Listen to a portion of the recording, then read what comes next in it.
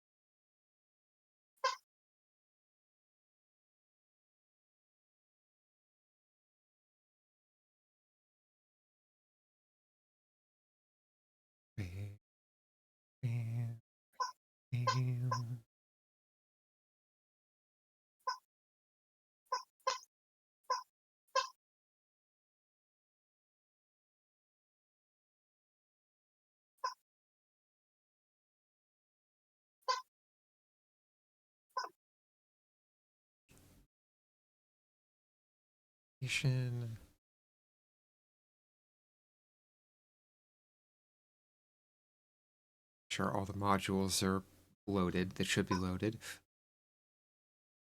I even checked. It has had a habit of unloading stuff. Yeah, I still have everything loaded aside from player's resource Cool. for book 5 and 6. Yeah, it should be fine.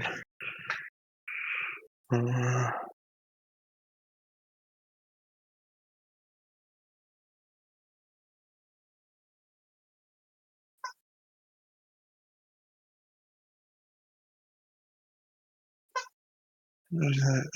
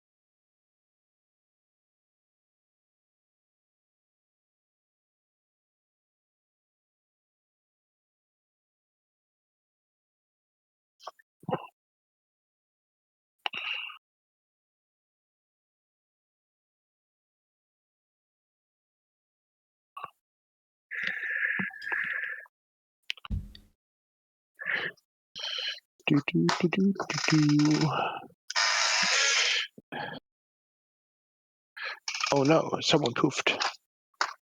Oh no. The guy sitting behind you. Oh. You good, Ryan? Fuck this shit, I'm out. What's that?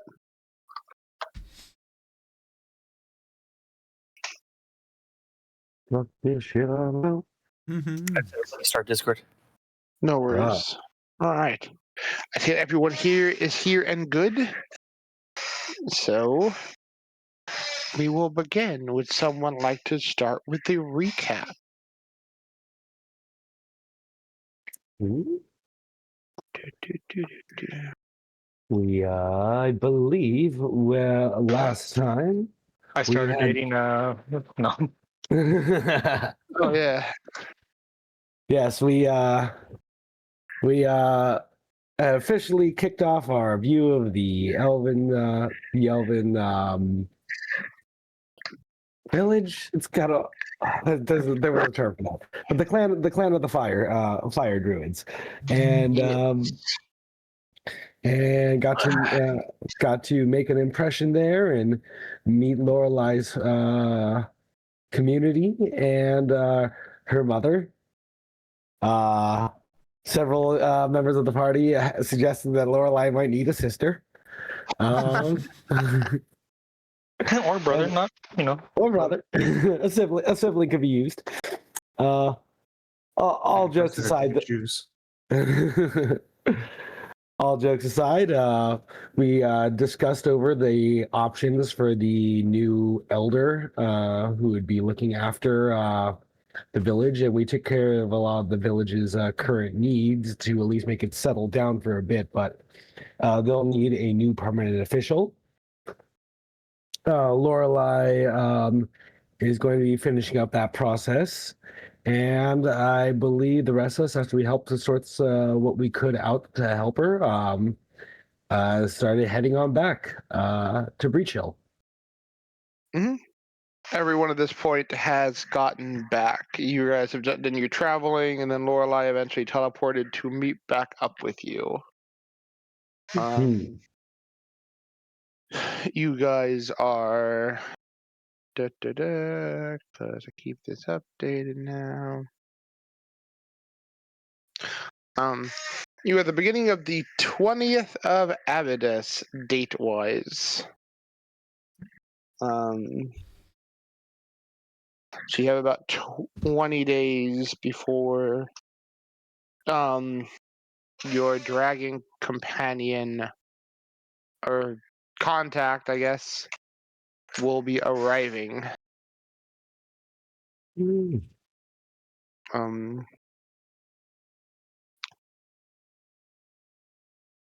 So, obviously, it's the beginning of the day for simplicity. To various means, you guys are able to get back without too much trouble. So, you have the entirety of today to figure out what you want to do. Lorelai is continuing her endeavor as she chooses to. I will leave it to her to proceed with that as she wishes. And everyone. Oh, sorry. Yeah, she stayed behind. Yeah, you basically rode, and then she just drew a magic teleport to basically caught up with you guys. So you guys are both basically at the start of the 20th day, and she has arrived in the morning, missing a couple spell slots as she just tree warps to get back to you guys. Yeah. So, and it's been like three days, maybe going on 4 since the letters were sent out to About 3 that. people. So, yeah. First thing, well, my first big thing will be wanting to probably immediately, since it's the start of the day, immediately go to the Mwangi. But I've never been there. Well, they're not through the portal. So, and I'd happily go with you if you'd like company. Okay, yeah, I wrote and let him know let them know to let the I don't know if he's with the Akuja or who he's with, but let them know that I was coming. So either they could bring him to me to the portal or bring me to them. I've only met like less than a handful of Mwangi druids over the years, so The Milwaukee elves are actually, until this year, have actually been an isolationist group.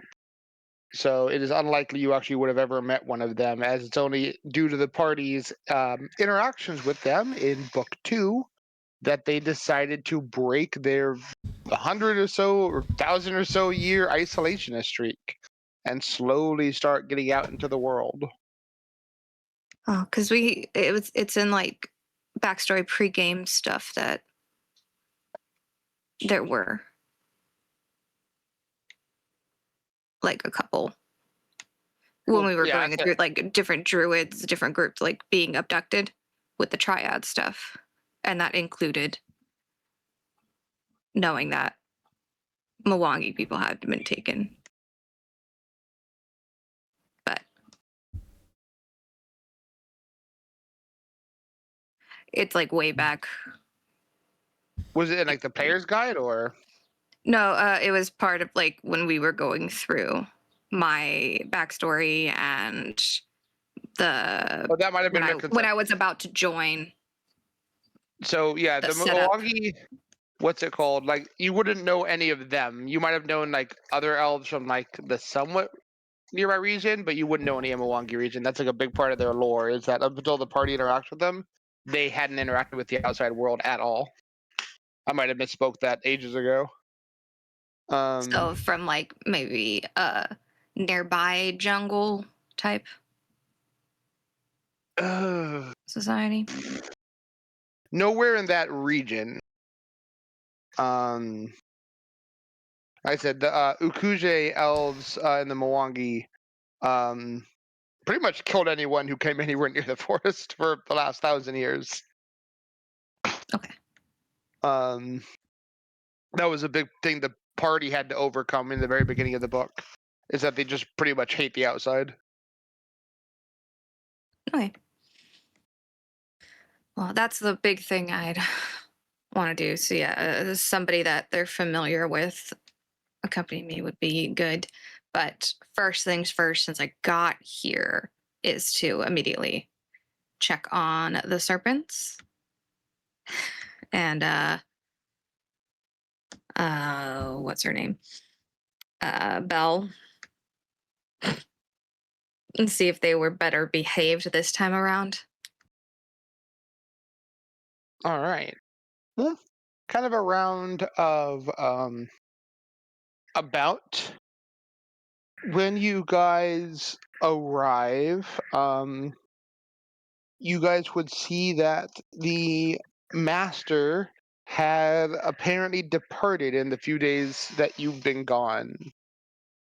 No, he departed from this mortal coil. Oh no. It's very possible. Oh, he just went back home. What's it called? I'd say it's like probably, it's after you guys would have finished all your morning stuff. So like the town is up and going, your keep is up and going. You guys would you would find Belle actually still in the training room by themselves at this point. And they inform you that it was better. Not ideal, but better. They are still not good with animals.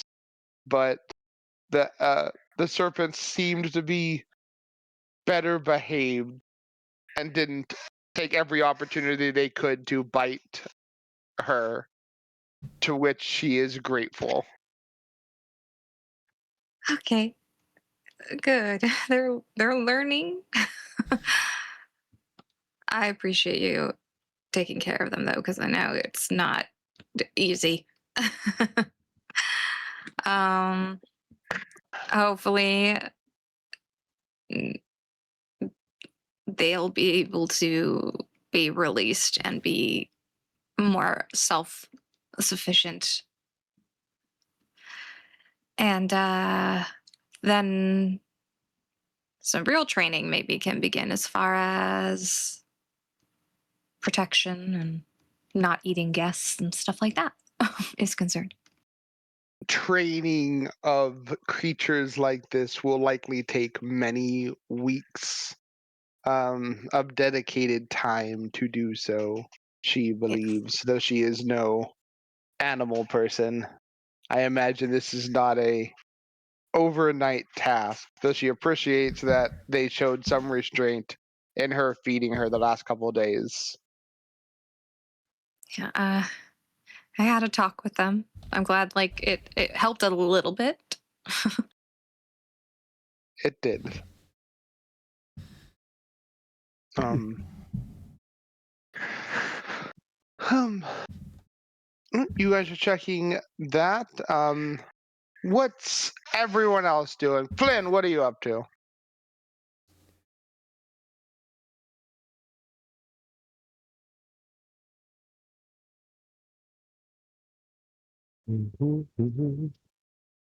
I'm assuming Flynn stepped away for a moment. So, Grit, what are you up to? Well, I'll be getting ready to go over to the Akuje with Lorelai. That sounds like, honestly, I haven't talked to them in a while. And gathering up any of my notes and research I have done for what I know about that orb of dragonkind. I'm just going to be picking their. I figure while I'm there, I'm certain they have some myths and legends of their own, and I want to pick their head on. And as I do a little more research on that. Makes sense. It has been some time. They had lightly, the Firebrands had mentioned possibly trying to help further stabilize their portal. So one of you who are silver tongued could convince your Akuje friends to travel the the melted way station. Mm-hmm. But All right, let's see if we can get that stabilized. And yeah, probably going in force to that just in case is always worthwhile. All right, Jiran, what are you up to? Jiran would be doing training, some more training, much more training. All right. Also, I would like to let you know that Spectrum said the internet should be back up at 12:30 a.m. Good to know. Thank goodness. Fucking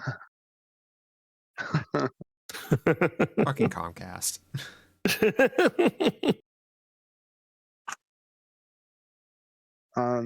Just like that, your internet went back down. Well, that. Freaking. Who said you could have your internet early? Right. It's actually gonna be later for every minute it's up now. 2 minutes later for every minute it's up now. Oh no. All right. So Duran's training. Moira, what are you up to? Yeah. I'd be. Oh, I assume we got back in time that I can do like a morning service, right? Probably. Yeah. It'd be a little bit later than usual, but they're not gonna throw a tantrum about it. Yeah. They welcome you back. Anyway, it's like, I don't accept your worship, Baka. Brother Ray and Calmont tell you that there is a noticeable difference in turnout and the like for when you are here and you are not. And they've actually asked if there is a way that people could be let known in Breach Hill if you will be performing services or not.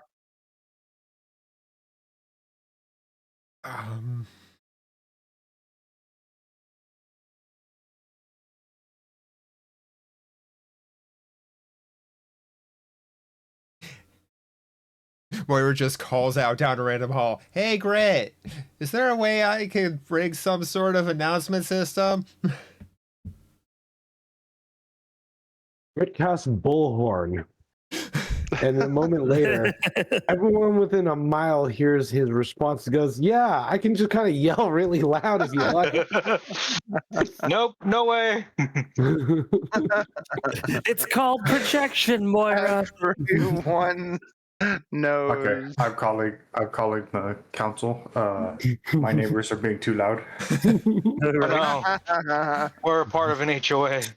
Yep. And Flynn's the HOA president. It's actually the KOA. Oh no. But Moira just kind of stares for a moment, blinks, looks back to Calma and Brother Ray. Would that work?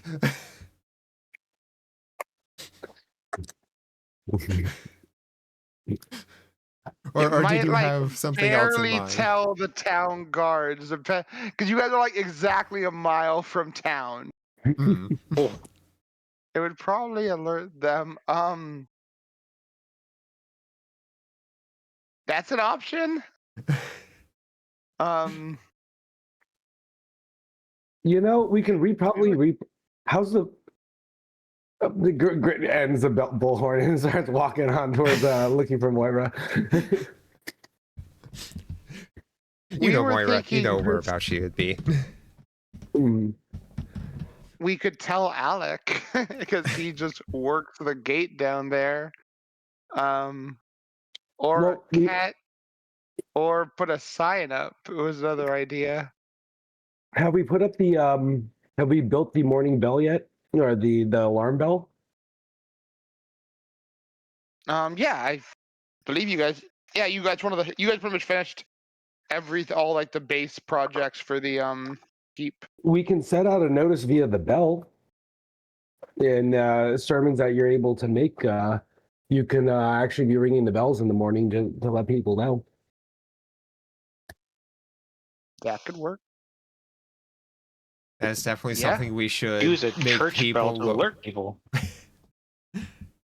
I mean, Is it that wasn't cool, Mal? intended to be a church bell, As, but long as people know what that means, yeah, we should but we could definitely spread the word.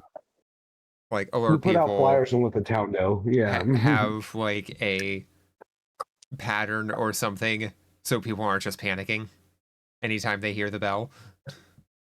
Or Mhm.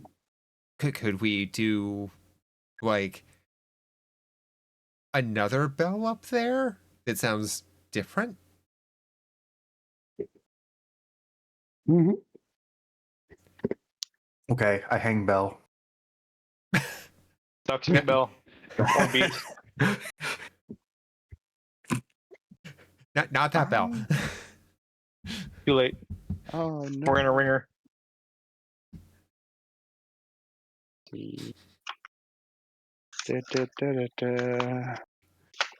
Woodstone's cut to bell. It's a living. You just call me Amelia Bedelia. Oh no.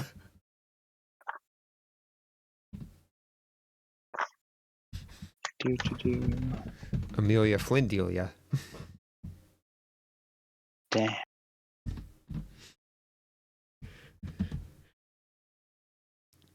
Fetch me my armchair. Oh no. No.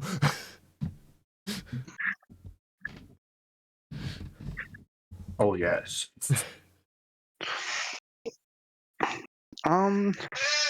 Does anyone have anything approaching engineering? Craft. Alternatively, I guess you could use craft. Yeah. Go ahead and make a Much of craft them. check.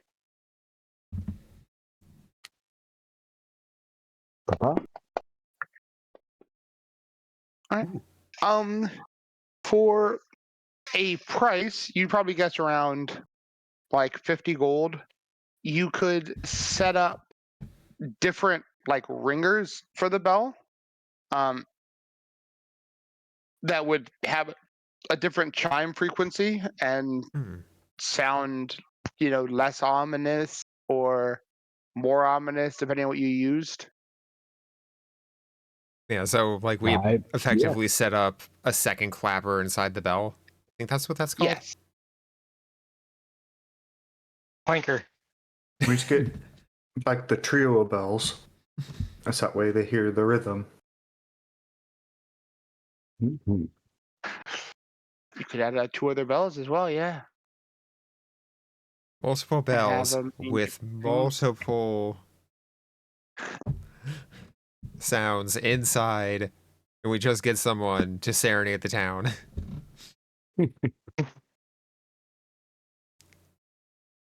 First thing they play is Rickroll. Moria's not there because everyone got rickrolled. Oh no. Look, Mario's never You going to just give you cast up. like Rick. Never going to a let you down. major glitch or something in the sky, like Monty Python Holy Grail. Whenever God appears, just announce Oh, the little stop all that sun groveling. service.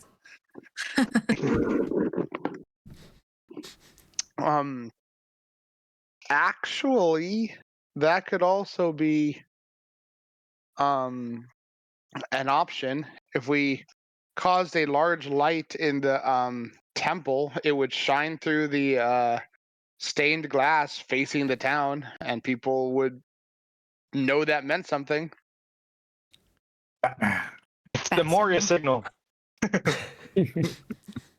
The beacons are lit. So- But what if it's not cloudy? We just I catapulted. mean- Well, then there won't be any town. chance of meatballs. All right. Man, meatballs sound really good. They go really good in this. No, game. Set up a focus. signal fire here and a signal fire in town. You burn this one, and then they burn the one in there, and then everyone knows.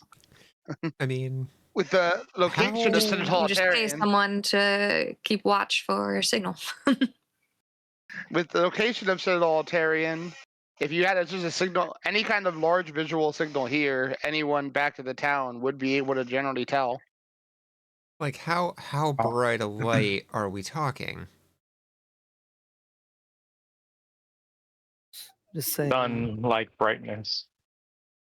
Like if You I could stack do a up large- all of the orbs from a cast of light, would that be enough? Or You know the spell daylight?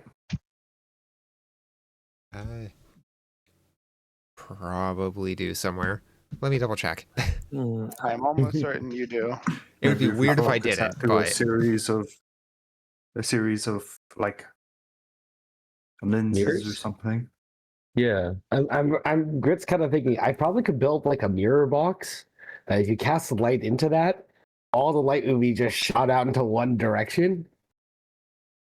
or maybe a Very characross good for covered in destroying. oil and then ignited and then catapulted into the sky.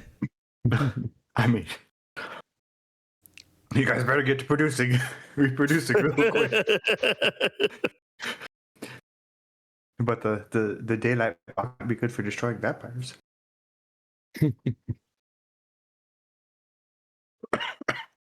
is that in the orc? Or did it get renamed? I don't know. Mm, If let's it's look still this way. spelled, it probably got renamed. Let's see. Search.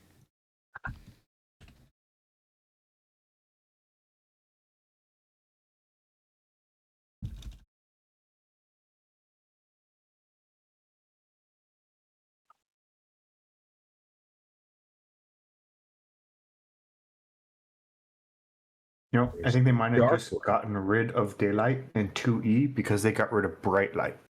It's Basically. upcast from light, I think. Yeah, there's a heightened level 4 light spell that just makes a very bright, big light. That would probably do it if you just That's what I was gonna say. put it somewhere. Because I think they got rid of the distinguishing between normal and bright light, and so now it's just darkness, low light, and bright light. Hmm. Yeah, So they probably got rid of the daylight spell and just made it into light, Yeah. and that's cantrip. Yeah. So Man, that auto upcast. Yeah. So yeah, honestly, just a if you were to cast your light spell in some predominant areas around the keep, that would be more than enough at your level of spellcasting. the stained glass faces town, roughly, right? One of them is, yeah.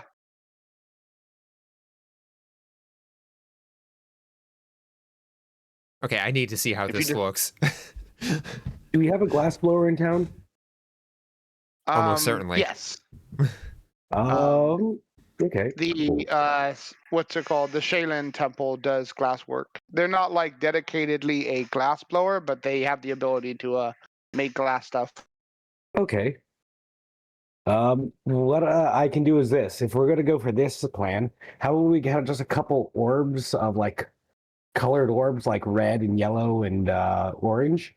We'll put them around the keep, and that way you can cast light spells in them, and people can see these little suns before the sun comes up to know that the little sun will make a sermon. Sunrise before the sunrise. That is absurdly thematic. I kind of love it.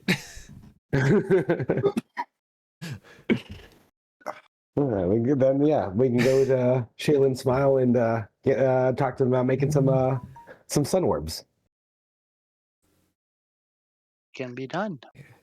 She is actually the one that made the stained glass window in your serenary temple. She'll know exactly how to do this, and probably more artistically than just our basic vision. Yeah. So I can have 4 light orbs active at a time. Indeed.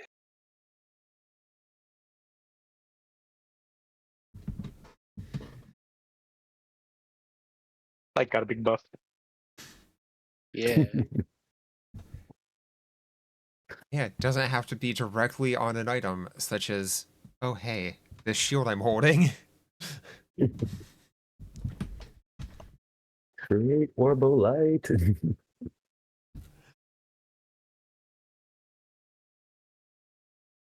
So really, if Alright. we need to, we can just like toss a cloak over it or something.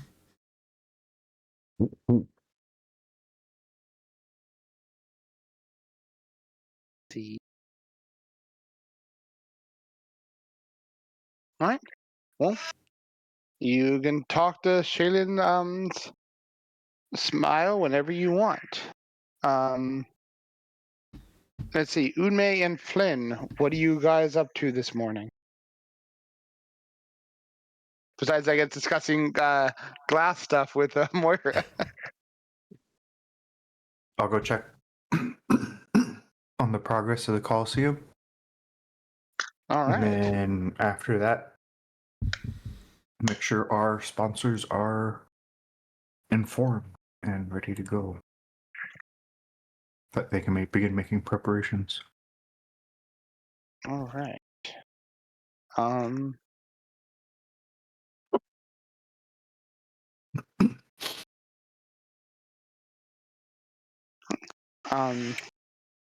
I forgot, did I say the sponsors were spending a while in town, or you were to mail out your notification to them?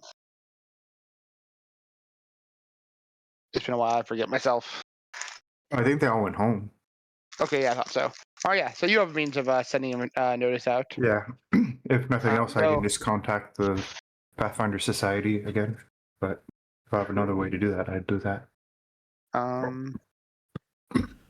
Yeah, there's means. They all have basically let you know the official channels to get a hold of them. They left their mailing And- address. Basically. Okay.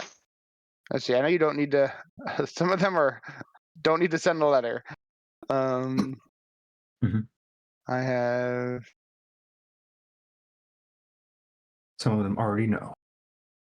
Yeah. There we go.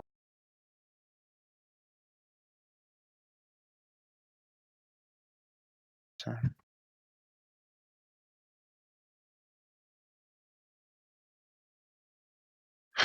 You'd have to spend a gold to get a letter down to the Golden Road, which would actually be easier if you sent it out of the Mwangi. Way easier. So we're under the Mongoose. Um, Make all the letters and everything that hit there. Yeah, I'm like, one of them is where you live. The other one are actively coming back and forth to your keep, so they're where you Mhm. live. You could, however much you want to pay one of your Desnins to just send something from the coast to Kintargo.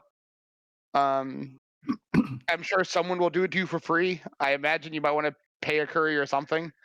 but that's up to you. You have enough goodwill that someone would be eager to help you without cost. And they come back and forth from your keep. So yeah, it's just the Golden Road one. So yeah, that'd be a gold letter. You'd want to likely want to pay an elf when you go to the Mwangi, and then whatever you want to pay a designator or whatever to relay the message over to Kintargo. I'm sure they have couriers. What's up? What was that guy's name who's working all the magic stuff for everyone? Is it Dinesh? No. Oh wait, the one in your keep, the wizard, or the wizard who's like doing all like the Donesh. transferring of. Yeah, okay. You guys, I was like, you also had contact with a wizard, but I was in Aladir. I was trying to think, and then it was Chuko that came from Kintargo. He's done a wizard. So yeah, we have an occultist from Kintargo named Ed, I think. I think the occultist was in Aladir. Oh, Aladir. Okay, yeah. Yeah. Yeah, you guys went there and you when you were looking for reagents and stuff, and then you guys found information. Edgar, the occultist. Yeah. He's an Aladir.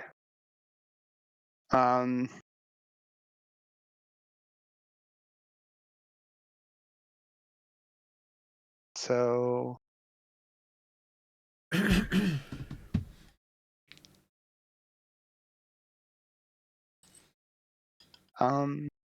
well, in that case, more you are informed that you and your cult are officially one of the sponsors of the Colosseum.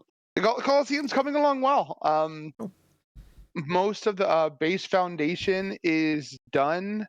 They're pretty much just putting in the major supports for the towering pillars that will form the basis of the walls.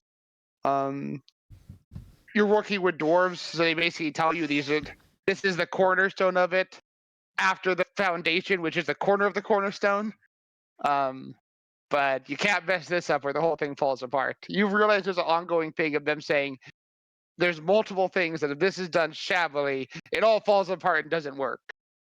So either there's a lot of parts like that for these things, or the dwarves just take all their construction extremely serious. It can also be The both. answer is yes.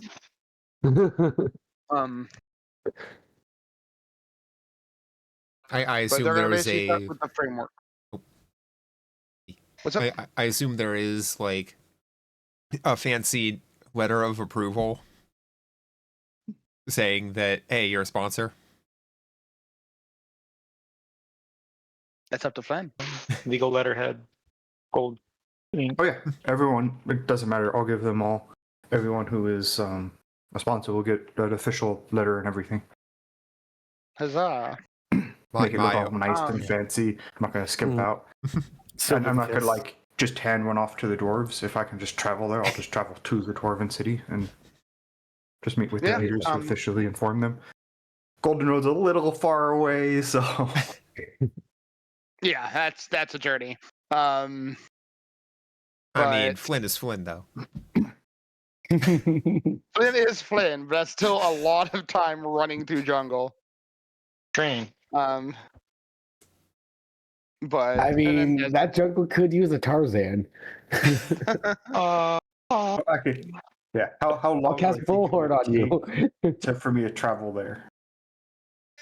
A while.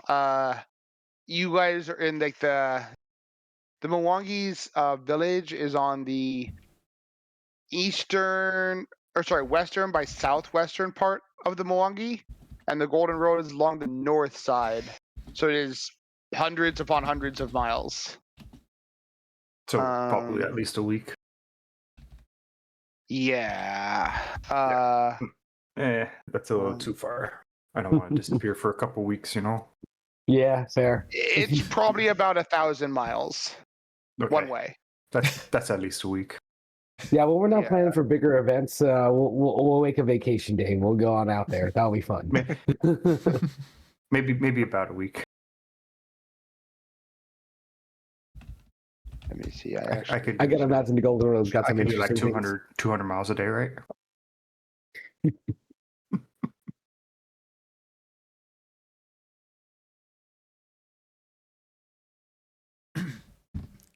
It's only like 10 miles an hour if I want to rest for 4 hours. I mean, we also could just summon ourselves another ghost carriage. Nah, it's fine. Like, not as fun. I mean, what if we just sculpt 2 Flynns to pull the carriage? Why? So I could throw myself? Yeah. I mean, what do you want to just race tie each other yourself? together, throw myself, then the one in the air pulls the rope and throws him.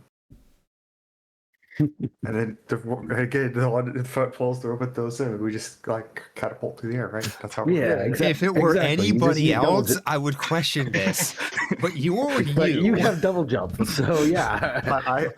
I make leverage on nothing. Yeah. Yep. Yeah. You can double jump. You're allowed to stall and double jump. That by itself is kind of BS. So if you actually check the all chat for the campaign, Mm-hmm. at the bottom, actually this is also for Lorelei. This will be pertinent.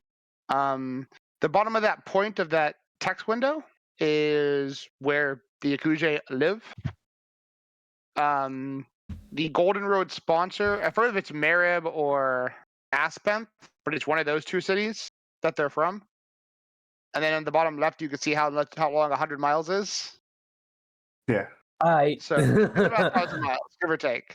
Yeah. That being said, also, Probably and Yeah, actually. yeah, I mean, at least I didn't bust out my ruler this time, but Yeah. give or take. What's it called? You can say it is about 300 miles to that lake right above where it says Raichen's Plains, and you guys have at least masters in society. You guys would know that that lake is actually where the volcano in the Mwangi is, right above Raichwold's Plain. That Which what area. volcano? What's up? What's special about the volcano?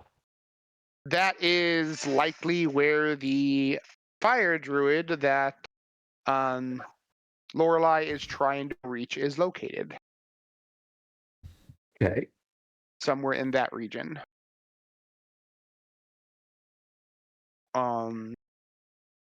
The volcano is against Turwa Lake, and that is Turwa Lake.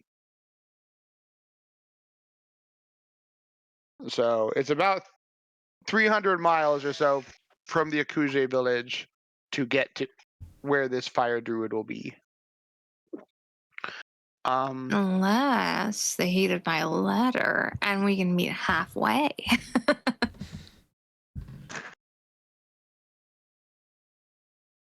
There's a significant landmark you can find halfway.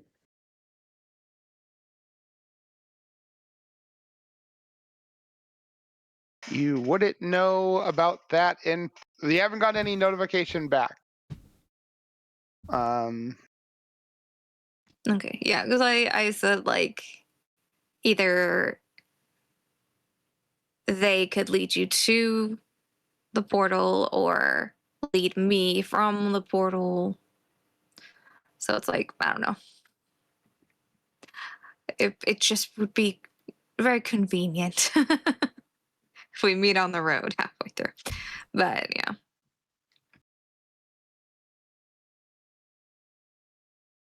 Well, you have not gotten any feedback from your letters yet. You can assume they've gotten there, but what information has been done with it since then, you are unsure. Take the letter. Whoop.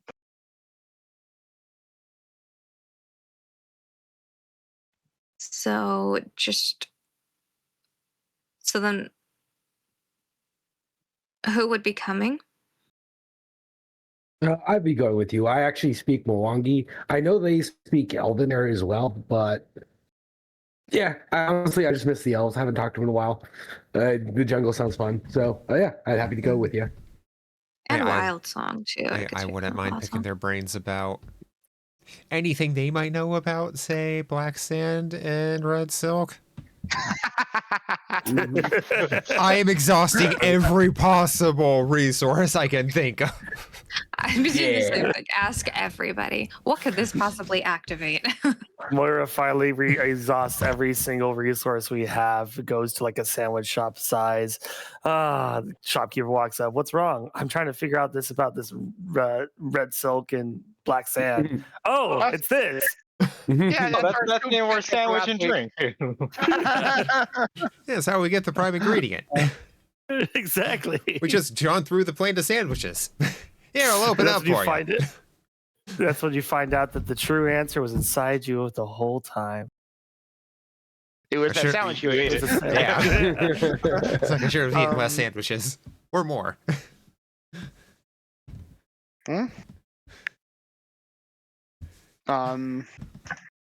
So you are all like mostly in the area. I know, Flynn, you're composing your letters. So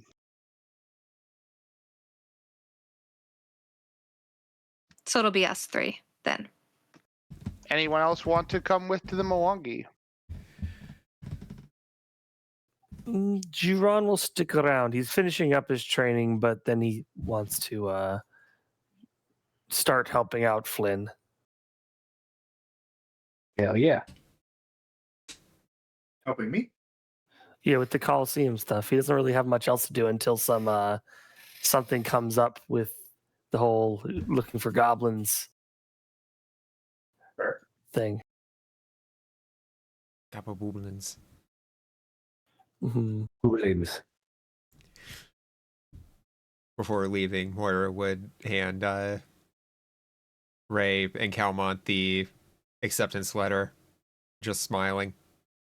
Congrats. Tell who? Calmont and Brother Ray. Because they're the ones that Congratulations to you. ultimately petitioned. I didn't do anything. This was your endeavor. I just opened a door for you. All glory goes up to the head of the church, which is you. Brother Wade nods to Calmont. Praise be to the little sun and her glorious. Brother Ray looks at Flynn while Flynn is in the area. Might we request which side our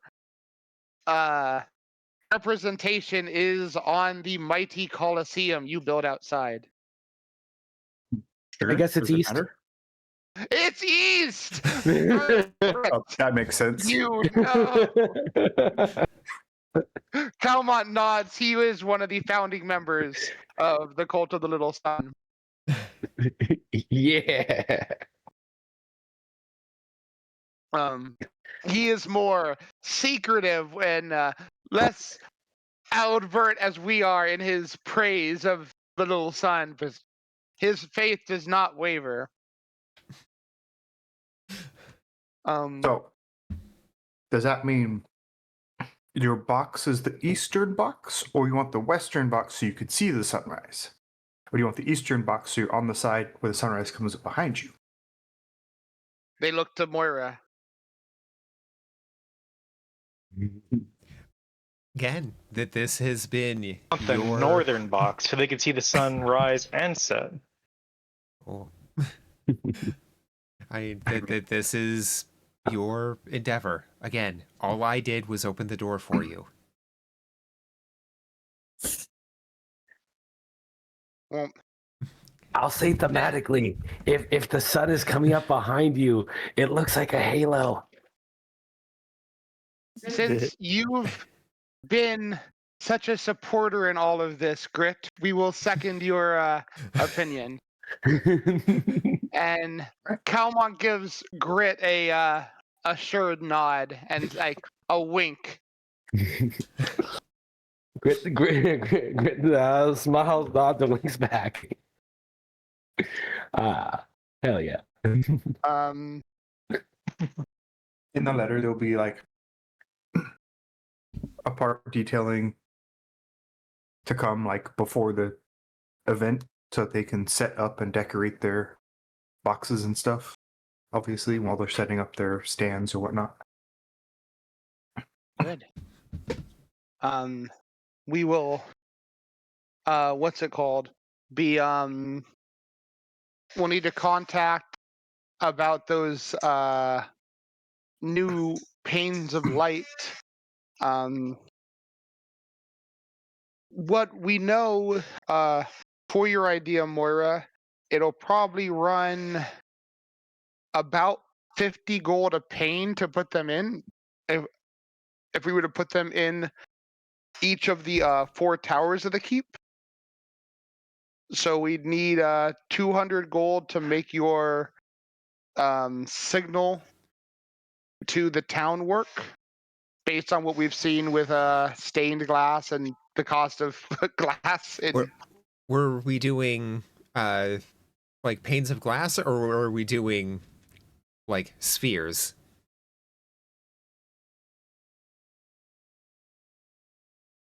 Whatever you want to do. Maybe we misheard.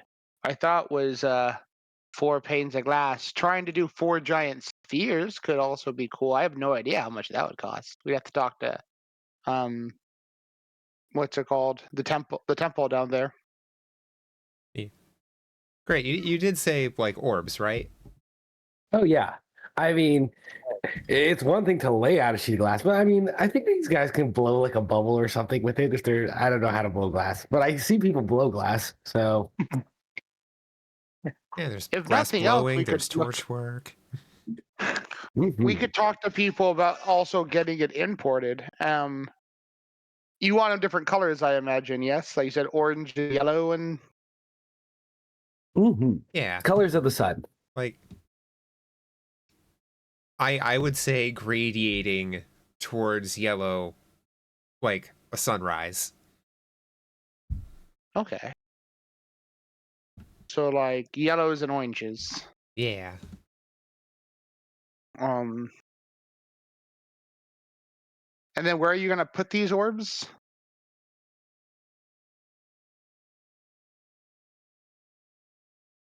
Should we put Do you them want to build on like the bell mounts tower? for them? Yeah, you could just have them extending from the bell tower in like 4 different directions.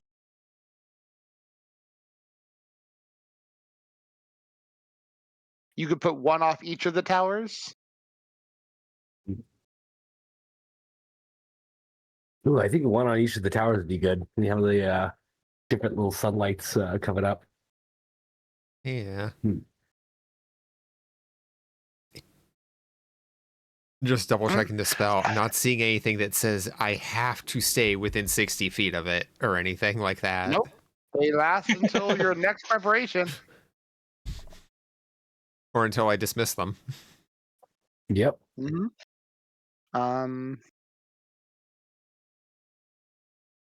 Well, Grit's been putting his ideas in on this, so he's going to contribute 100 gold to this project.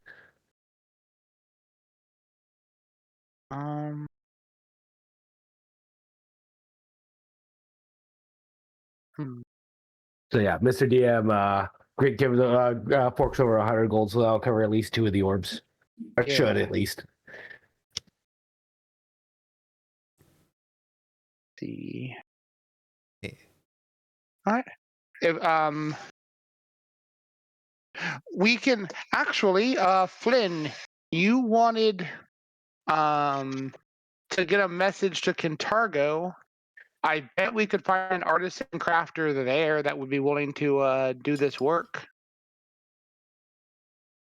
Yeah, we can. A good one at that. Yeah.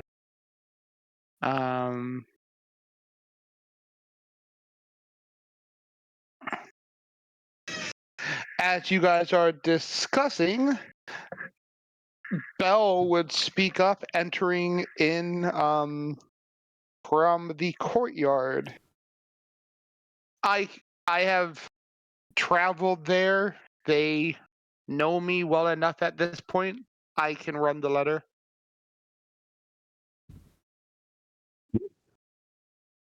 Grit Good nods cargo. approvingly. People are back to attend the serpents, so I can depart. I wish to see that city as well. It feels better there than what I have learned of the areas here. And you guys would know from your time in Aladir, while you guys have had good businesses, it is kind of a dour place. Most of Ishgar is kind of a shitty place. You guys are kind of a frontier beacon in otherwise pretty shitty country. Fair.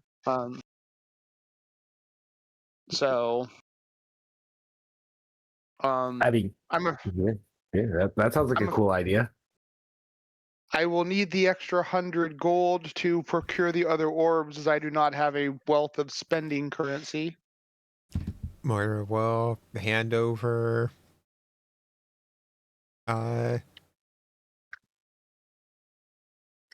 I already forgot the number. Was it 1 or 200? 1. Just 1. Okay. 100. Yeah, because I covered half of it. And actually, Grit also then actually pulls out another 200 gold. Belle, this is for you.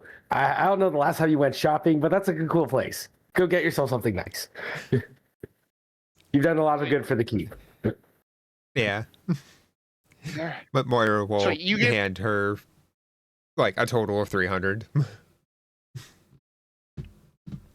Sorry, hold on. They have how much gold has you got now at this point? Let me just keep track, because I know you said so. 5,000 300 from gold. each of you.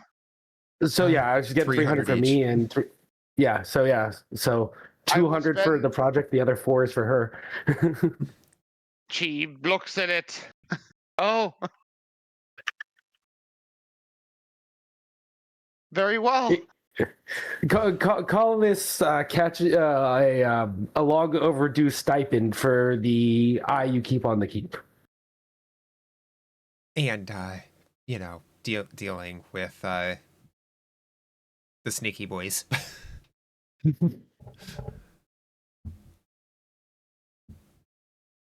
I understand. People would commit great atrocities for this much money. I am happy to be shown such favor. You've come a long way. You deserve it. Serious.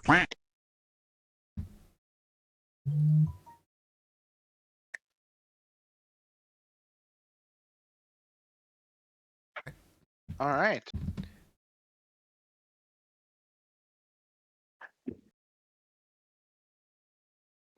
And before we leave, I will have another little conversation with the serpents. I'll go, say hello. Yeah. Bo would let you know that she will be gone for a while now that you are back.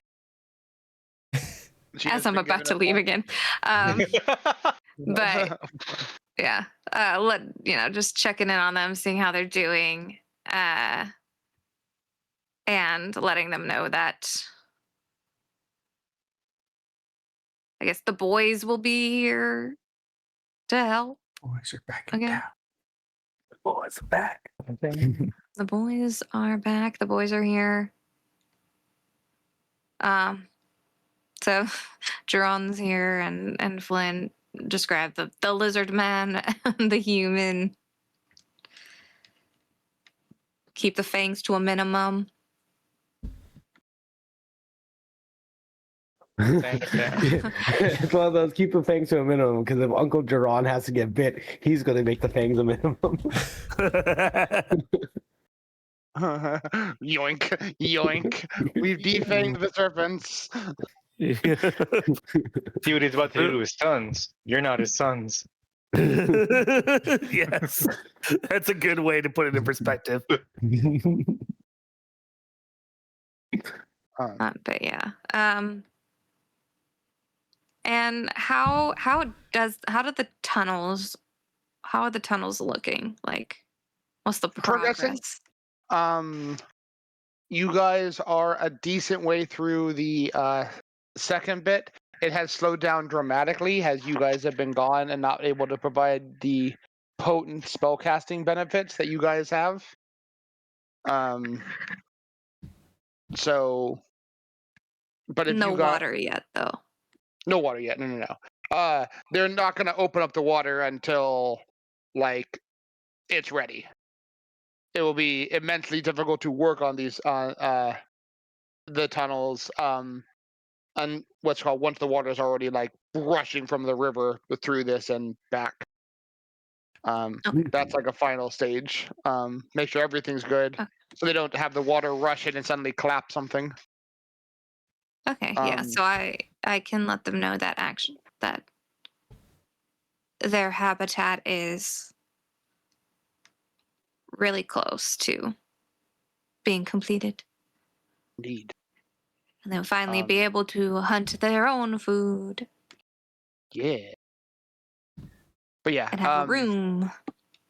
You would see, like I said, yours and Grit's spellcasting stuff like is a several times multiplier on Rorsk's progress. Just because you guys are powerful spellcasters with casting several spells. So when you guys aren't there, it is, just what the handful of them can like dig and sculpt and mold themselves. Yeah. Oh yeah, I feel bad because I want to help more, but you got stuff to knock out too. expected. I would say you guys, it is at least 10 times faster when you guys are both casting. So in comparison to what you were seeing before, it looks like it's barely moved since you left for the Druid Grove. As in all the days that they've worked, it's been less than 1 day of normal progress. Okay. And are we? So what was the agreement as far as how we're traveling from the portal to the volcano? However long we need to travel. What's that? Sorry, what was? What was the estimated travel time? Depends how you end up traveling. If you're walking, it will be a long time. So what were we doing? Were we gonna do the chariot? Hasn't been discussed yet. Yeah, I was about to say you need to go somewhere. You actually haven't discussed this with us your plans on anything of that. We have no idea where you're going. At this stage, we're kind of inferring you're going somewhere else, but you just mentioned the Yakuza. I basically just plan on heading towards the volcano, and if we meet Mir on the way and don't have to go all the way to the volcano, then great. But otherwise, that's where we're headed because that's where they're training. Oh, okay. Do you need accompaniment there, or would you be faster at traveling by trees? I mean, I'd be faster traveling by tree, but I've also never been there. And they've never met me. I've never met them. So that's why having a familiar face to them with me could help. I did. Well, no. We know the ask. Yakuza. We don't know your druid friend. No, that's what I'm saying for the QJ's sake. Oh yeah, we're going there. Yeah. We just go through the portal and we're at the Yakuza. Okay. So yeah, and if one of them would know the way to the volcano, like the best route to the volcano, I did. Mir knows that I'm coming there. Whether he and I, said either he can let them know, the people he's training with, that I'm coming, and they can lead him closer to where the portal is if they know. Otherwise, letting them know that I'm coming so they can lead me to him. Either way. That we can definitely the Akuje are well versed in the area. They'll be able to likely help you out pretty dramatically with that. Failing that, when we get there, I'm certain they have a craftsman amongst them that can help me cast the chariot, and I can make the chariot happen if that would help you. So we can figure that out. But their emissary, what's her name again? I'm trying to. Grit starts racking his head. I'm going through my notes. Her name was. With the cool arm? Yeah. I'm looking at her picture right now. Kosa Nikita. Nikita, yeah. Nikita. She is an emissary to the Akuje and a sister to your practice. She likely would be able to assist you dramatically when we get there. She's a flame druid? Well, A druid. I imagine actually either plant or wild, but she is a druid, I assume. Okay. Yes, that would be great. And yeah, so we'll figure that out when we go through the portal.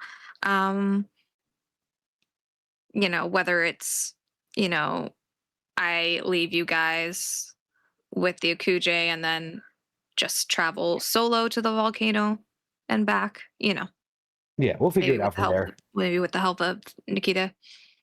And then we'd be able to do it quickly because we can go through the trees and stuff. Mm-hmm. Because, the faster I can meet with him and get back, because I then also need to immediately try and get to the Storm Druids and Cheliax, which means, help from my favorite person. Yeah. Which I'm gonna go. Would she be in town now at the council meetings? Oh yeah, she's in town. And her attendants go with her, right? They do. Or you do not see them you haven't seen them in the keep since you guys got back. Okay. I will just need to pop down to town to ask her about traveling to the Storm Druids quickly, considering they have a friend that's working with the God Claw there, our lovely one who burned down the forest. So, yeah. Mm-hmm. I'll do that quickly, and then we can get that sorted. But one bite at a time. We'll deal with this part of the trek and keep the other one in mind. Yep. Okay, and then that's what Lorelai will do. Her and Sierra will go down to town and speak with Aket before going to the Mwangi. Okay. And while Lorelai is going to be taking care of that, since Grit's kind of hanging around the keep, he's going to actually go about and try talk to the different denizens of the keep themselves, and he's kind of going to go to each of the groups and kind of do feelers for if they want if they'd be interested in militia training. He's been kind of interested in kind of giving you guys more direct training personally. Who were you talking to about that? The denizens of the keep, the monsters of the keep. Okay. So I'm going to go to the various groups and seeing if they'd be interested in such. Yeah. All of the Charukos and Bogard are interested in that. That'd be very active and very fun. Wonderful. Then Grit lets them know. He has a few more things to take care of, but in the coming days, he'll be letting them know and setting up a schedule to meet, likely over in the warrior halls. And yeah, Grit's it's going to be one of the projects Grit's going to be working on down the line. A couple of them actually reply thank you in common? Grit is beams widely, and we'll actually also let them know. And in the meanwhile, we can practice common with it. Yours is coming along wonderfully. They let you know that Belle has just informed them that she will be departed for a few days, but she has been teaching them. So they would welcome the new instruction. Excellent. Yeah, Grit will. When I come back from the Mwangi, I will. Actually, the Tarakos and the Bogards. While I'm there, would you like me to grab any snacks from home?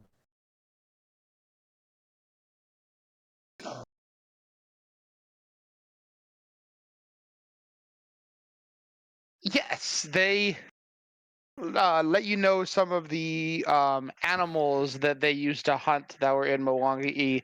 If you want to bring some of them back, that would be great. And they let you know like, just some of the basic hunting animals, like certain boars and whatnot. There they would hunt in the Mwangi that they haven't had. Excellent. Grit will make a list of that, and he's it's on his list, on his shopping list, and you'll let them know he'll probably see them in a few days. All right. To travel well. That is something Ume would do, is work with the monsters to teach him common. Yeah. Get that requirement done. Yep, considering Ume knows the most languages in the party. Yeah, I would appreciate that. Does Unmei know Mwangi? Yes. They Yeah. could train them.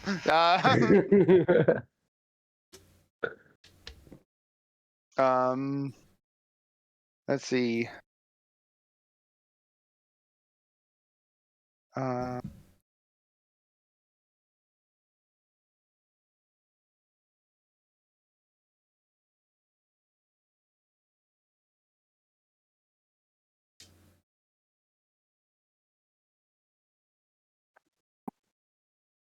Oh, Pendergast. I just looked at the chat log. Oh, Pendergast. He was an asshole. He was, in fact, an a-hole.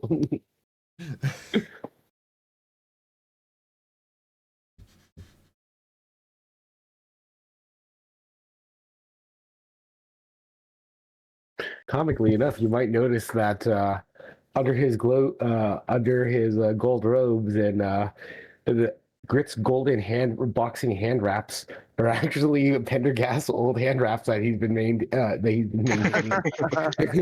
Got his ass. All right. So it is. What's it called? I know Lorelai's going down to talk to people. Well, yeah. So before I jump on that, so Jerron, you're mostly just training right now. You said for the day. That's your focus. What time did we get back the previous day? Or you say this is still the day you've gotten back. Yes, then. All right.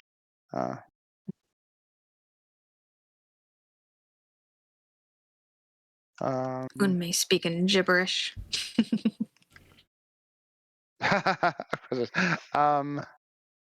So I'm just making notes so I can like reach out to everyone's doing. Flynn, you said you're gonna hand deliver the letter to Sagarok. That's your plan right now? Yeah, I'm gonna look for something while I'm there too. All right. So I keep track of what everyone's doing, so I'm not trying to remember everything because memory's hard. Moira, you're doing your sermon, and then you have any other plans for the day? Yeah, after that, would head down to try to check in on Trini again before we head out to the Mwangi. Perfect. So you're gonna be going with him to the Mwangi. Good to know. Yeah. I will add that. Then more. Had one more thing since Flynn's going to Cantargo. He's going to Kovlar. Kotlar. Oh yeah. Kovlar. Then yeah, that's what.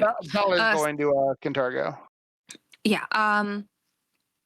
Then I ask a favor to take with you when you go. Flynn, would you mind taking Sierra's blackout armor to I forget the fashion guy. And seeing if he can add cold protection to it so she can wear it when we're in very cold places since she is weak to cold. I wanted to get her something that will protect her from severe cold. I'm sure you can. I don't know how much it would be. With your knowledge of craft, you'd guess it'd be about 2 gold. Finn. It'll probably be about 2 gold. Okay. Then I will give 4 gold. And you can ask him to have fun making it even prettier than it already is.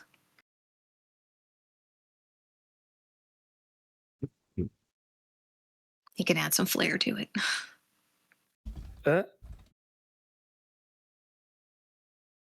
Maybe it can be interchangeable. It can be like white on one side, black on the other. So when she needs to be black out, it's the solid black. And then the cold resisting shows white on the outside. I don't know. Just thinking. Mm-hmm. But yes, I would appreciate you dropping that off to him. And I will give him 4 gold. Actually, 5 gold. I'll give him 5 gold for a tip as well.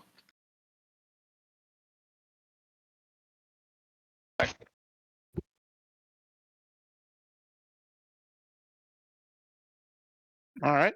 And then I will go go talk to Ket. Perfect. One more Flynn. Ajiron is training.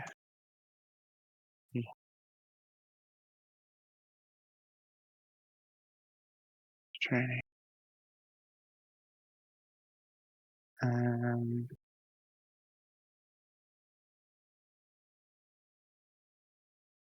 Is that the wrong one?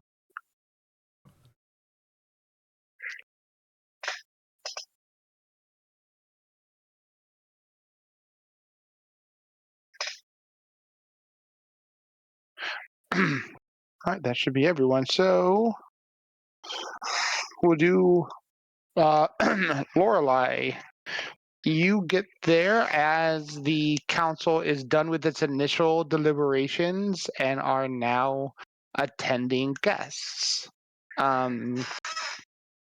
The 5 council people, all in their individual desks. A cat at one of them. You see her blonde and black-haired attendants, both armored but cloaked, wearing cloaks over their armor that cover their faces from the just above the mouth up, helping her with paperwork and various other menial tasks as she is actually working with the dwarven council member, seemingly with something involving guards and patrols. Though the 2 of them welcome you on your arrival.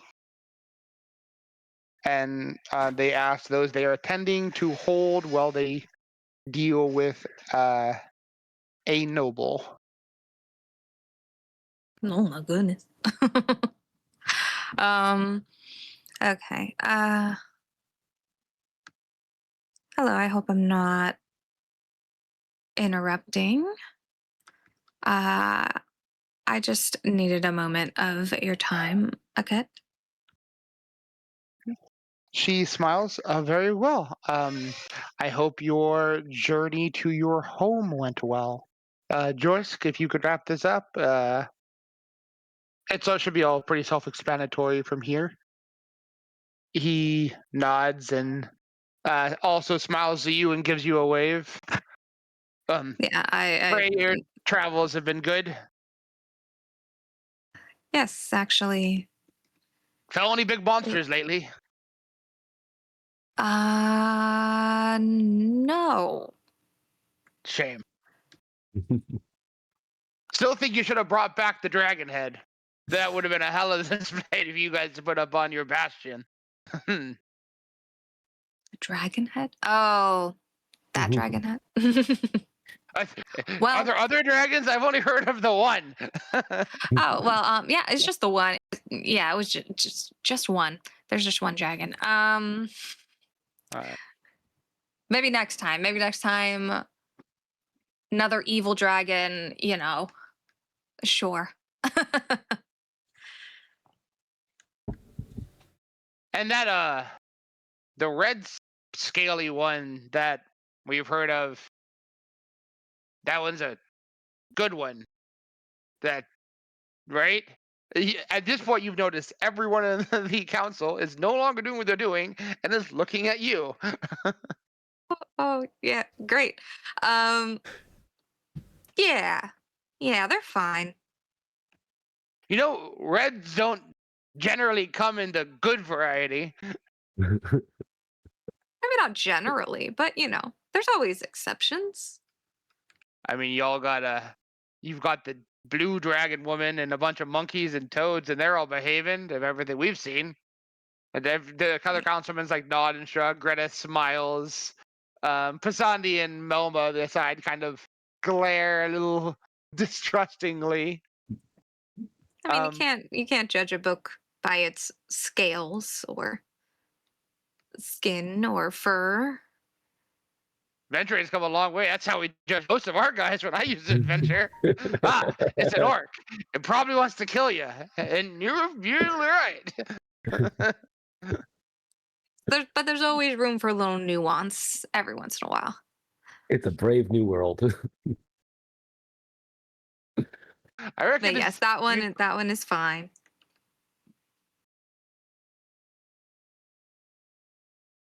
I imagine there's a danger in saying, I wonder if that red dragon wants to eat me or not. Rather than just, loosen arrows and spells and the like. But, see what I see with your guys' keep.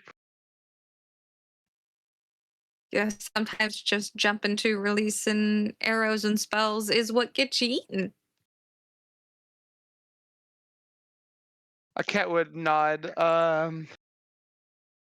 I have also never heard of a benevolent colored dragon, but my hosts and comrades have made peace and tranquility with innumerable creatures that mayhap be ones of their kind.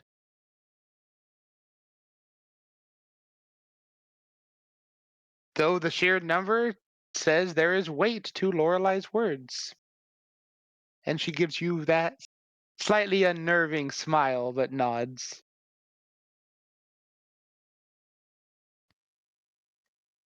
Yay! Anyway, Lorelai's so happy to be here. Then I will lend you my ear and any advice I could give. Let us go elsewhere. Okay, And lead the way. she'd walk you out onto the general well area just behind the town hall, and to a portion of the wall overseeing the river that is unoccupied. How might I or the council be of service? Well, it may be more of you and the your Godclaw connections that could help. I need, well, I'll be going to the Mwangi. Hopefully, it'll only be no more than a day or two, and coming back. But when I get back, I need to speak with one of my people that is currently up in Cheliax with the Storm Druids, and it's way back in my notes, but I'll say the name of the dude. I have it as well. But yeah, since if you're I don't know what you would call him if he's not a official Hell Knight, but the druid guy, I'll say his name. Oh, if yeah. he's there, you know. I can have Male Ghost get a hold of Shadebloom. He is our contact when it comes to druid orders in the greater region. And from the reports I was in after our meeting, he looked quite favorably on you. I'm sure he would be happy to reconnect. And if one of your people are with his circle, it would be, I imagine, no problem to get you there.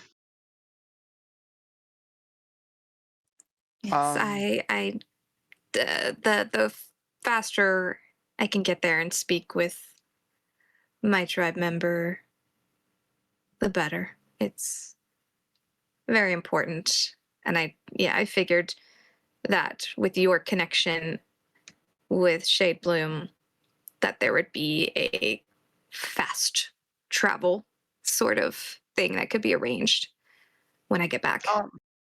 Yeah, our signifer should be able to teleport you there. Will you need to be there long? Probably not. I'm hoping just for a day or a good chunk of a day. But we'll see. It's yeah, I think just getting there as soon as possible will definitely be the more important thing. And then I don't plan on staying long, but you never know what life's gonna throw at you. I contact our fort every evening to just give updates and check in. All I need to do is let Melgos know that we'll require his transportation services and for how long. And the next morning, he's usually able to arrive just after morning prayers. I'd so yeah, simply know the evening before you wish to go, and I will contact my people and I'll see what they can do. They are eager to be of assistance. As we have worked well together so far, I imagine he will lend his abilities. All right. Well, thank you. I appreciate your assistance in this. You're very welcome. Make sure you let him know when he arrives, as he will be his exertion of spell work. But I'm happy to do what I can. And with everything having gone so well when they were in town, I imagine they will be at our service to within reason. All right. I will let you know when we get back from the Mwangi. Right. Safe travels, and the Mwangi is a dangerous area. I mean, I've never been, so I'm a little excited, even with the danger. As a druidess, it should be fitting to your people's disposition. Just there are many great monsters in the area, so just be on guard. Will do. Excellent. And I will leave her to her work. Yep, she's gonna head back to finish her council work. I get halfway to the keep and just do a little like shudder. Something in her soul dies a little each time she has to. Yeah. All right. Just a little scary, that's all. I wouldn't use the word scared. Scared. Oh, I didn't say scared. I said she's scary. That doesn't mean you're scared, but you know, No, she's I mean, she's off-putting. yeah. It's more hate, complete loathing, you know, that sort of thing. Yeah, I mean, I gets it. But yeah. And look, and she's being so helpful and everything. Yeah, so helpful. Well, let's see. Moira, you said you're looking to find Trini. Where are you going? I believe I was previously pointed at the Shaylin Temple. Indeed. And heading there, you find her actually working on a number of crafts with the Shaylin priest, whose name it's like Trini, but it's not. It's very, very close to Trini. There's like 50 NPCs you memorize in this campaign. Help. Shaylin Smile. Tarin Delora. I knew it was close to Trini. Yep. There's the TR. Yeah, I mean T-I. It has all the letters and a couple more. Yeah.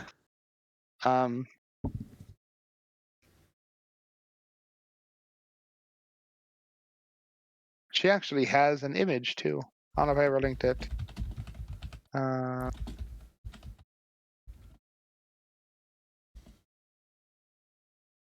This is the high priest of Shaylin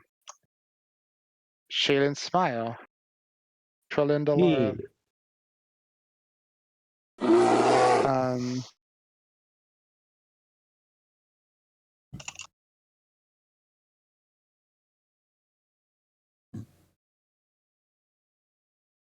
But yeah,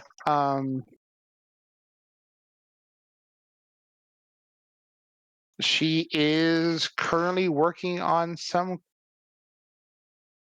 craft or another as you walk in. Is it glass?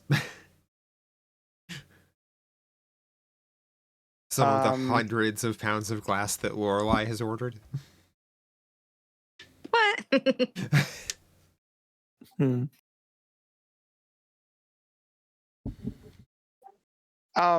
This particular craft is not the glass. She is leaving that to Laura. She is still working on like novice things like frame working and whatnot, which is likely being used for the glass.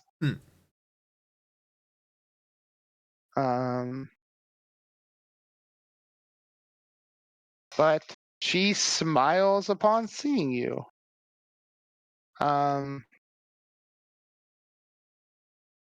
She actually has an image too. I didn't realize that. Probably one of the later books. This is Trini. Yay.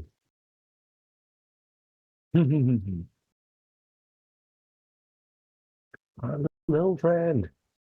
Oh, she is so desna-coded. Yes. What gave it away? The fact that she got fired.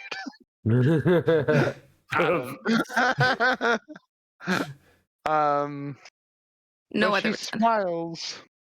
Welcome, adventurer. Moira smiles and waves as she approaches. Hi. I am doing glass framing. You notice on her desk is like 9 other projects as well. Can I make anything out of the unfinished projects? There are like a pot she's working on. It looks like some kind of like easel for painting is another. Other looks like it's some kind of set to hold something. Another looks to be like their special quills and pens. It is all kind of artisanal goods and craft goods. Ooh, it looks like you're keeping yourself really busy. It is the requirement of my kind. Always something new, always something exciting. Oh, you have the ADHD too. That's out of character. You already said she's Desna coded. Luckily, there is enough diverse work here in Shaylin's that I'm able to diversify my time and attention.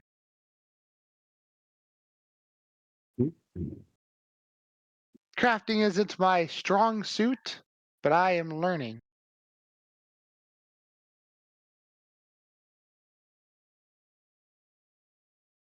Are you here about the glass? Oh, no. I actually came to check on you because, I mean, it's been a bit since, well, everything, and I wanted to make sure that you were doing okay.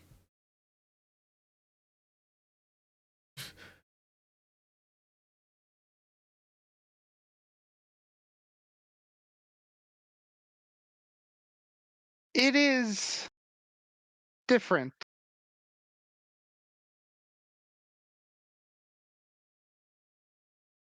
I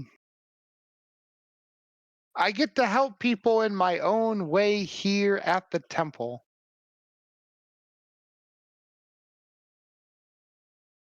And Breach Hill is, as much as it has become a lot stricter than it was, is still better than my original hometown. Oh, where are you originally from, if you don't mind me asking? I grew up in Cheliax, actually, a little town called Bresselwark. Society check? Go Question ahead. mark? I probably don't know it.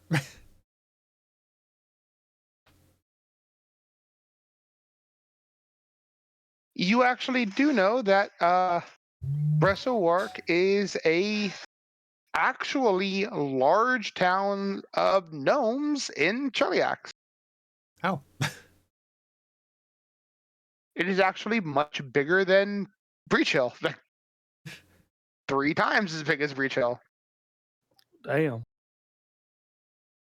A lot of gnomes. I know. Can you imagine the density of them too? Mm-hmm.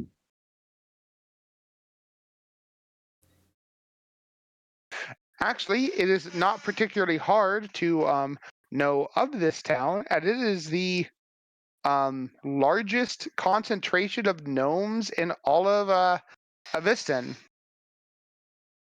I Oh. believe it's like the continent you are, the greater northern continent. Yeah. So the whole massive, like old Cheliac, Saga lands, like everything here, it is the biggest combination of gnomes at 3,500 gnomes. So Palumpaville. Dang. Yeah. Mm. And it is ran by King Brastelwork. I'm sorry. King Drum Thornfiddle.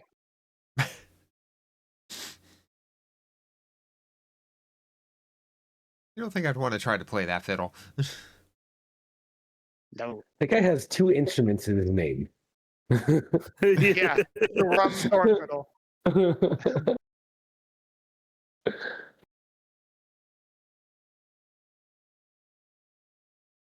I assume by virtue of being any kind of a ruler in Chiliax, not exactly a great guy.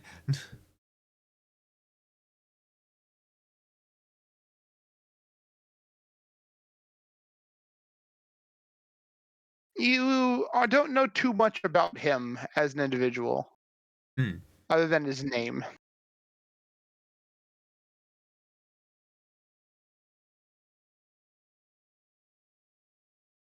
Yeah, still, Chiliax, just generally being Chiliax, I assume. Even in a town full of gnomes. You're not, as I said, you're not too certain beyond what you've gotten all the information you can with this level of information. Okay. You know the name of it, you know the ruler. Oh.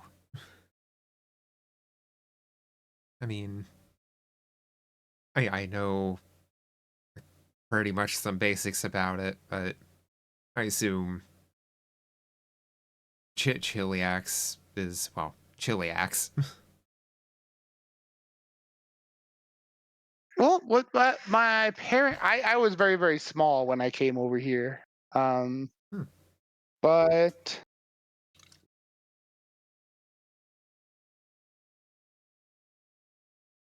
from what I heard, it was pretty ruthless to get up there, though not an outright bad place. At least not the way Mom and Dad put it, but it was a lot, and many people of the town were very, very, very ambitious. I mean, I guess I kind of took after that. My family was certainly not ambitious, but Just different types of ambition. maybe just similar ambition in a different environment. They said it was very chaotic,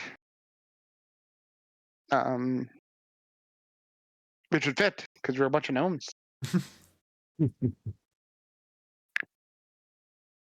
But never somewhere I actually wanted to go back to once I hit my adult life.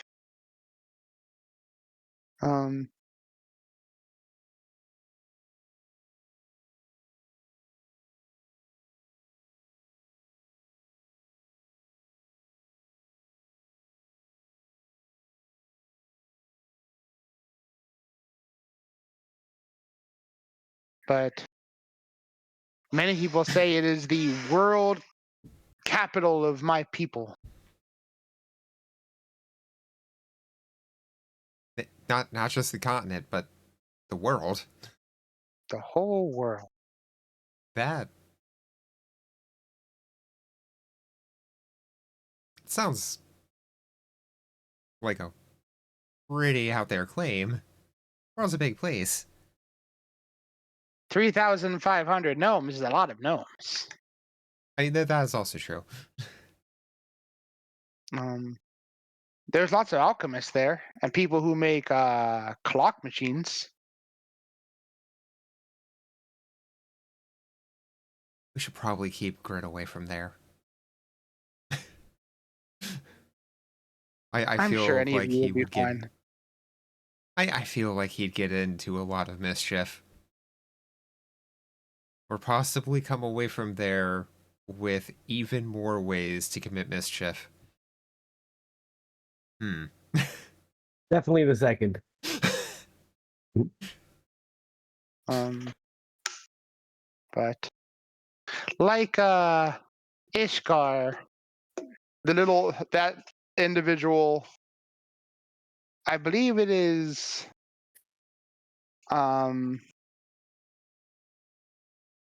its own little nation is still a vassal nation of Cheliax. And in turn, adherent to Abigail II, but we're no different.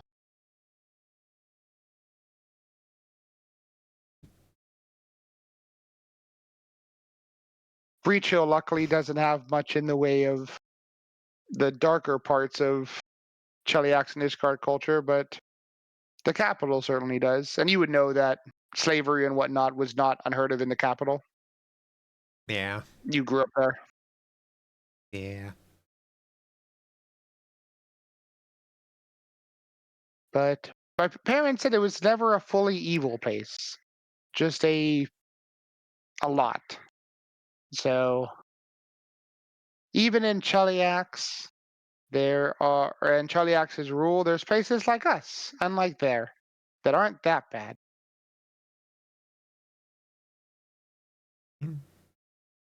We do what we can to make those places stay not that bad and hopefully make them better. Indeed.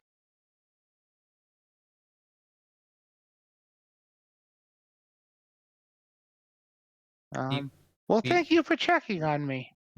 Yeah, is there anything you need? Like, you're doing okay, right? As well as can be expected. Will you be around a lot today? I know you and your adventuring group are in 1 minute and out the other. Well, at least myself, Grit, and Lorelei are going to be out for a day or two, probably. But the others should still be around at the keep. Well, We just have to go check on some things. You are home. You'll have to come get me and have me come up for one of your sermons. Oh, of course. If you wouldn't mind coming to get me before you start, or sending one of your noble servants to come get me.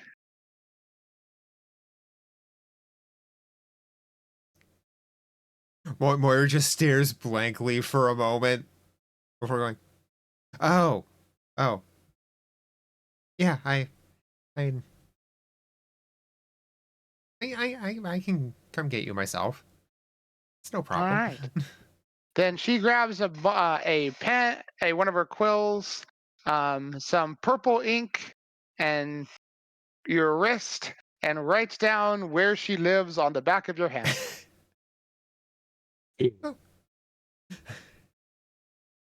How legible is the handwriting? Extremely so. Oh, wow. Yeah, no, I was never able to get it that clear as a kid. Damn. I might be a gnome, but I'm not a child. I was one of the leaders here. I mean, no, just I think I'm also the taller skin than moves you. so much. I'm 3'1". Maybe 3 foot at best. Every halfling gives themselves an inch. No, it says right here on my character sheet, 3'1". Uh-huh. Yeah, and on Tinder I'm 6 foot. What's your point? As a child, I could never. You know how many papers I had to sign as a councilwoman?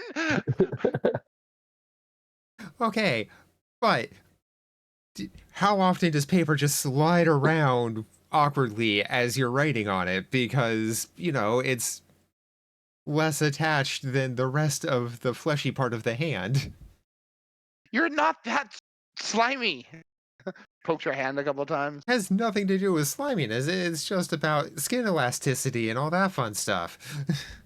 She grabs your arm and she puts it on the desk.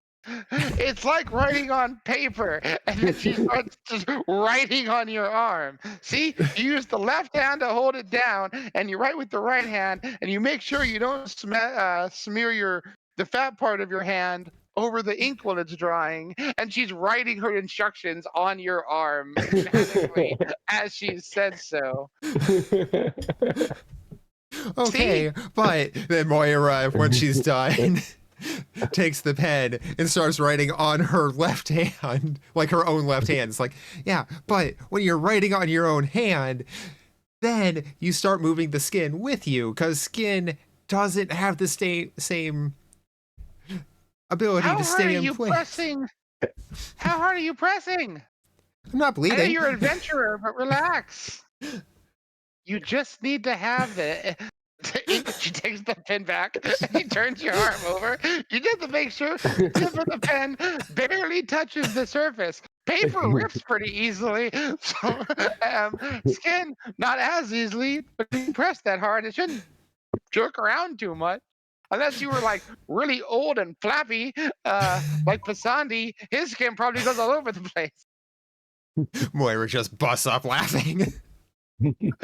These words are all on your arm.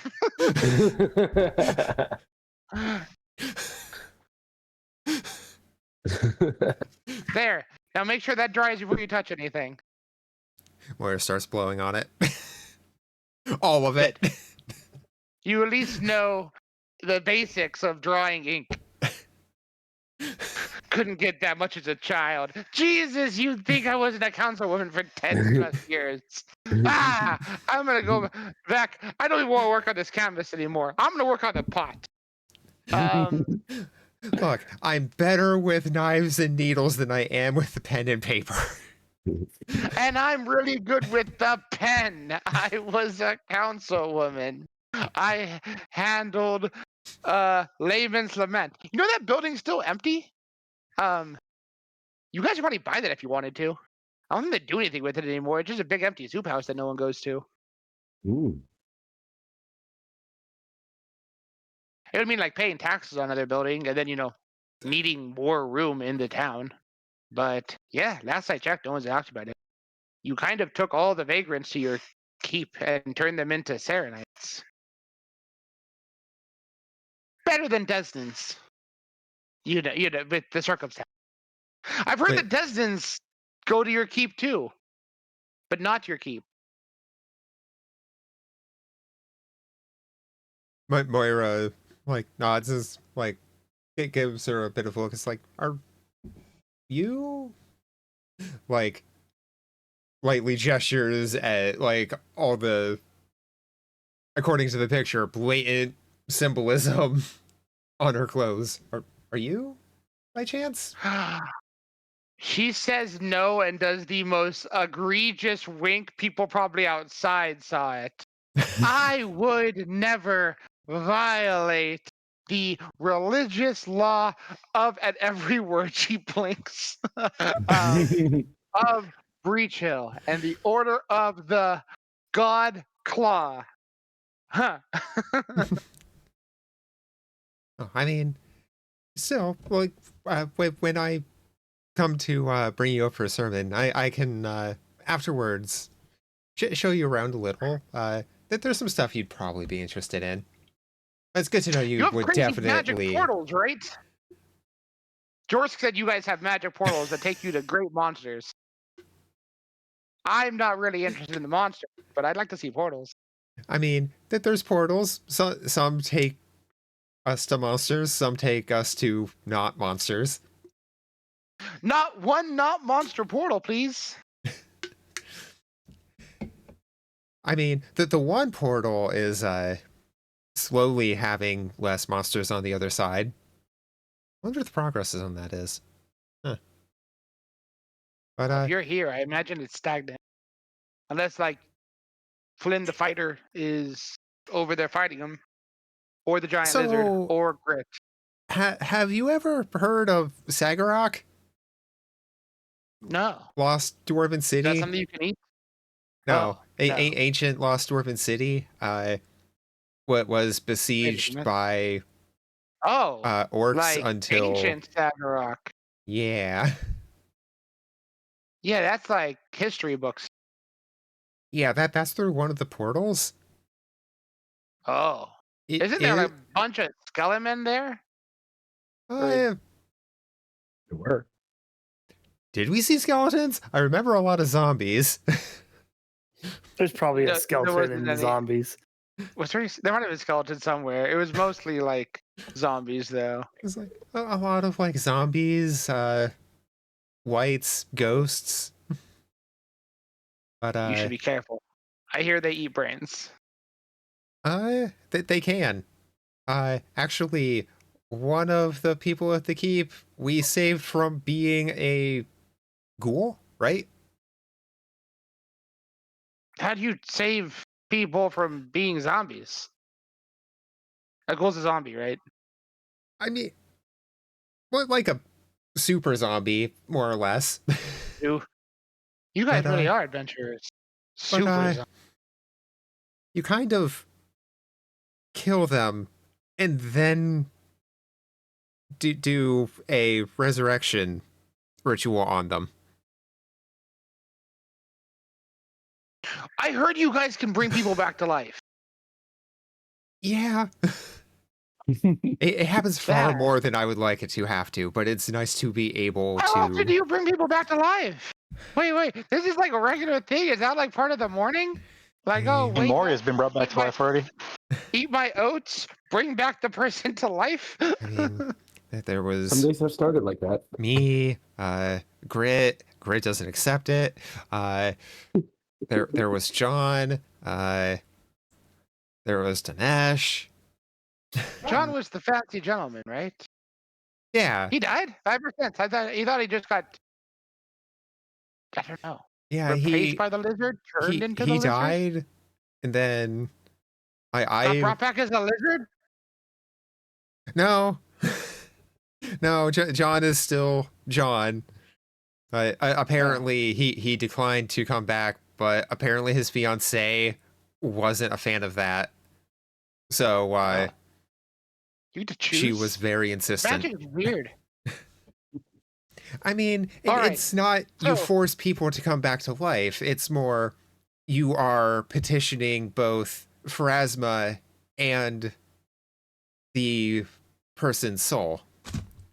I heard you guys have a Pharasma temple too. We do. The lizard That's wanted it. that's where you guys are doing basically the Call of Heroes out of, or like the new version of the Call of Heroes you guys have, where it's just like, I don't know, you pick up a job and then you just do it. No council people, just someone said there's like just a board, and you just walk up and be like, I'm gonna solve that problem now. You guys have industrialized heroing. I'm not gonna lie, I'm not entirely sure how that whole back end of things is run. That's a bit beyond me personally. If they die on the mission, do you just bring them back to life with your sun magic? I mean, if I'm made aware of it, I wouldn't be against the petitioning. That's, But being a big adventure is crazy. it is a little wild. Anyway. Yeah, I never thought that this would be reality when I came here. My new boss is giving me looks that we have a lot of stuff to do, and she's doing you guys' class. So I should get back to working so I don't get fired again. Sorry. Oh, it's fine. They bring people back to life, and they have a Pharasma. Never mind. Yeah, when you have time, come get me. Yeah, definitely. Moro looks at the high priest. Sorry.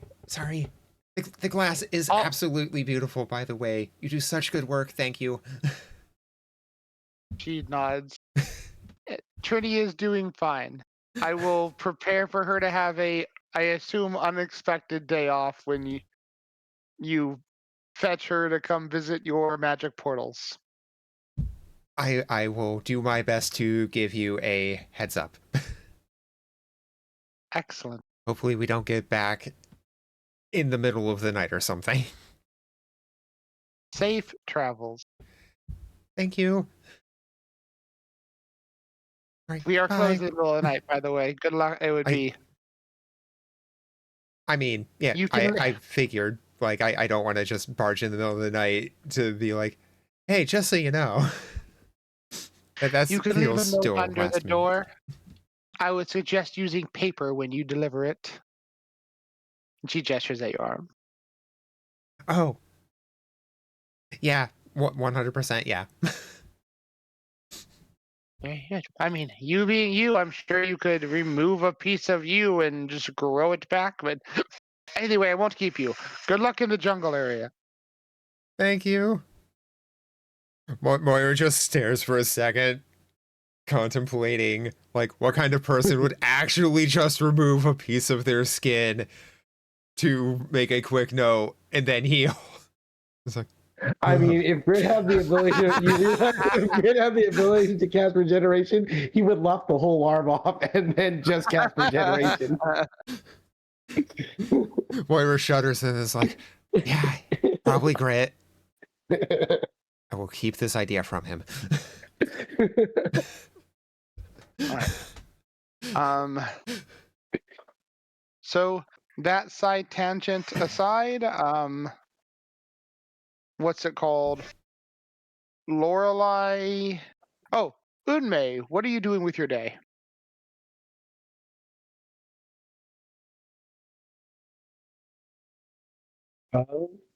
Was Unmei working with the Mwangis? There we go. Yeah, I was muted.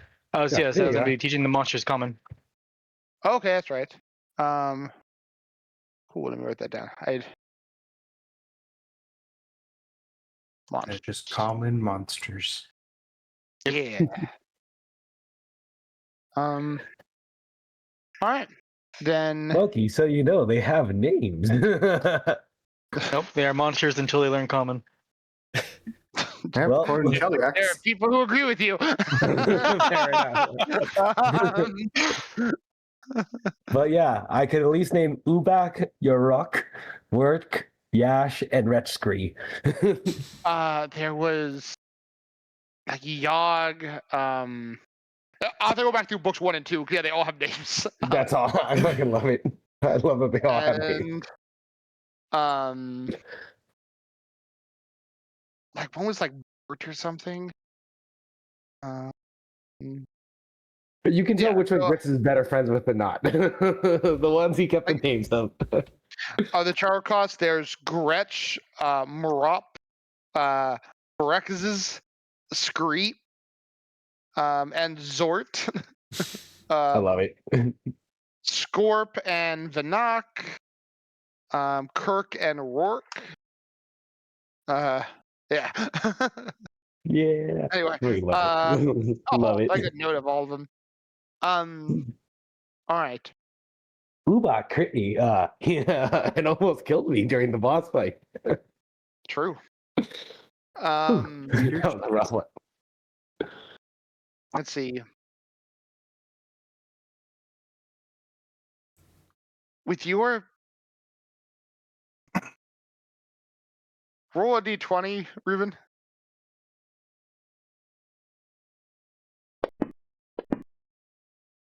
Okay, you will critically succeed on your teaching of them. Like, I looked at your skills, and I was like, it's not a 1. Cool. You were an exquisitely good teacher and are able to, as you're dealing with all these individuals, pinpoint the areas that they are like fumbling on from what they've been learning, and are able to expertly guide them to follow your wording. You being both legendary in diplomacy and a master of society, an expert in perception. Multilingual. You can, yeah, and Bazillion multilingual. They will accelerate in how fast they learn under your teaching. You guys know that it was like part of your agreement with the Hell Knights, and you guys had a lot to do, and you've been working what you can. Aket did a little bit with Belmazog done a little bit with but you are by far the superior teacher. That's why I decided to do it. I was like, screw it, might as well get this over with. Yeah. Thank you. I'm gonna use the restroom real quick, and then I will go to moving through the way station. Oh, I know, Flynn. You said you had other stuff you want to do in Sagarok or on Kovlar. Whether either send it to me or whatever, I will address that one else when I get back. Maybe. It seems simple.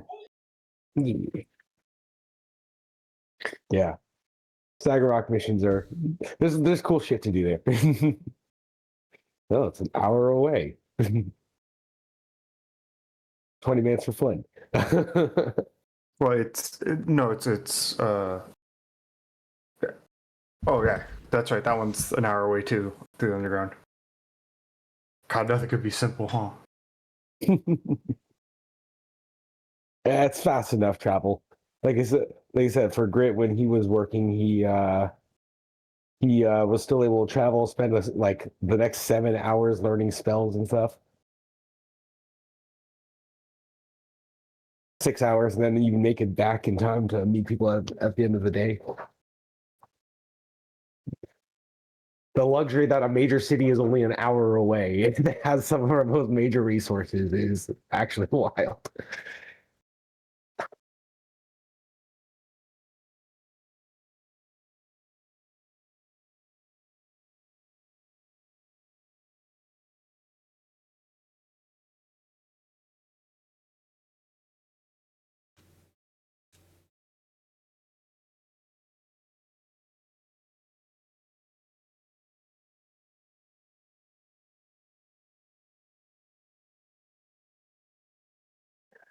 Question, Lorelei.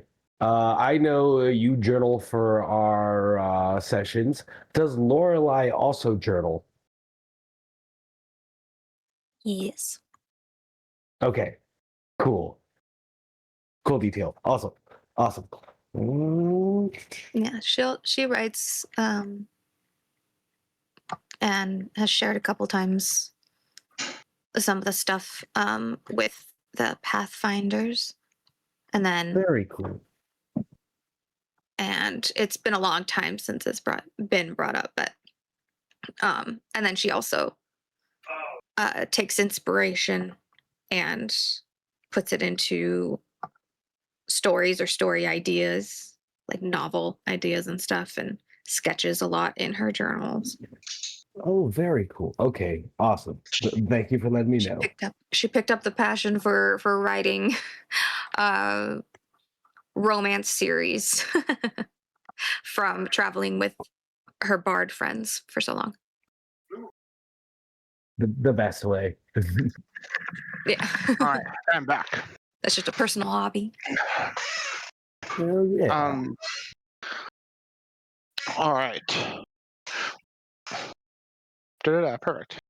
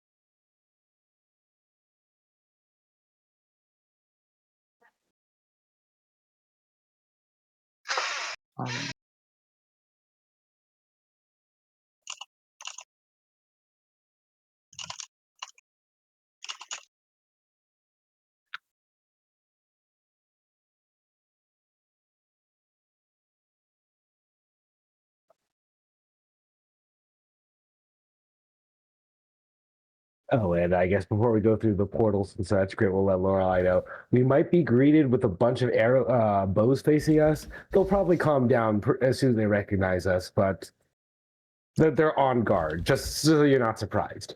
They're professional. Okay.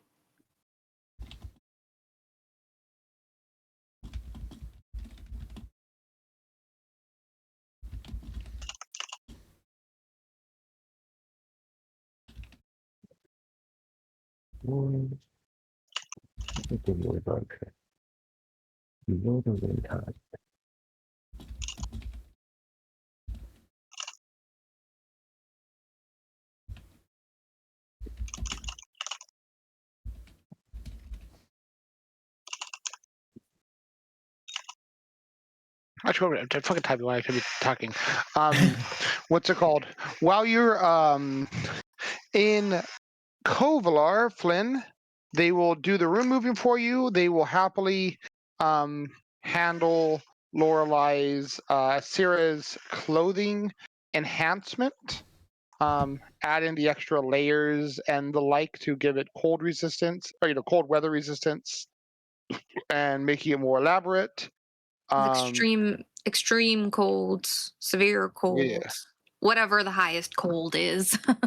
It's only one For level. clothing, it's just the one level. Anything beyond that, you need magic.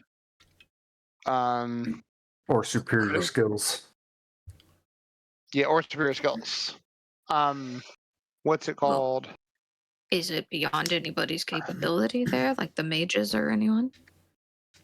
Well, no, like for your skills, like skills and or feats for skills in survival that just make you immune to various weathers. Yeah, they will make it as good as a clothing can be in its pure design. For like resisting, there is like you could start making it magical equipment, and whatnot. You'd want to put that like on whatever her armor proper is, and you can like start getting resistances to cold that way. But as far as like just making it like warming, there's only so far it can go. Okay, so it would require like runes on it to go. Any more than like cold weather clothing goes. So. Let me see. Would I have known that before? Yeah, and like this will help. What's it called? You can handle severe. It allows you to negate the damage of severe environmental cold. And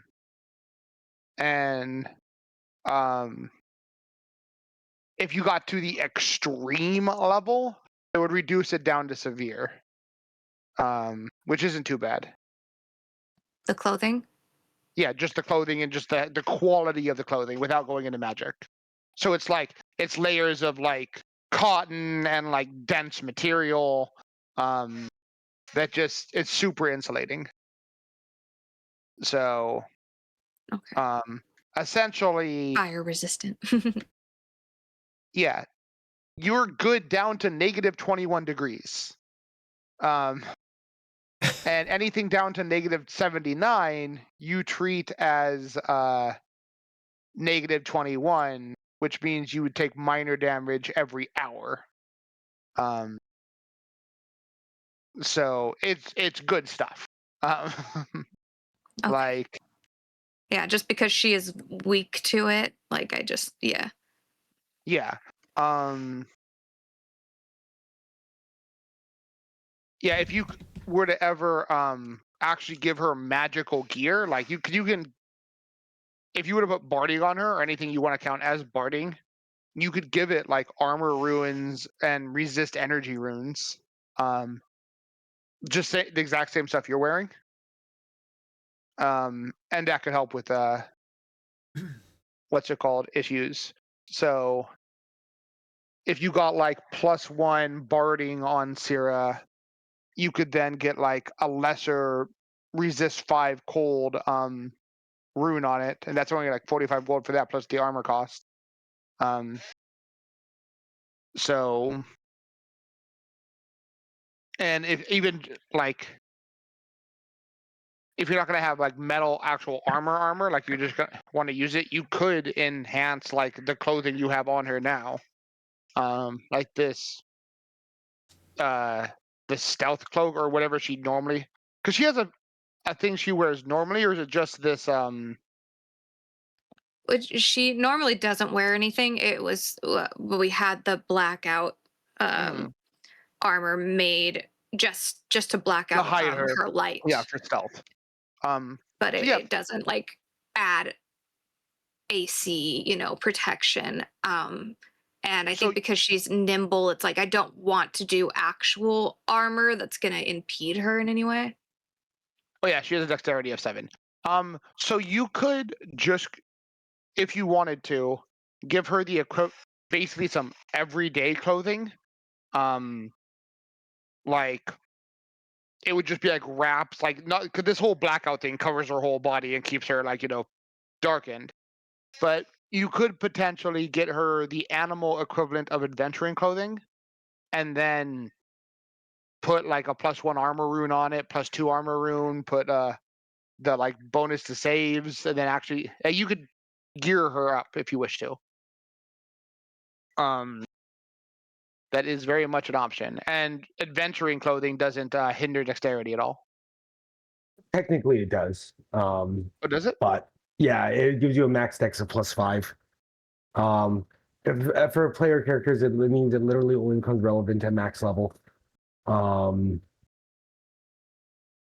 Because you only get the +5 bonus until level 20, then you get a +6 apex item and being the exclusion.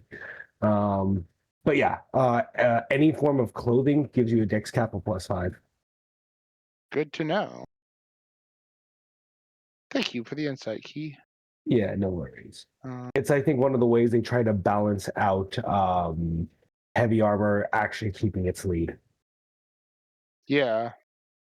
Okay. Yeah, I see that. Explorer's clothing does have a max. So yeah, never mind. Scratch everything I just said, Lorelai. I have been informed. Fake news. Fake news. Yeah, either even like robes or explorer's clothing or gi, all the max dex to +5. Yeah. My robes of the Archmag I count as explorer's clothing for armor. Yeah. Today I learned. I was today years old when I found out that explorer's clothing have a max dex. Mage armor has a max dex too. Damn. Max dex of 5. Okay. I'm learning all kinds of stuff. You could be 2 dexterous for mage armor. Damn. You actually have to be astoundingly dexterous though to be 2 dexterous for mage armor. All right. +5, That's why I just like just the explorer's clothing. So, forget I just want her everything to I have said. stuff for the stuff that she's vulnerable, like just putting it on Yeah. when it's necessary.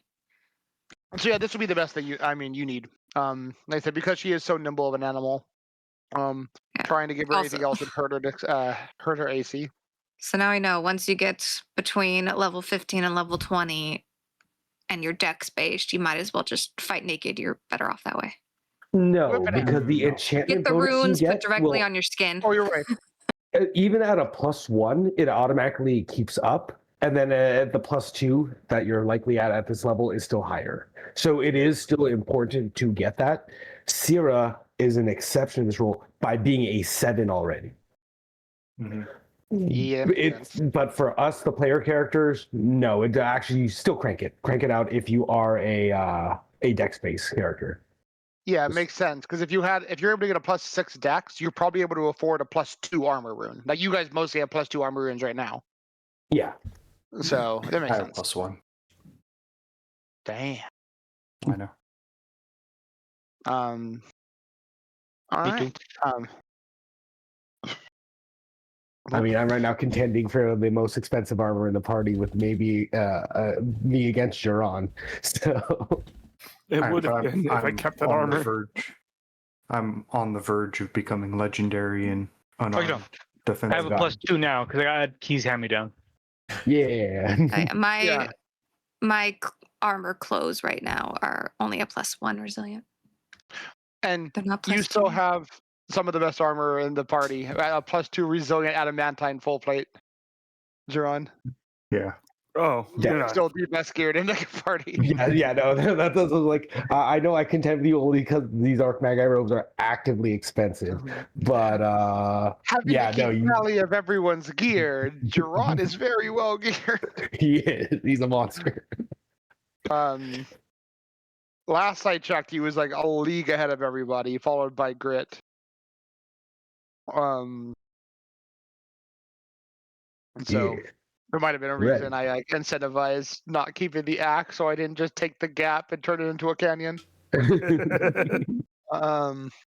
I was like, well, Duran's never getting loot in this campaign again. Maybe once he hits level 20. Maybe, big maybe. Duran shaking a cup at the corner of the pickled ear. The thing is, the cup is gold, and the jingling's coming from his gold chains that he's wearing. Actually, yeah, they mentioned that. Grit gonna make sure before he leaves collecting his extra jar for the pickled ear, pickled ears, just to see if the All right. Akuji have tried these yet. Old. I definitely Black. have. I'm doing a cultural exchange today. Well, you enter in. The three of you get ready, and you enter in the way station.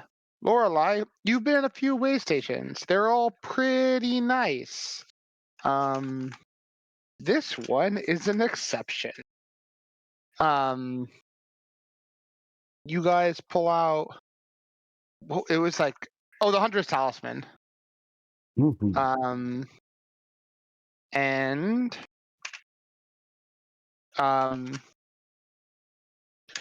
stepping in,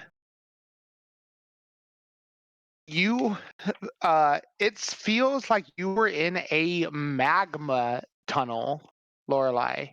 The walls are blackened with dull orange strips.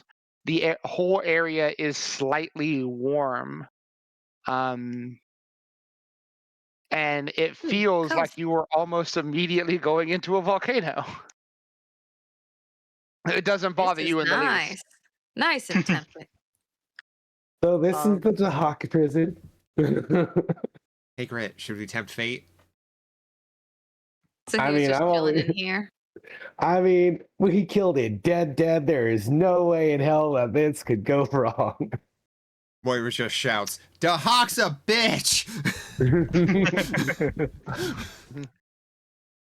You Anything? can see the faint runes and whatnot you have placed on the walls faintly pulse, but you do not get any response to your taunt of the imprisoned god. Wait, was it just the pulsing normally, or? Yeah, just pulsing normally. Okay. In fact, with what you've done and the actions you've taken, this area doesn't have that same ominous darkness feeling that it did when you earlier in your travels here. You notice still an overall dangerous location, but the danger seems largely subdued, at least for now. I mean, if we just march some Akuje through here, I mean, they're the ones that put them in here in the first place, right? They are. So, like, we just march some of them through here a few times a day. It's probably going to suppress them more, right?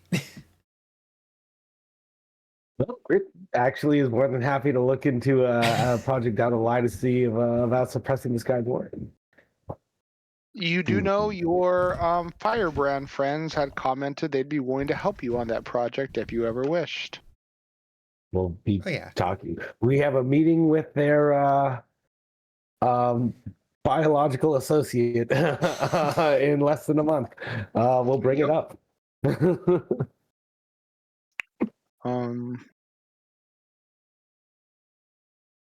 All right.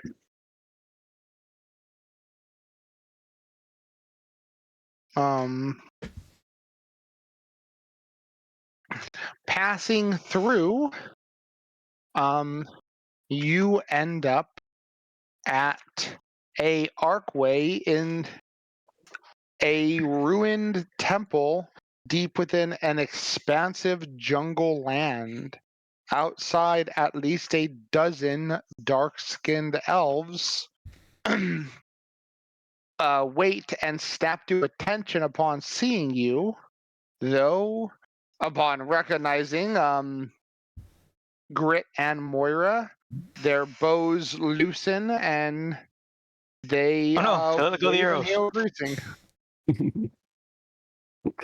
Don't lose the arrows. The arrows also loosen along with the bows and roll initiative. Bows It fly would be one way, fine. arrows fly another.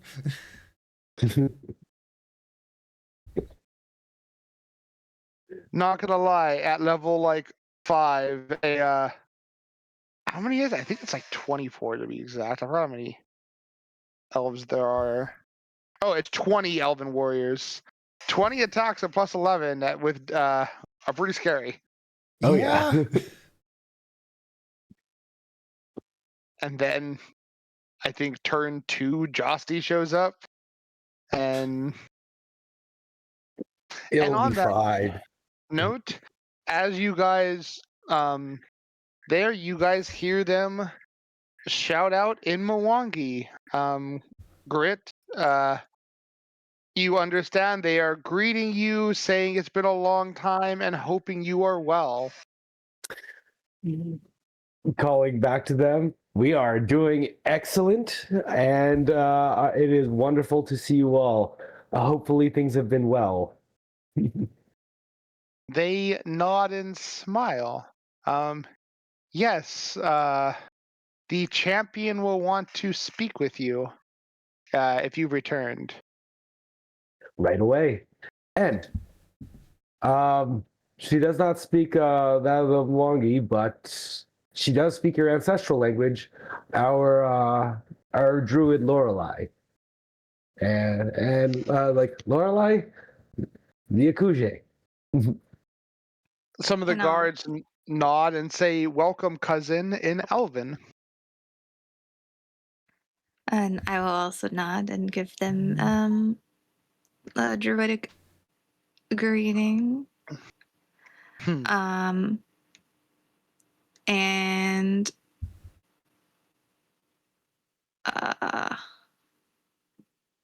then I'll type a wild song thing in the chat. Yeah.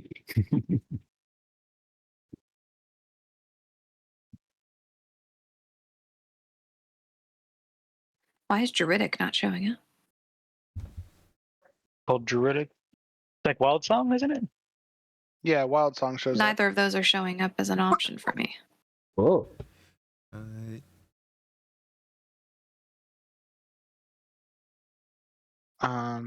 Let me check your character sheet.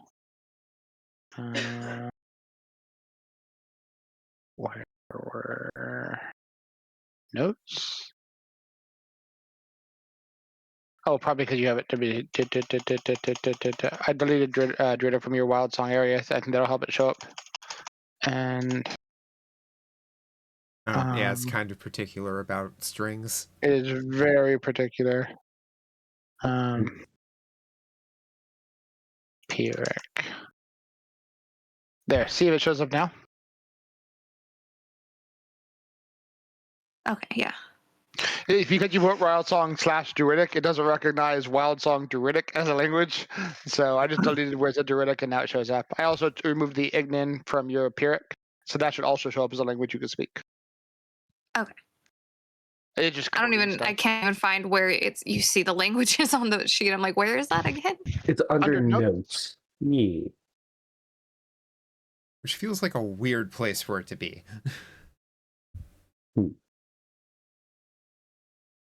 Yeah, I was expecting to see it on main, but I guess notes works because what all is on? There's enough stuff on main, I guess.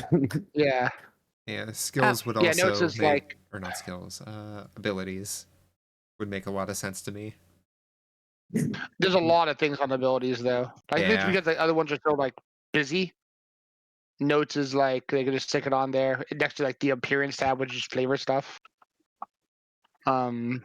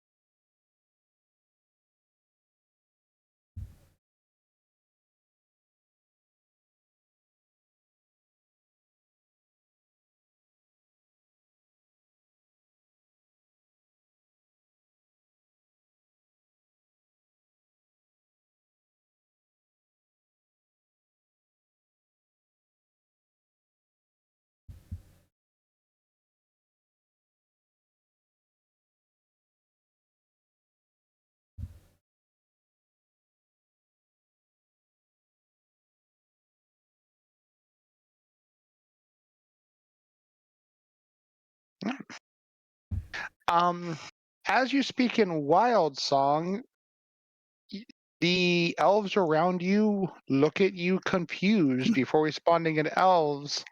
That tongue sounds familiar, but we do not speak it.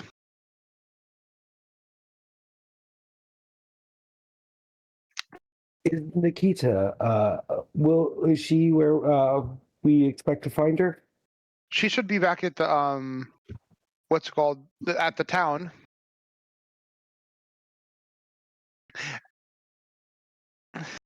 And Alvin, I'll say, I'm sorry, it's Wild Song, a language shared by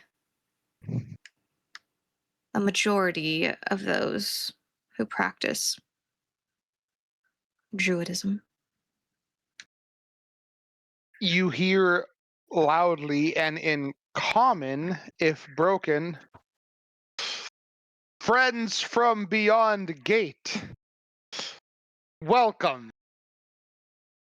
As a taller, more authoritative looking elf steps into view, which I will put in the chat.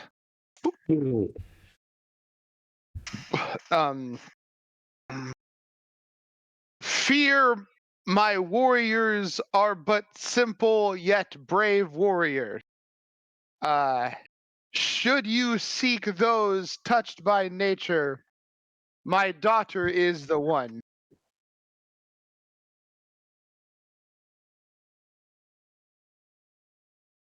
So My that friend, is it's nobody good to see in you this again. particular. I'm sorry.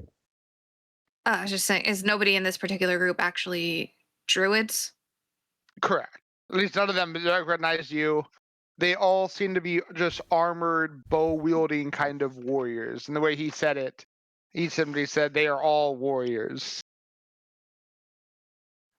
Okay. I was thinking Akije was the druids here. Okay. No.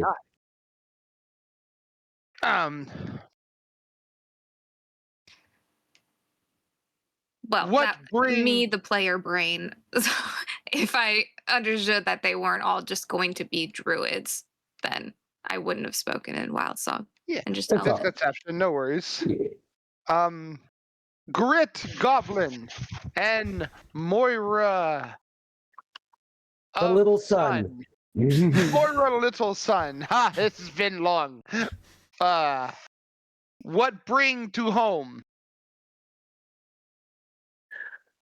We wish to introduce you to our friend, speaker of Wild Song, Lorelei.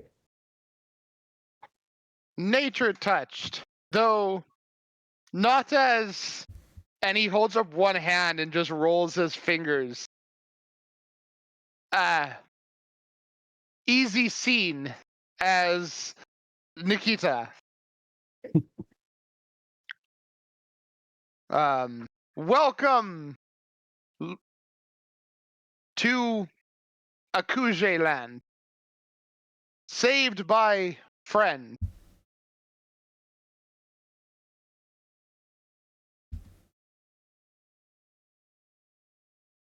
This is our friend and leader here. Leading voice, Jossie. Champion of tribe. Pleasure.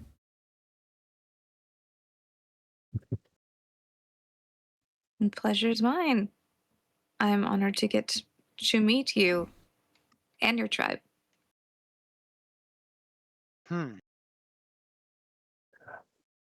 Our friend has business and seeks to and would actually could use your guidance in finding her way. If she could consult with actually, I would think Nikita. Friend of grit, friend of tribe. We take you back town. We have great food. and speak to Nikita, speak to leader. Twins would know gate dwellers return.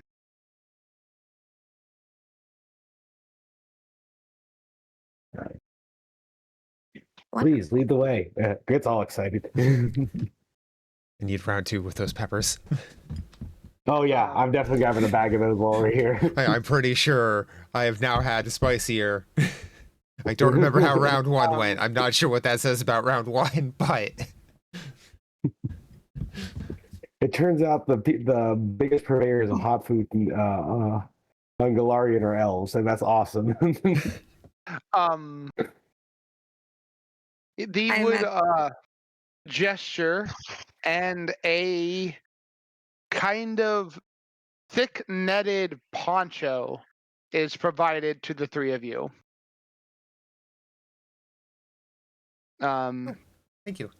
While we move, you will remember once upon a time they gave you these mosquito nets to keep you from getting the rampant malaria that is part of living in Milwaukee.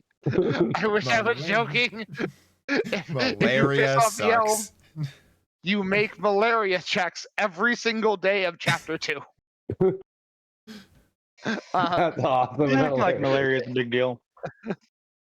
I mean, we just have to drink gin and tonic to keep malaria at bay. There's to fill people in. Chapter 1 of book 2 was literally a reputation thing with the elves, and like getting their favor and helping them out, and making several of them who just outright hate the party from the get-go and are just discriminatory and straight up racist, not hate the party. It is a whole reputation system with positive points, negative points, point thresholds. You get things. And yeah, one of the big aspects, if you get to a certain point, you get mosquito netting, so you don't have to make malaria checks every day. I remember reading those. It was Achievement unlocked, not malaria. not malaria. And it's like a pretty shitty check at the day. I mean, like, you have a decent chance of failing it, and it's just, I think it's multiple times a day, or like every time you, it was bad. It was like, it says the party decides to just basically tell the Akuji to fuck off. They can, but it just ruined your day.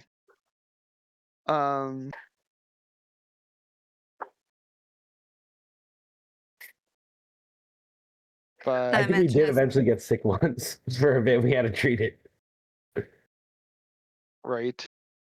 Oh, I forgot. Sorry, Lili. What was that? Oh, I was just saying that I imagine as we travel that like being in this new place and seeing new options for prey that Sierra's probably walking around. It's got the big like moon eyes, just pupils dilated. There are so many little When things. she This place sees- is ripe with animal life. Yeah, new animals she's never seen before. Josty looks to you guys. I imagine you can keep better pace now than when you were tenderfoot in jungle. Oh, Grit nods. I can. I'm a little faster. All right. Does this count as a forest? I don't think they just do they split terrain between forest and jungle? I don't think so, because I think jungle just has more different biomes in it, like things like swamp and bogs and other like. Then like it's nothing to me. Yeah, I'll say it's just fucking forest, jungle, same tomato, potato. Then yeah, forest is a terrain. Then yeah, so I move through it like butter. Let's see. I move 5 feet faster than last time I was here, I'm pretty sure. And you are trained in athletics. All right. Yeah. So Josty sets a strong pace. And unlike how it first what's it called? Unlike when you first hear, he moves quickly, laughing and joyful that you guys are able to keep pace with him. In fact, you guys generally are sort of his natural advantages quicker than him. Though one thing you would notice, like Lorelei, nothing in the woods even remotely slows him. Thick bushes, trees, vines, you name it, he moves as effortless as if there were nothing there. Ed trait, you have woodland stride, right, Lorelei? Yeah, whatever it is where, yeah, it doesn't impede me. There's no such thing as difficult terrain. It's Yep. You Yeah. notice he moves the same way.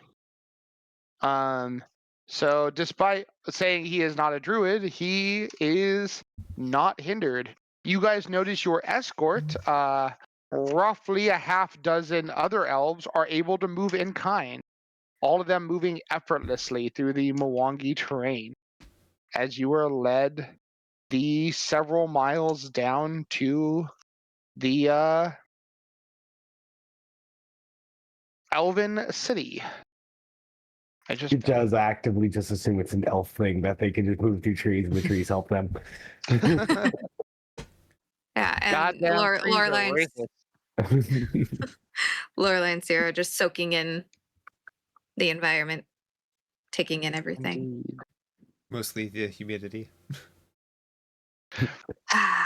I like to think we hear little Fresh- searing noises as many mosquito fails to bite Sierra. Right. You ever see that Tabasco commercial?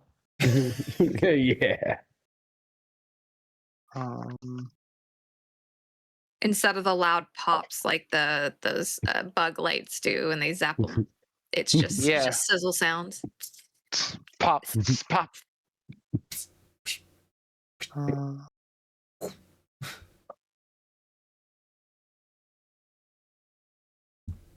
Just had it.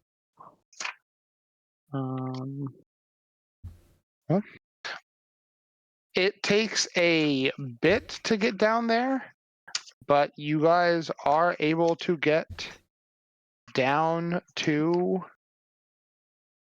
the Elven City. I think it's about a day's travel normally. How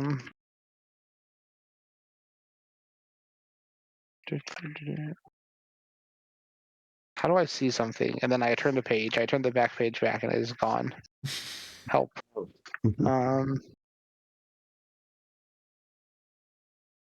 Let's see.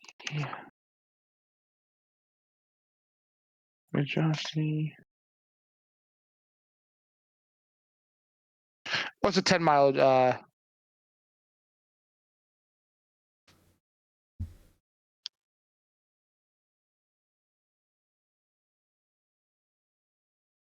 yeah, 10 miles. You guys can get there within the day.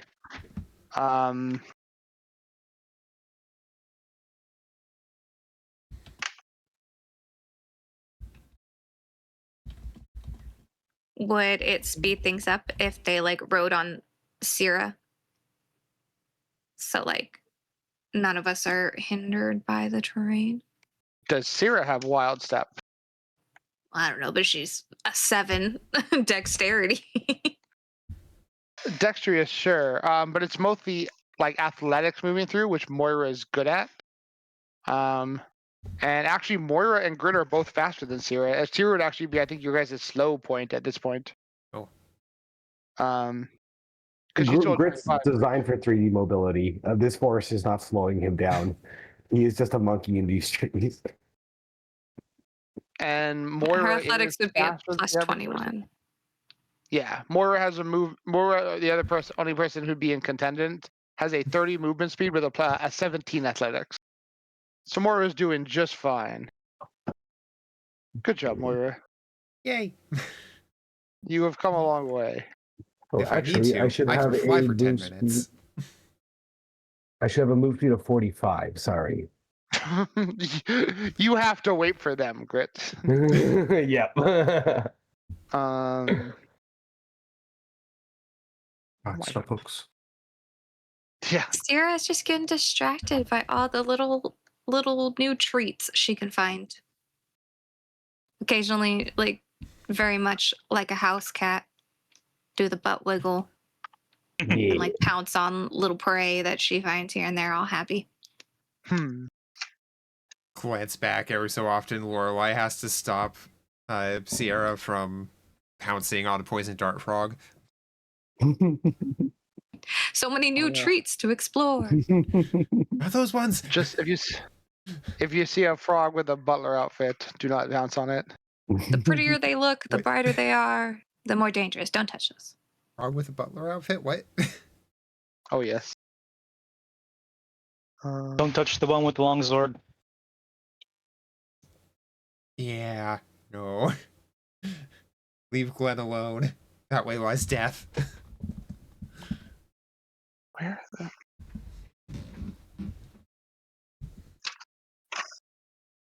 Oh,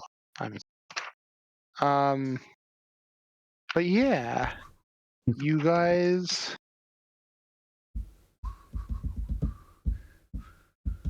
get to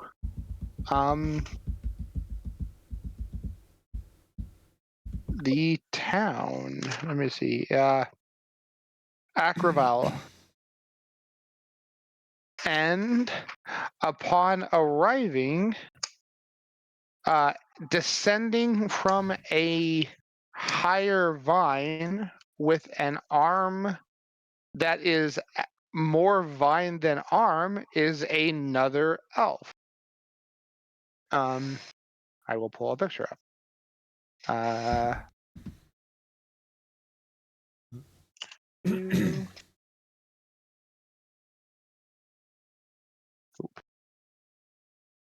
Images.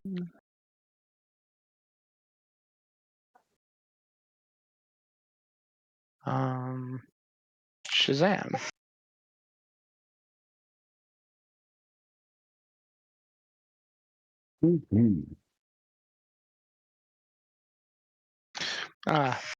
Speaking in much clearer common, the elf woman smiles and greets you. Welcome back. What brings you back to our village and my people? It is good to be welcome back.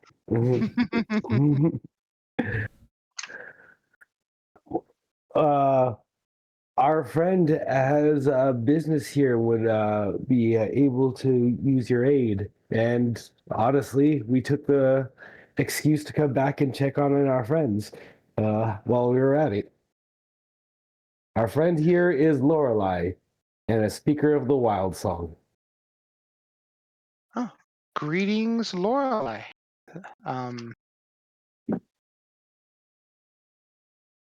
It is a pleasure to make your acquaintance. A friend of our local heroes is a friend of ours. The pleasure's mine to finally get to meet you. And this is Sierra, my companion. Very good. A pleasure to meet you, Sierra.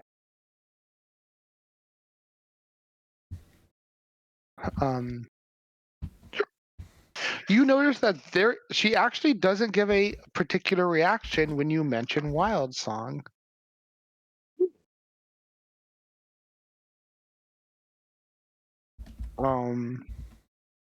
You're just making assumptions.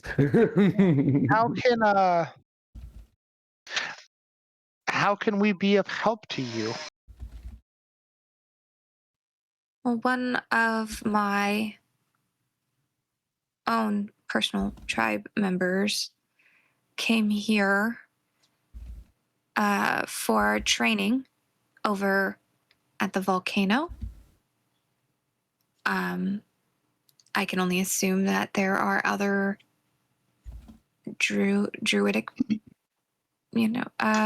folks over there. And I have some urgent business to discuss with him and was hoping that you could guide me there, maybe as quickly as possible? We could. If it was within the span of the Mwangi, we have means of travel. We've expanded back through the area that had been taken of us by the Defiler and her people.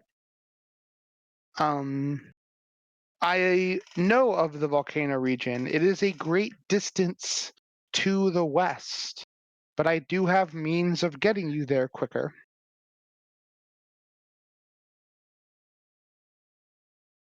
Okay. Well, we do at least.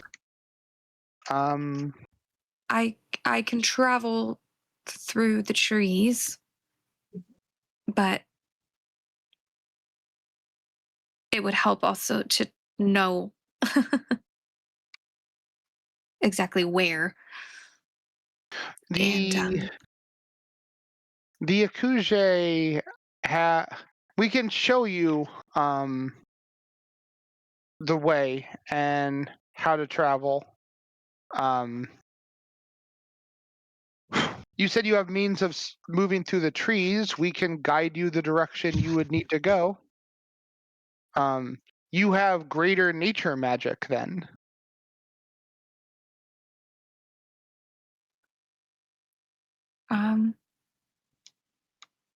I can't speak to whether it's greater, but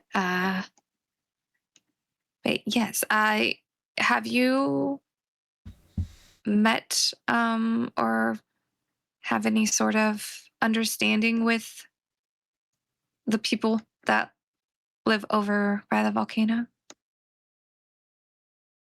We know of their existence, but the Akuje do not.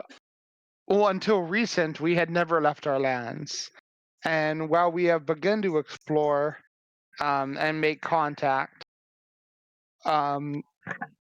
we have not traveled so far to make greater contact with those of the volcano. But I do know of its location and how to get you there. Okay, that would be incredibly helpful.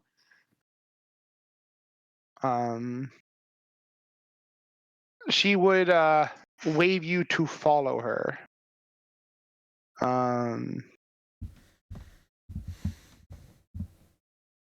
The volcano area is dangerous. There's none I know of who live directly on it. There are some that live just north, but the volcano is wild and alive, and those who have attempted to build near its base have ultimately met ruin.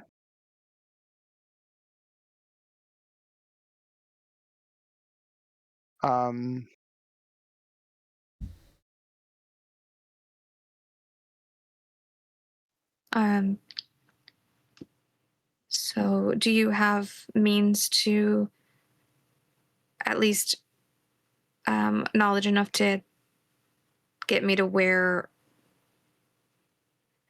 the closest settlement is to the volcano, where potentially I can find fellow flame druids and my tribe member? The leader would know more. The leaders. And she would ascend you. The village itself actually is built into the trees. Now that I think about it.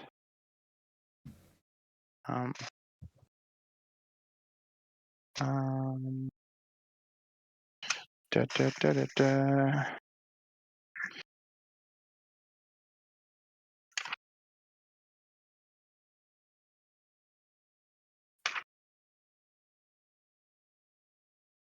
But she would take you across the bridges that lead from tree to tree, eventually taking you to the highest platform, where on it sit a pair of female elven twins.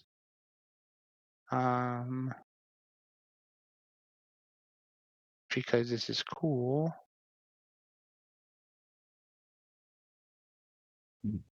I will share Acrivel. It's been a while. It has been a while. Yeah. I believe it is the upper left location that you see who look to be two younger female elves who leap from their chairs and move to greet you. Young Grit and young Moira, Hi. welcome back to our home. I trust all is well with you? We have been wonderful. Well, This is we good. killed a dragon. Magma dragon. Yeah. Which was not the one you took with you then. No. No, he's actually been behaving.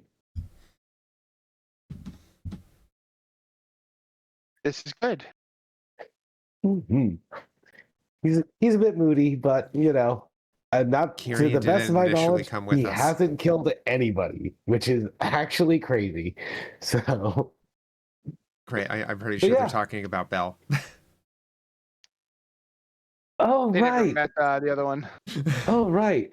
Actually, sorry. Wow, we know a lot of dragons. We do That's know an stated. odd amount of dragons, yeah. She has. You would not recognize her as the defiler that you once saw her as, and she has taken up Flynn's practice of worship of the god of discipline.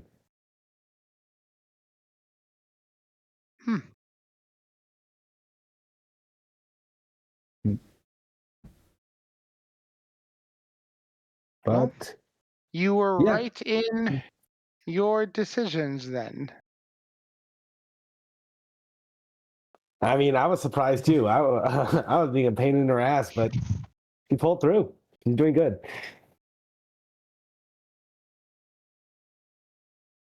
Well, we are happy it's worked out for you. As are we. Mm-hmm.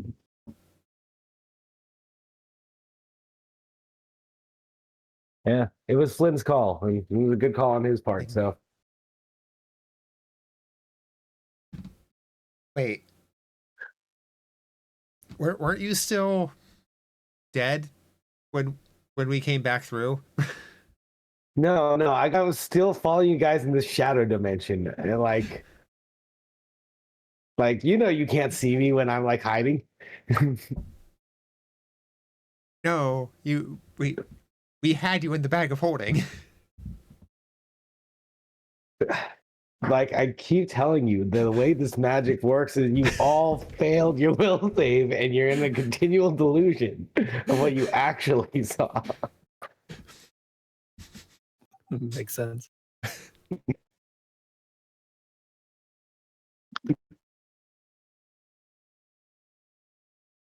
Moira just pats Grit on the head. Grit will accept this, agree to disagree. That's where Moira's at this point. Moira had to come to accept it herself. Grit will get there eventually. Probably. Maybe. I'll have enough magical tomfoolery to be able to avoid this fact for a long time. There.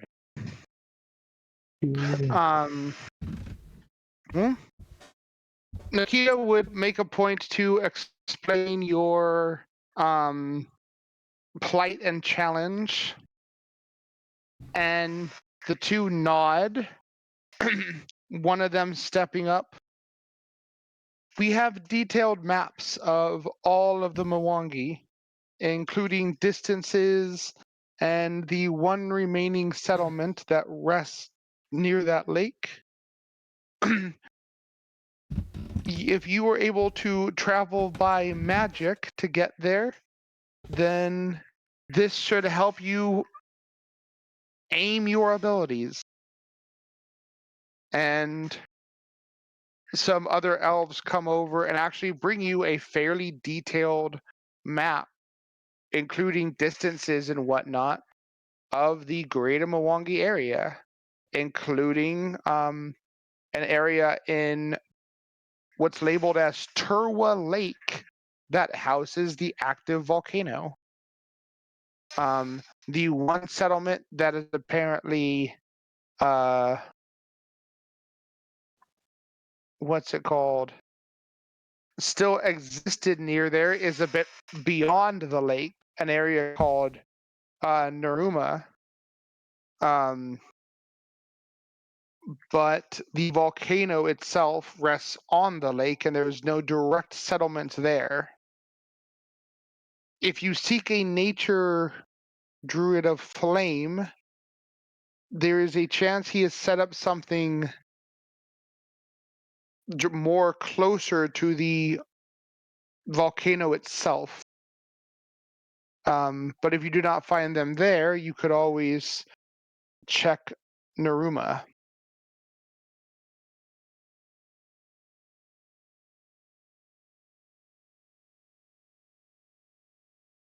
All right. Well, I appreciate your help and your kindness very much. Your comrades saved our people some time ago.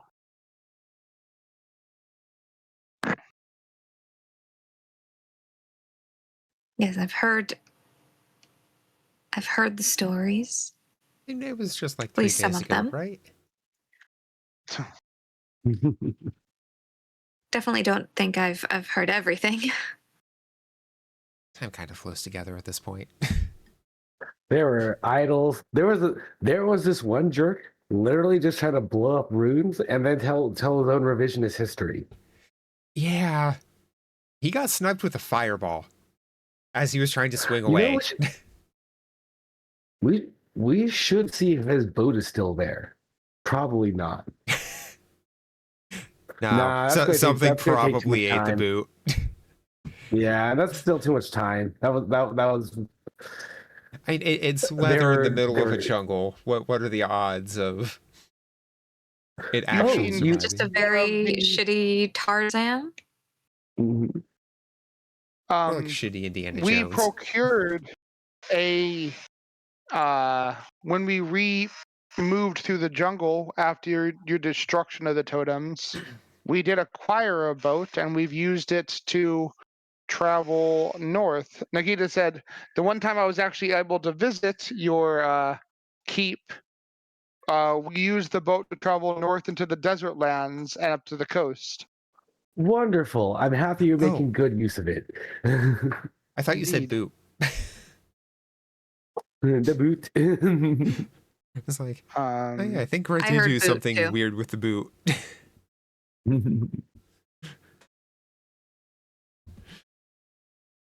It was a nice boat.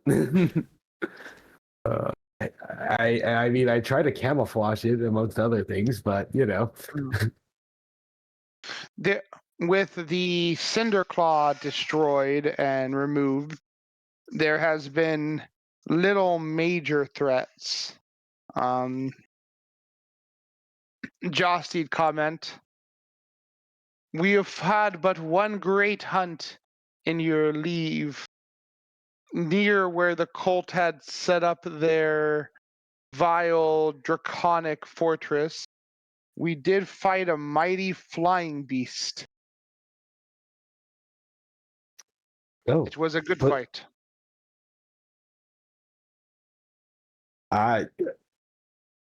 I look forward to hearing a more detailed and storied version of it tonight at dinner. Mm-hmm. Mm-hmm.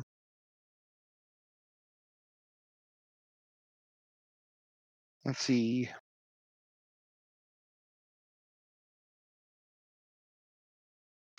Yes, we have recolonized several area.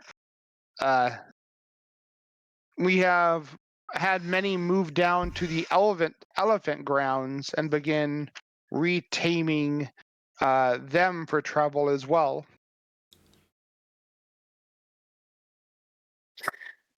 It's good to hear that you've been able to actually reestablish control over the Mwangi Hole. Mm-hmm. Well, or as much control as you care to hold, per se. You live with it. Indeed. Yeah. Let me. The as they're speaking, they actually bring out a looks like recently commissioned portrait of Josti and several elven archers fighting two flying dinosaurs. Oh.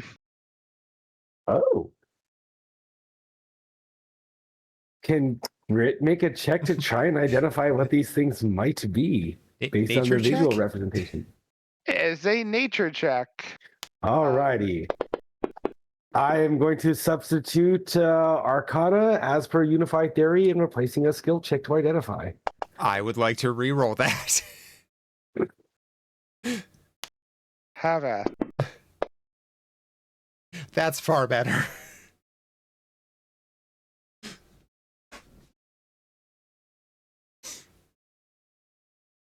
Actually, you wouldn't need to reroll. Actually, no, you would fail. It was a 1. Okay, cool. Do you want to make a nature check, Lorelei? Sure.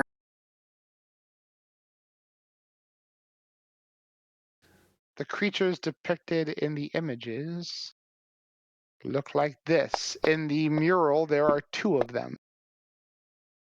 And you guys are able to identify them as Quetzalcoatlus. That's that's definitely cool. Yeah. That was one of 2 spots you guys didn't go in chapter 2. There's stories of people building bases on those. Those things have messed us up. Yes. I'm certain they have Swallow Hole. They could kidnap someone and then drop them. Oh god. Oh no. While flying. Yeah, you know the birds that you guys fought on trolley over between the mountains. Yeah. Yeah, that's it. That's awesome. They're gonna pull you off and drop you. Yep, that's what they do. They talon you, they get a free grab and then they carry you up and drop you at great heights. Oh. And their beaks do persistent bleeding damage. Oh.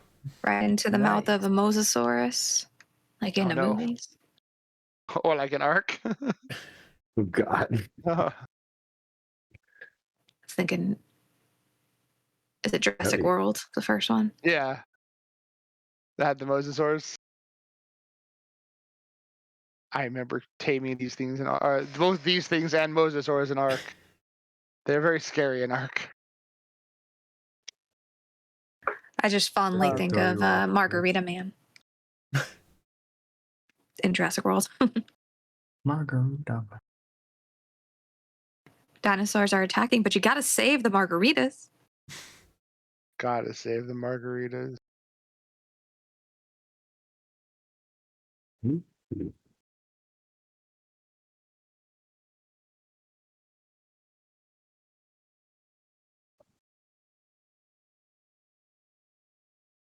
Well, yeah, Gret's impressed with the painting and that.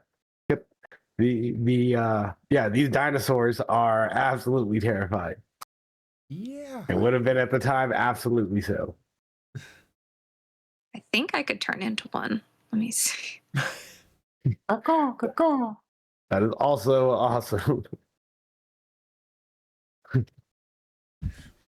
long enough to fly to your destination.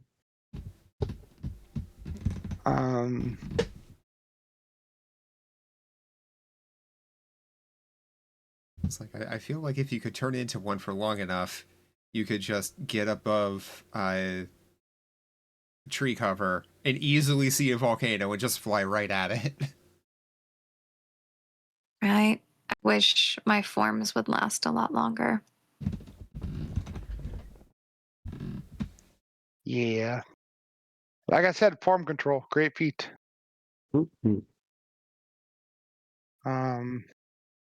I just need a wand of the meta magic extension spell or something.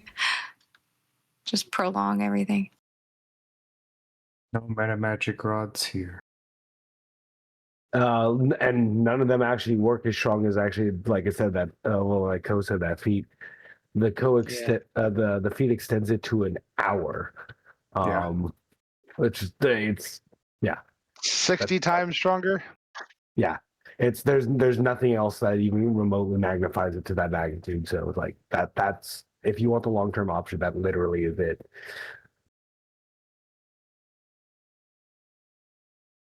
At Can best, you you'll get like a stack both double of those duration from an effects? item. I don't know. DM discretion. What's it called? Yeah, if you have soaring shape and dinosaur shape, you could turn into basically one of those. No, I don't have dinosaur shape yet. I can't do that yet. I can do dragons. I can do monstrosity. Yeah, oh, the dragon's fine. Dinosaur shape's kind of old news. I mean, it has a level 7th max version, so it's not bad. But I do have soaring shape, so I can do there you stuff. I could be a And phoenix. there's Birdie also. Phoenixes are cool. But I do like because I have monstrosity. So when the lake is built, I can go hang out with the sea serpents as a sea serpent for a little bit.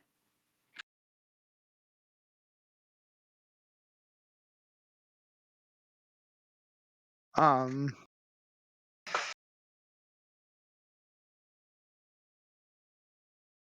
right. Well, so yeah, you have the details on how far it is to get to the lake's edge where they say you should be able to easily see the volcano. Let me see. It is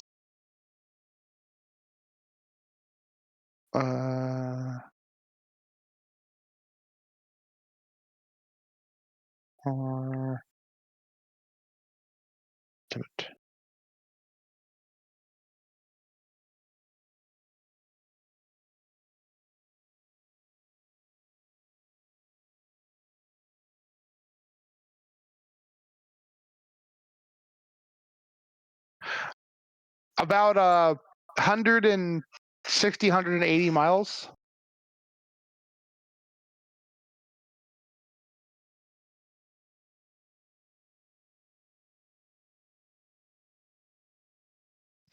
Okay, let me see.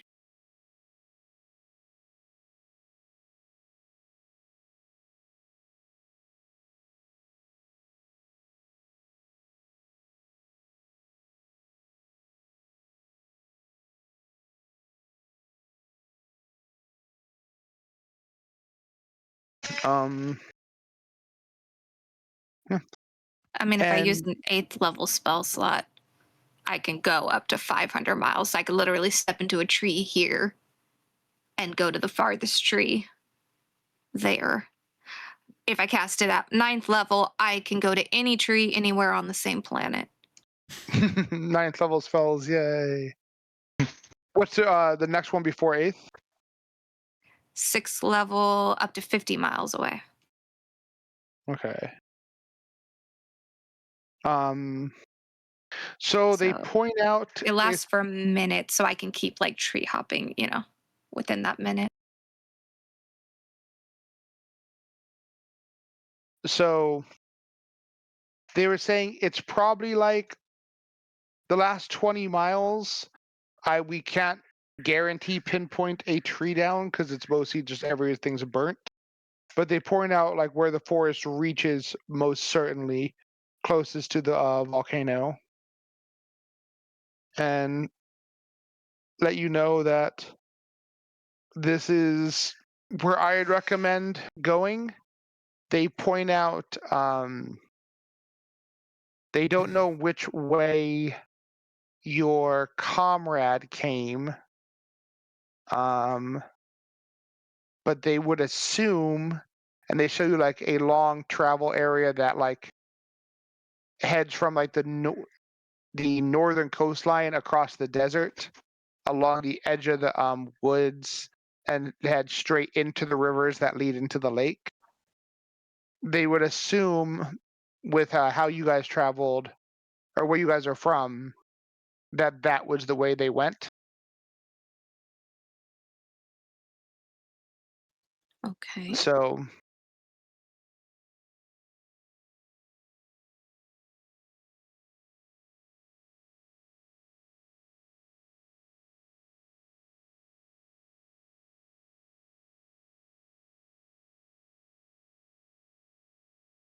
So yeah, if I do one like 6 level cast, I can easily clear the 100 miles and then see if I can get even further before the trees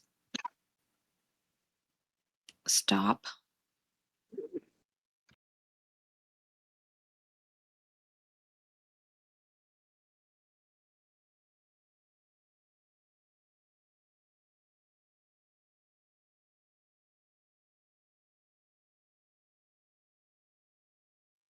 So there's a chance I may be able to just go there now and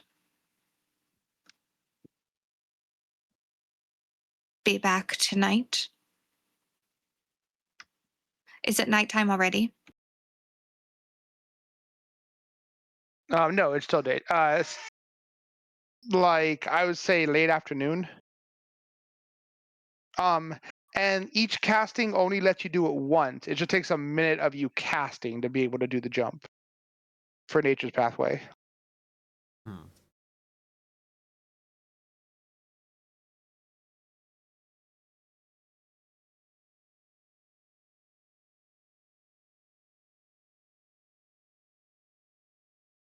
So you would probably need 3 castings of 6 level spells to do it. But you could do it in 3 castings.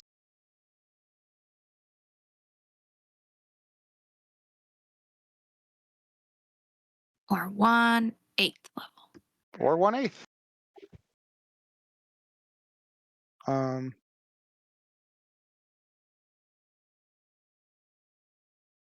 And when you're if you guys see an 8, you would immediately like sense every tree in 500 miles, so you would know the exact closest tree you can get to the volcanoes.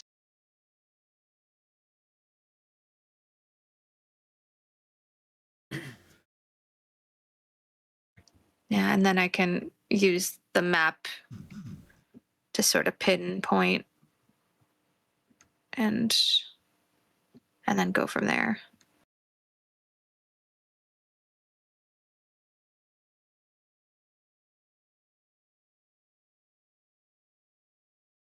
All right, well, then perhaps I should be off. Might be able to get this done within 1 day. Return home tomorrow. At least for me. I don't know how long you'd want to stay, but looking at Grit and Moira. No, We can tell definitely you- learn. Yeah, your friend is known to us and safe within our lands.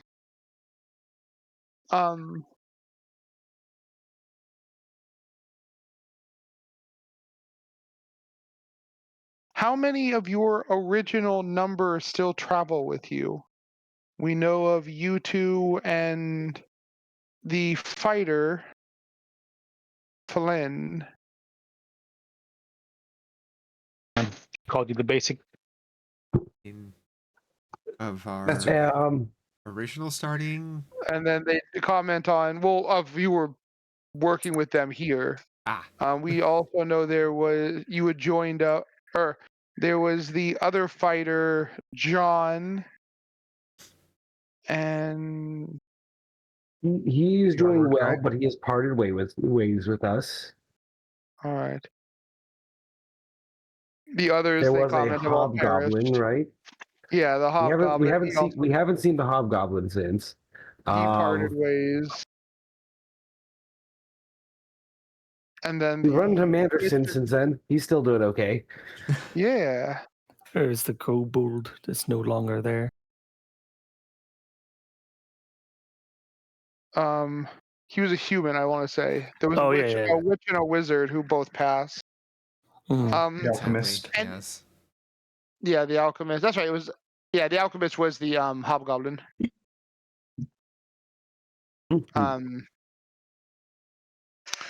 When you get a chance, any who were here at the collapsing of the Dahakan temple, we should meet back up.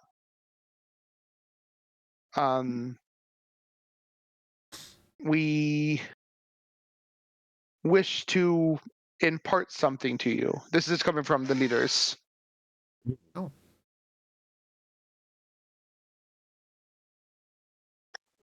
Grit nods. Absolutely. But would it be something we should consider more urgent? I mean, No, I'm just not at dying all. of curiosity myself, but Nothing urgent, but something meaningful, as you have become folk heroes to our people. And even now, many people sing of your triumphs and your accomplishments. I'll send word to John when he can make it, and I will get Flynn. The others I cannot really get a hold of, but them I can. At least those who still travel with you and still do righteous work out in the lands of humans and goblins and halflings. Then Flynn. Hmm. And would it be all right for us to invite some of our current companions? Of course. One will complain every step of the way, but I'm certain we'll enjoy it. The other one, well, he's too big and strong to not enjoy it. Wait, I think the one is just gonna sleep the entire way. Yeah. I don't complain about shit. I just turn into a fox and sleep.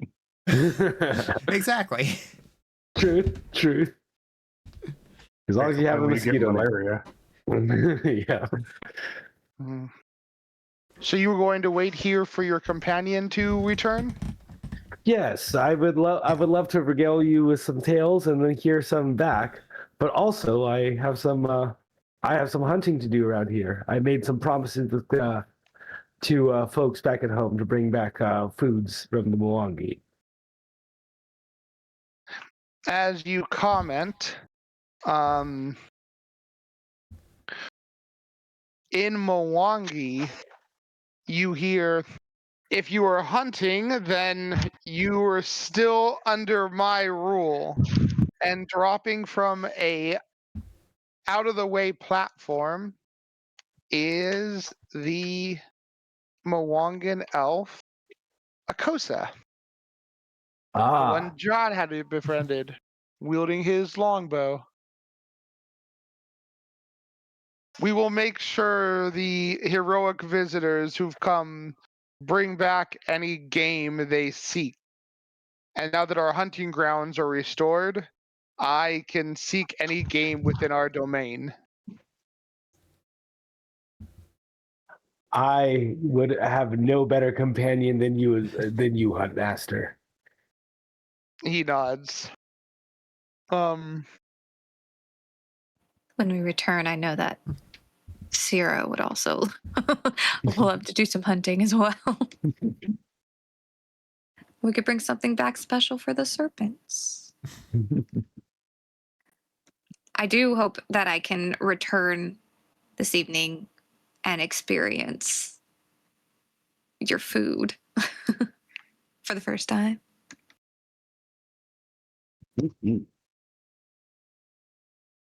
Well,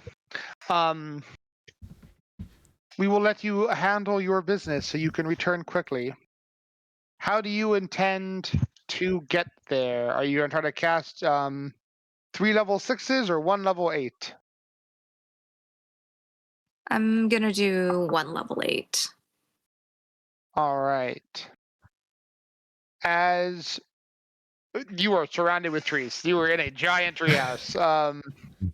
Stepping into one of the walls of Arkvale. Sierra in the pocket. Sierra in the pocket.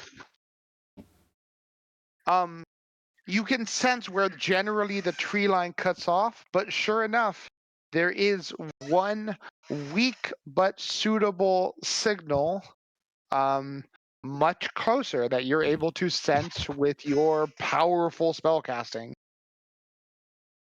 And stepping out, you were only a few miles from the base of the massive and very active volcano.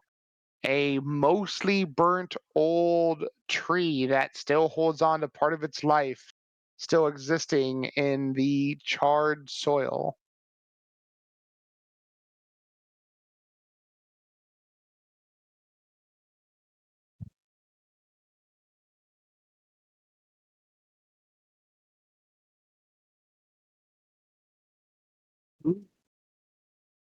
Okay, sorry. Just getting the spell situated.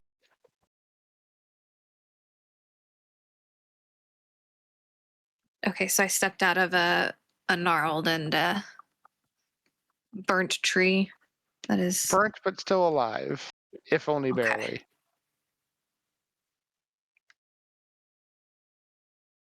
Could I do my morphic manipulation to like take 10 minutes to help get some life back in it a little bit more? Give it a little boost. Yeah.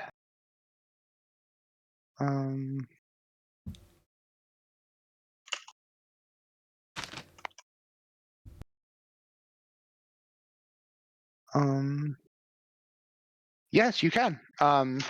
And you are able to channel your druidic energy into it as much of the blackened old bark chips off, and you feel it drinking eagerly from the enriched soil below, strengthening. It will very much survive. If it gets hit with a bunch of magma directly, it might not make it, but short of that, this At tree least will right now, sustain. it's a little reprieve. Yeah.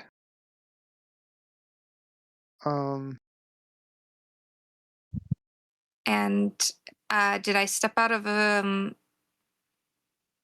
closest I can get to the lake and the volcano, or Yep. You close are to the last known settlement? by the lake and the volcano, and you can see the volcano rising before you, drips of magma running actively down its blackened peaks. Do I see any visible sign of like a path where people seem to travel back and forth from? You do not.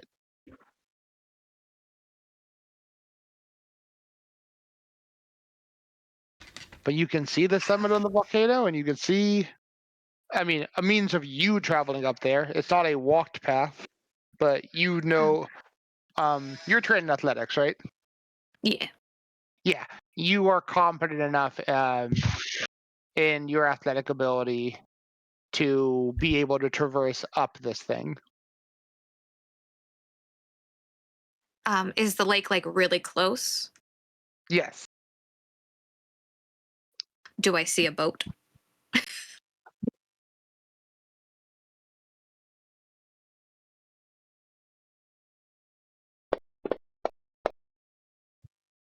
There is no boat either. In fact, you do not see any signs of life around from where you're at looking at this volcano. All right, well, she's in the pocket. It's time to go for a swim.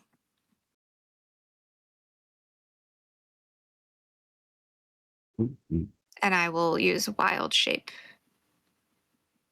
And what are all the different swimming ones I can be? Let me see.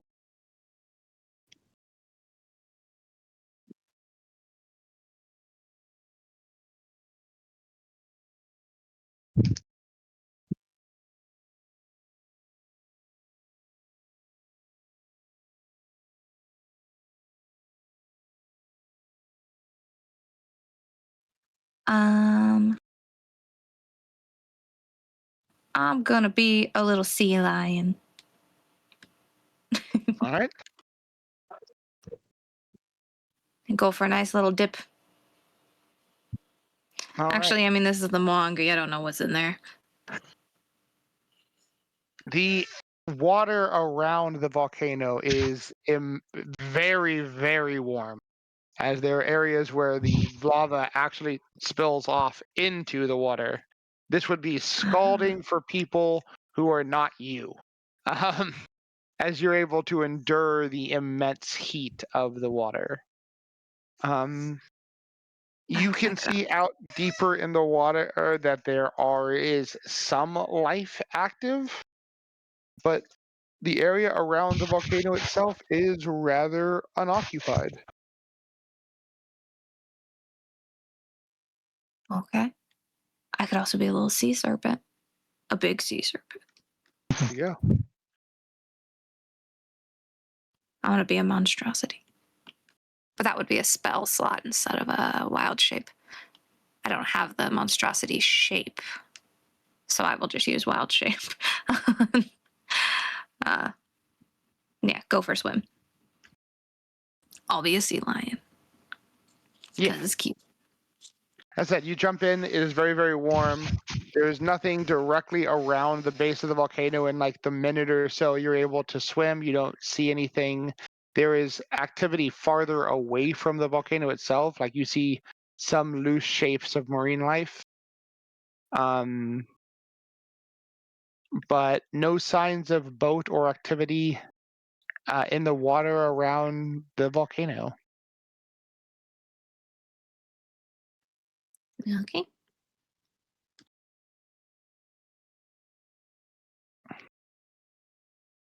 And I'll just swim until I get to the other side. Just circling around the you sort of just circling around the volcano or swimming across the lake? Is the volcano like it's in the lake, right? Like in the middle of the lake? Or is it off to the side? It's off to the yeah. What's it called? So you're basically you're swimming to the volcano. All right, cool.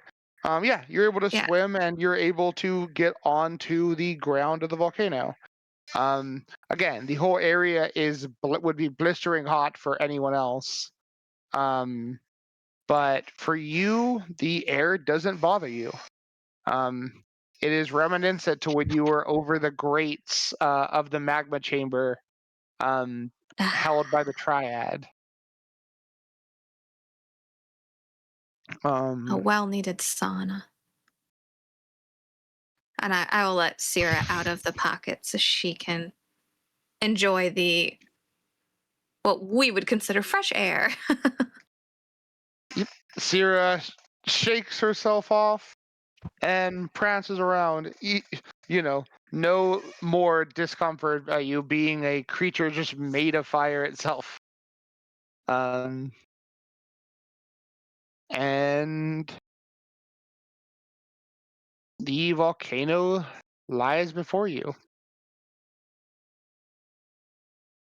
All right. I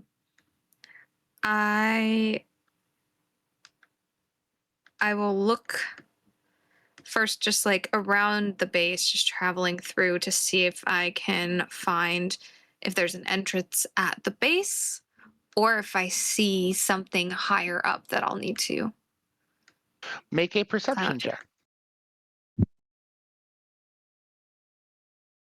Can Sierra make one as well? Yeah.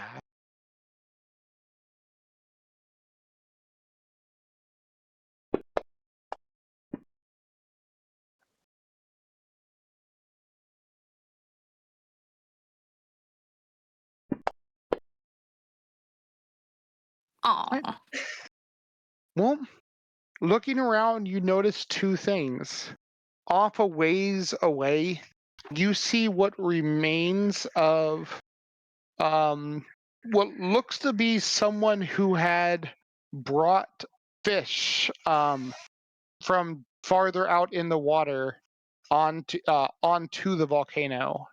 But more importantly, there is signs of some kind of encampment at the summit of the active volcano, nestled between two actively running streams of lava.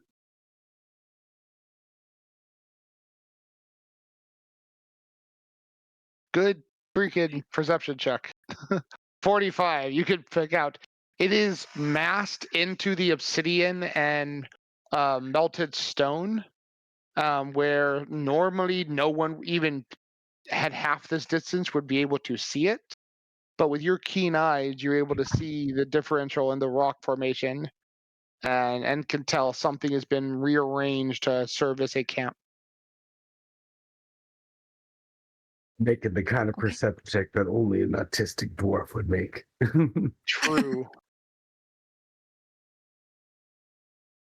All right, then I will head that way. Cautious to make sure to look as like non-threatening as possible, but also I have Seer with me, so showing that there's a fire elemental. So hopefully the fire druids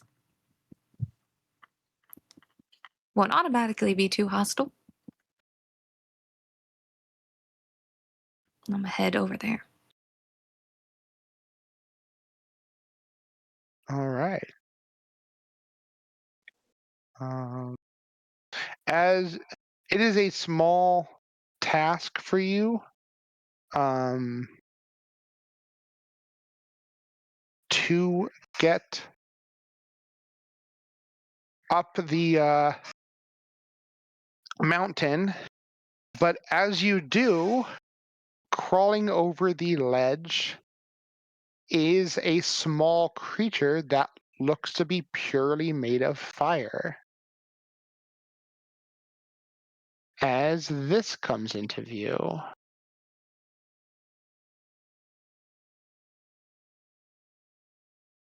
Oh my god. Fire puppy. Oh my goodness. The otter.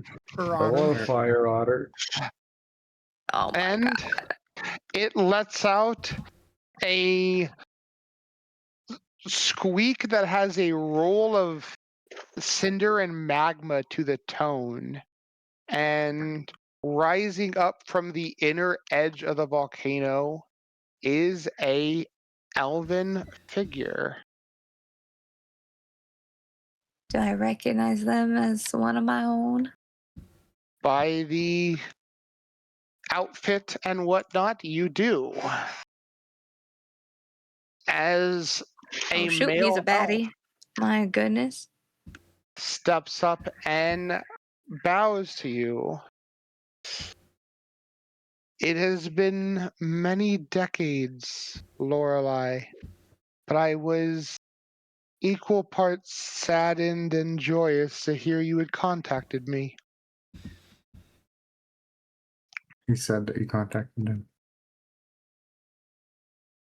I was happy that you slid into my DMs. Druid messaging. I would hear more of the fate of the Archdruid, and have already made preparations to return to the Grove if it is in need of guidance. Though I am curious why it was me you sought out, and if there were any others.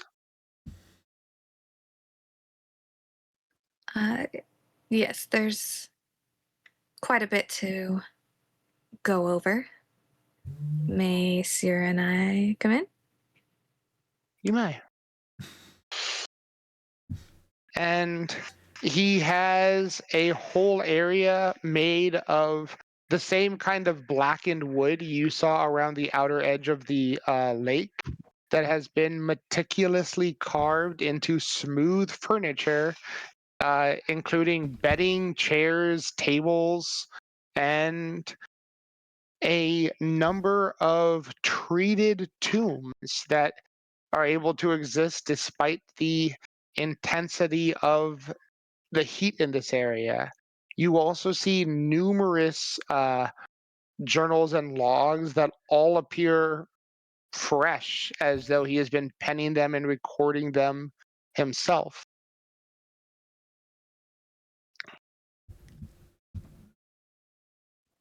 Why'd you have to pick a sexy one? God damn it.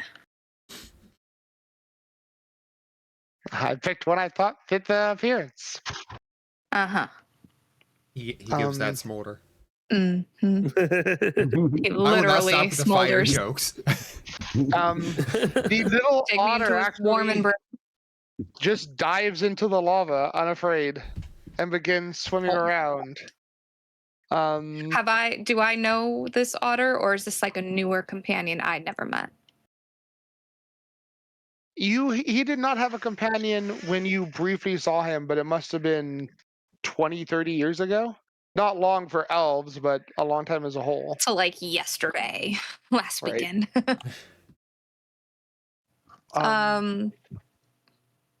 I'll say in Pyric to the otter. And what should I call you, friend? This is Sierra.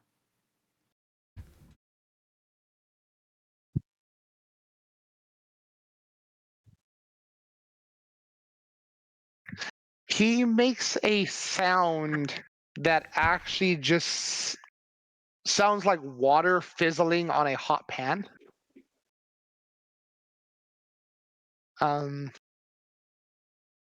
Sizzle. I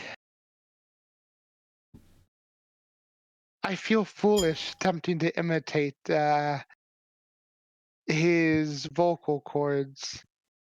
I've simply resulted in calling him Fizz or Fizzle. But Fizz he seems to enjoy, and as he says that, he makes the boiling off water sound loudly and swirls around in the lava.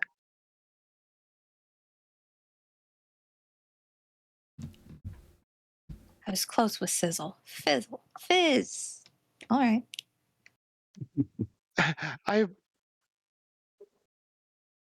The lava otter makes a sound which you, being a fire druid of animal order, can make out that he is okay with Sizzle.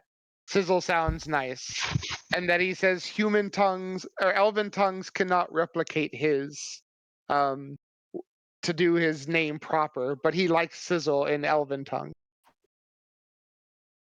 It is like Fizz, but with an air sound. He says he likes Sizzle as well in Elven. So it seems. I actually met him here.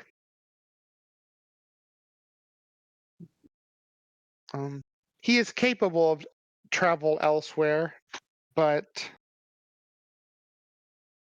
I need means of safely transporting him. Keeping him stored in the cloak works for a while, but I'm afraid he would do. He will need special care and treatment to move around the forests and whatnot. I am hoping to use what I've learned here to replicate the lava streams back home for heating and forging in greater quality when I return. the nearby dwarven mountains actually have access to active magma tunnels. So with the right burrowing and shaping of the earth, I should be able to rise those to make use in our grove. With care, of course.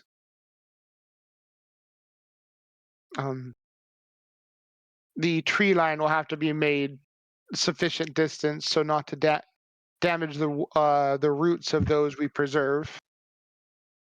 But that is nothing new to our order.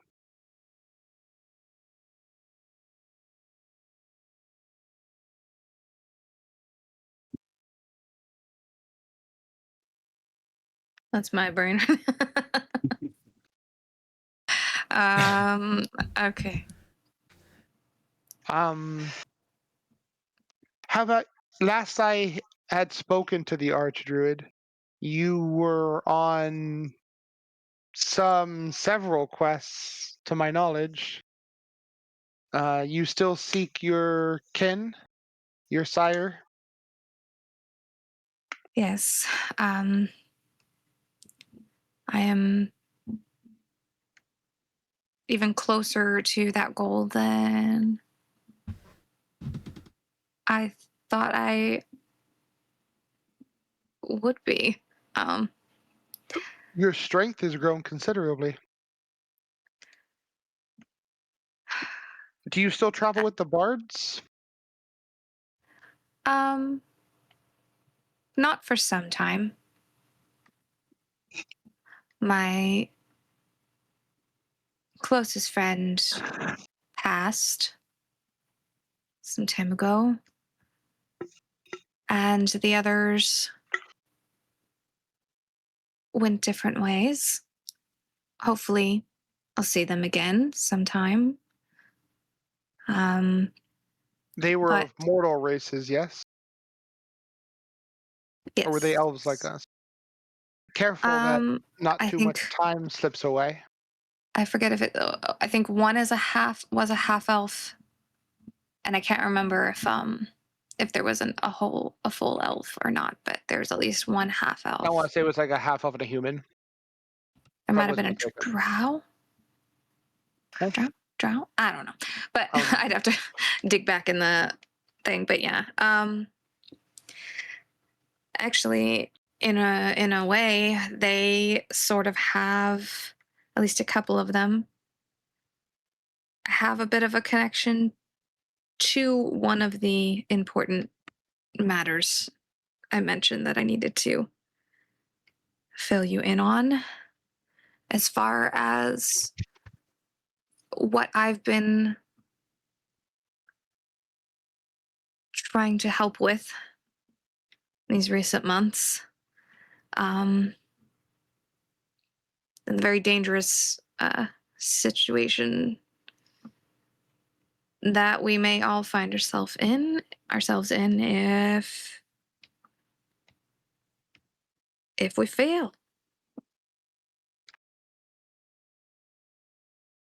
Well, sit down. Tell me what it is. If it threatens the grove, then it will be addressed. I also intend to visit the former Archdruid and learn of his thoughts and well-being. I am able to converse with less hospitable hosts, but it is 10:30. I will pause there. We can pick this up next time. I can see this going on for a little while, and I don't want people like passing out. It's 10:30. Yeah. If you have two options, we could continue this beginning of next session, Miss Lorelei, or if you want to just put it in text, I can respond to that. The option is 1,000% yours. I am happy to continue this with the group, and everyone else can hear and be part of it. Or if you wanted to speed run it, you can put it in text. Either or. We play next Monday. Yeah. Monday. Hey, good session. Yeah. Good to catch up back with the Akushi. Yeah. And they have something to give you. Yeah. I'm excited. Should be exciting. I leave all the hunting to Grit. I remember what happened last time. Grit's gonna honestly style a bit while he does this. He's gonna show off he's come a long way. He's also gonna mention he's a wizard now. That's nuts. Yeah, like you guys, Justy is level 8 or 9. Like he was kind of a badass when you guys met him. Oh Yeah. Oh, absolutely. But you guys are just literally, mini legends at this point. Yeah. So Since last you saw me, I have I functionally learned how to just become invisible. yeah. I'll be right back. Yeah. Oh man. No, but this is, yeah, like I said, it's like, oh man, running back to Yakushi. This is just a fun place. And yeah, it's kind of cool. I want to. I'm remembering. I want to. We're finally getting some time for downtime. I want to reinvest actual time with the Milwaukee denizens. So this is a cool opportunity to get that going. If you could make them feel comfortable enough to use your tunnel, that would be another active tunnel that's being used by allies of you guys. That's just like it was a pretty much impossible check back in the day. You guys can now do the impossible. So yeah.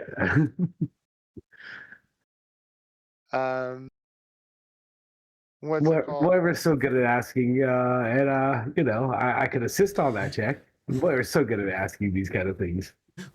But Moira is good at convincing, hey, you guys are kind of badasses. Don't forget that.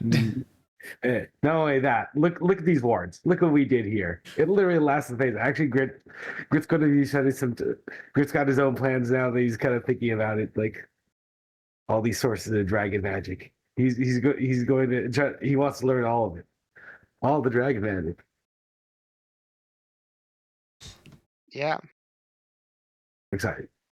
Yeah, but Moira can spend her time asking about her own line of questioning and being like, hey, you guys want to come back through the tunnel instead of going the long way? It'd be about as hard of a check as seducing Lorelai's mom.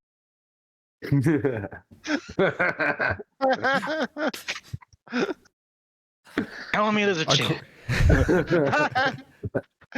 Oh, I have the number. I've done the math. I've run the numbers.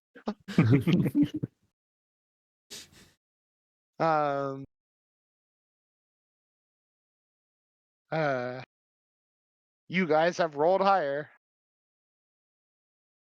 Heck, several rolls recently have been higher.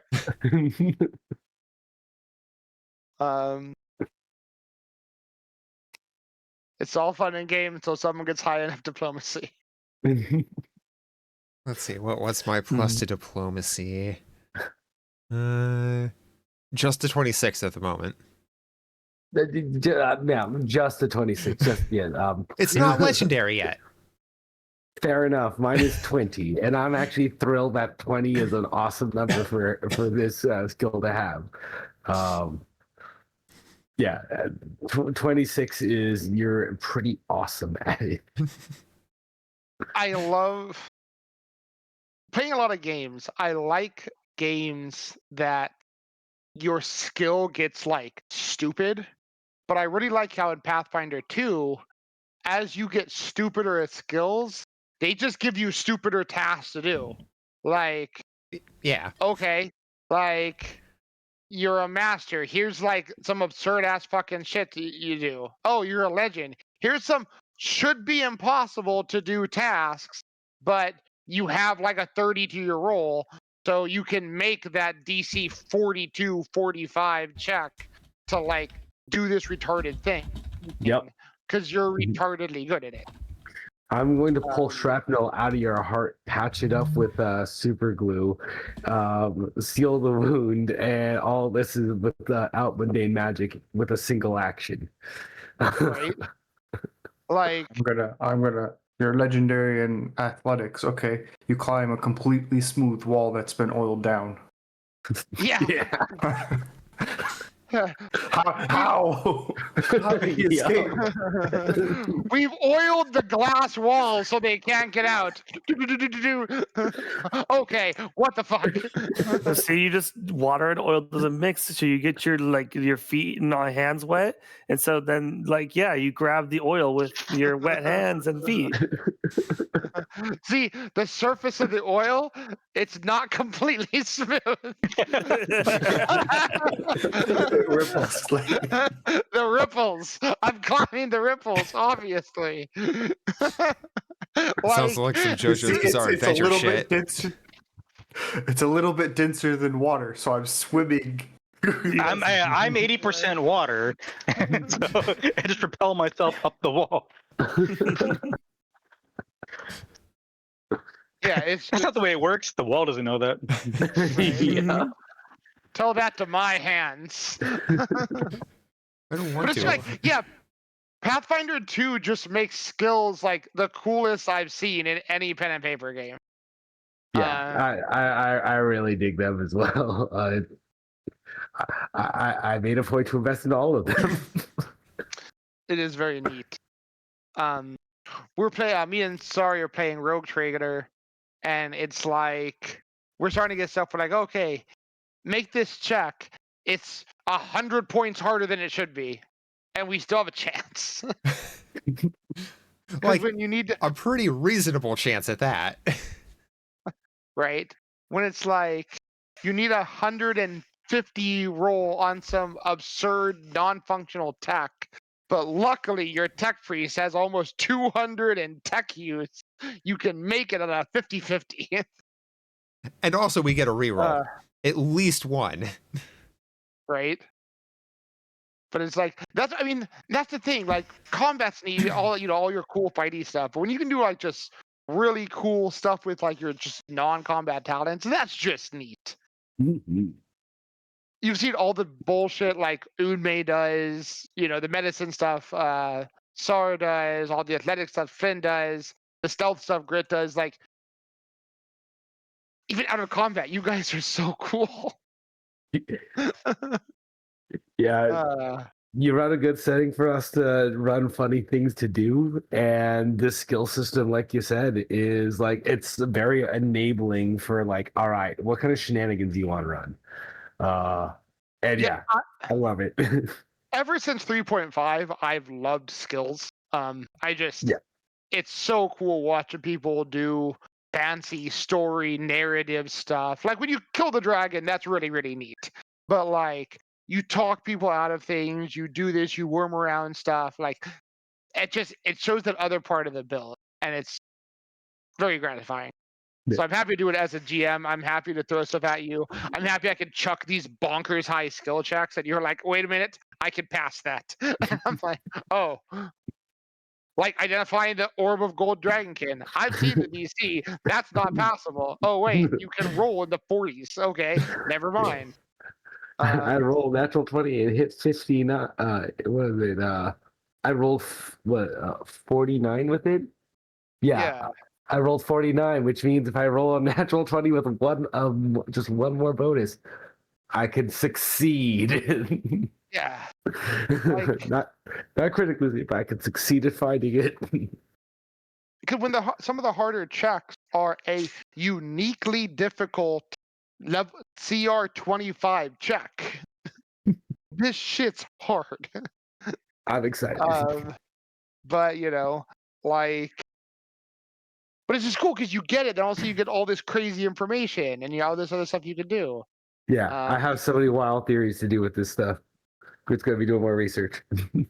I'm excited to see like Flynn and Unmei, who are going to be doing a lot of diplomacy stuff, because they can now walk into like royal courts and like debate with leaders of nations, and they have the skills and the talents to make it happen.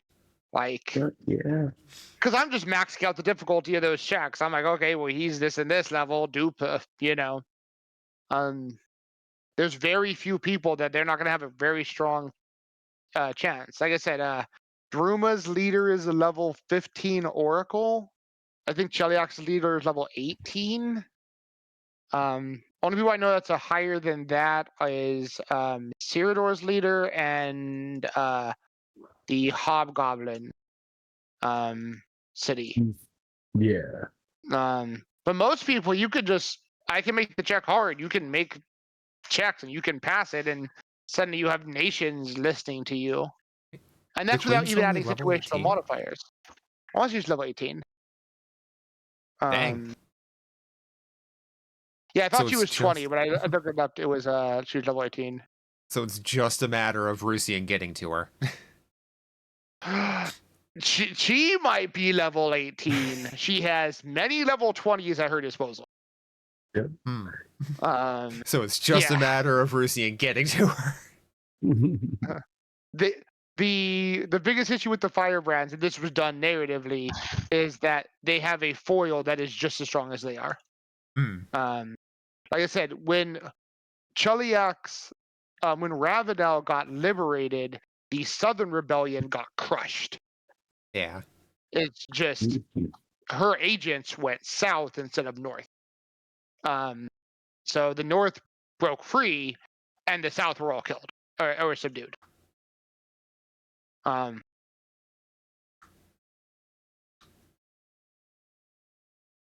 So, and like I said, she has connections. Like she has Balors at her disposal. So That'll do it. Yeah. yeah, she's horrifying. And most of the Hell Knight orders also just listen to her. So or fuck, they're called Pipfine. Yeah, I said Balor, I meant Pipfine. And actually, I think they're actually something called different. Called Yeah, different there's something now. different now. Tyrant Devil, something like that. Something like that. Doing what we can to differentiate from Yeah, WotC. to not get sued by Wizards of the Wizards again. Coast. Yep. Sorry. Proprietary knowledge. Well, I think Paizo was like, you know what, we're just gonna fucking like It lets them make fun changes completely too. distance itself. Yeah. Because Yeah. like a lot of this stuff Wizards wouldn't be able to fucking win a lawsuit at, because a lot of this stuff from this is pulled from Tolkien or just a lot of it European mythology. Yeah. Yeah. There's only a few Well- things that are technically that like wizard stuff, like the Beholder, Balors. the The Mind Beholders, yeah.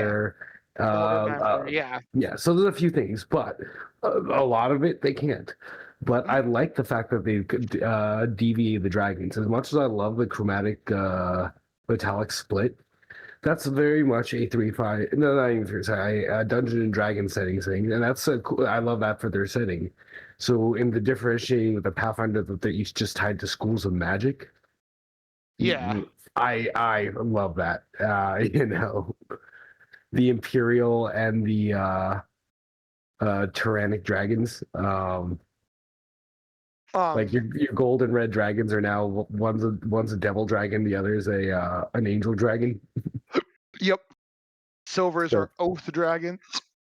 Mhm. And I'll admit, like, there's that initial jar of like, I am used to this. This is how it should be. But once Yeah. I kind of shook that, Oath Dragon is way cooler than just Silver Dragon. Yeah. That's neat. That's what I was actually confused about, because I'm just used to more clear cut. With my dragon form, and it says you can turn into any of the common dragon types, and then the less common ones are, I think, dependent on other stuff or at DM discretion or something like that. But I'm like, okay, but it's very hard. Like nowhere specifically states here are your common type of dragons in Pathfinder. And here are your more uncommon or fair rare enough. ones. So I'm like, what forms can I take? Let's see. Let me see, because I actually might be able to look that up. Dragon as a racial group.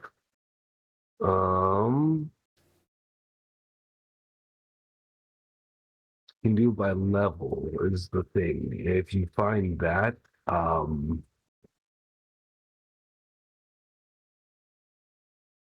Well, I So basically I know turn into some- a young version of.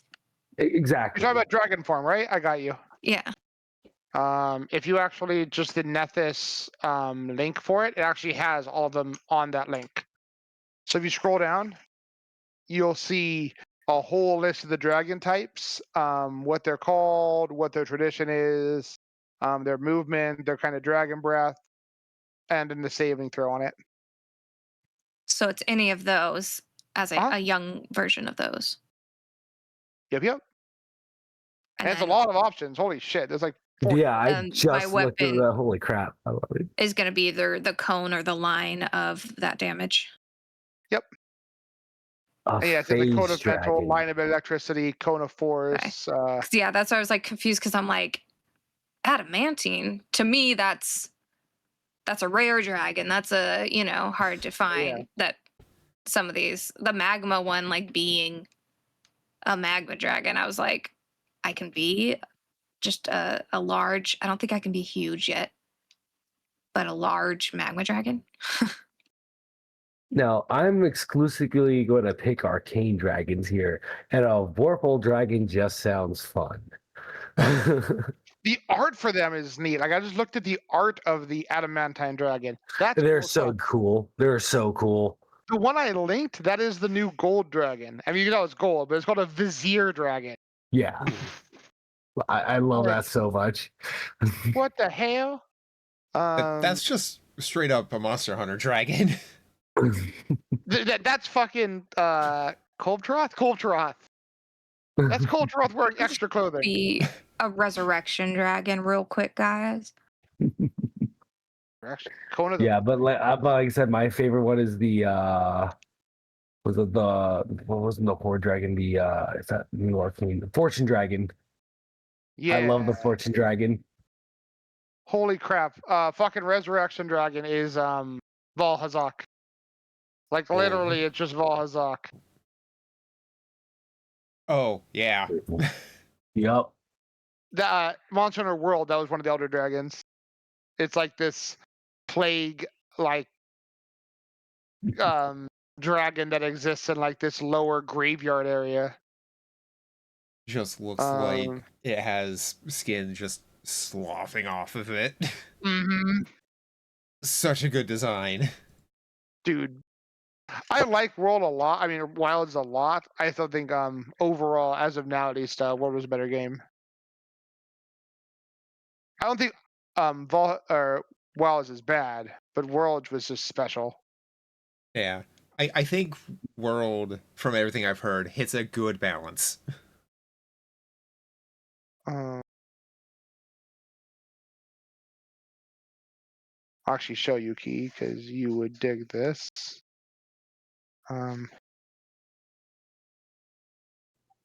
Oh, so I was looking at runes, and I came across a rune called Swarming. I saw that when you were mentioning. Yeah, I didn't read it fully because now I'm reading it, and it says, able to copy itself many times over when thrown into the air. It is filled with deadly blades. A swarming weapon turns a single weapon into a shower of devastation. Frequency once per hour. You fling your weapon, and it multiplies as it flies through the air, filling a 30-foot cone. All creatures within the area take damage equal to double the weapon's number of dice. With a 27 basic reflex save. Yeah. So, in best case scenario, it is doing 6 damage.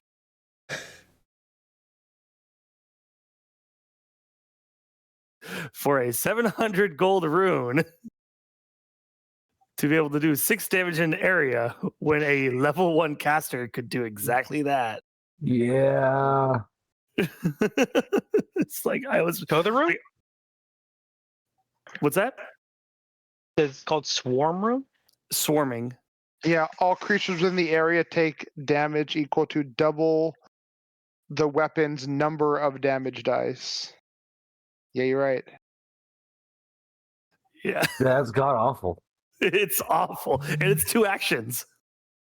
I do see a lot of things that basically like play up doing like stuff equal to weapons damage dice. And I'm just like, What are you thinking? It needs more than just that.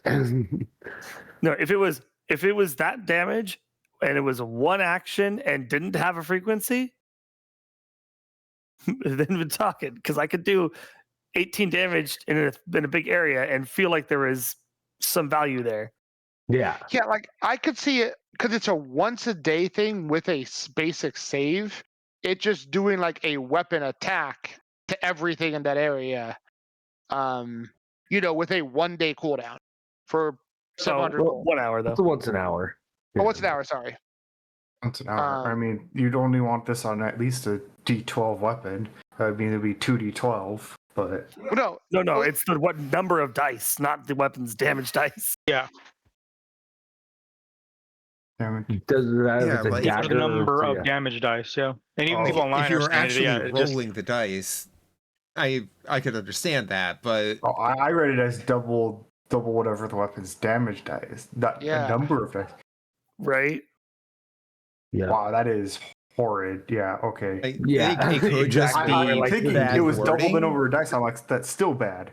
Well, no, it's not that bad because it's like at least one, like, because for a fighter, it's like a small AoE they can drop, doing like, if they are a dense cluster of enemies, dropping like 4d6 to everything. If it was dice, 4d6 to like everything in an area, maybe even if it's 66.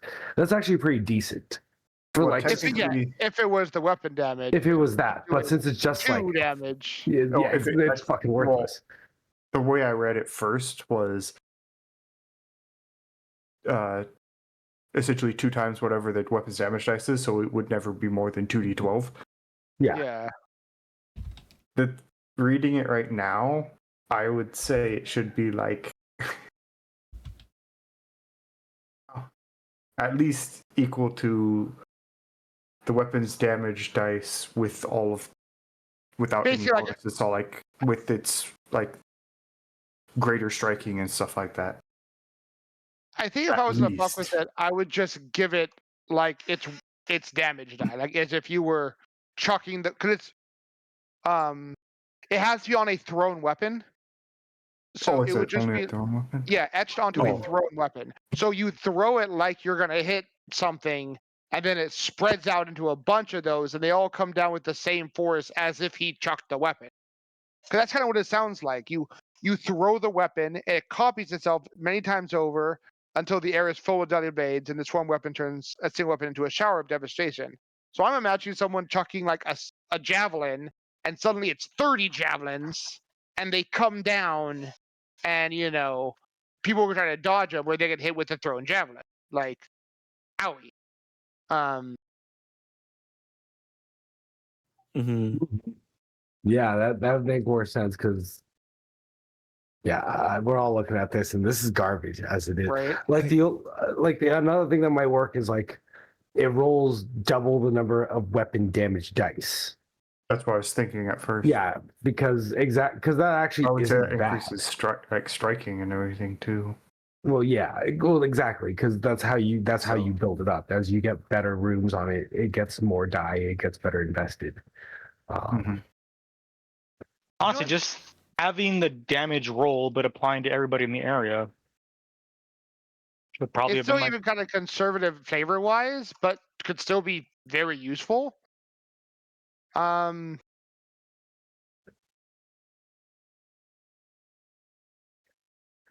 Yeah. But yeah, as is, God, is it fuck off? Mhm. Like there's like no purpose to it. Just like Yeah. we're all looking at like, God, is it that bad? Yeah, no, I saw it and I was like, oh, that's pretty cool. Just fucking like blot out the sun meme. Like cool as shit.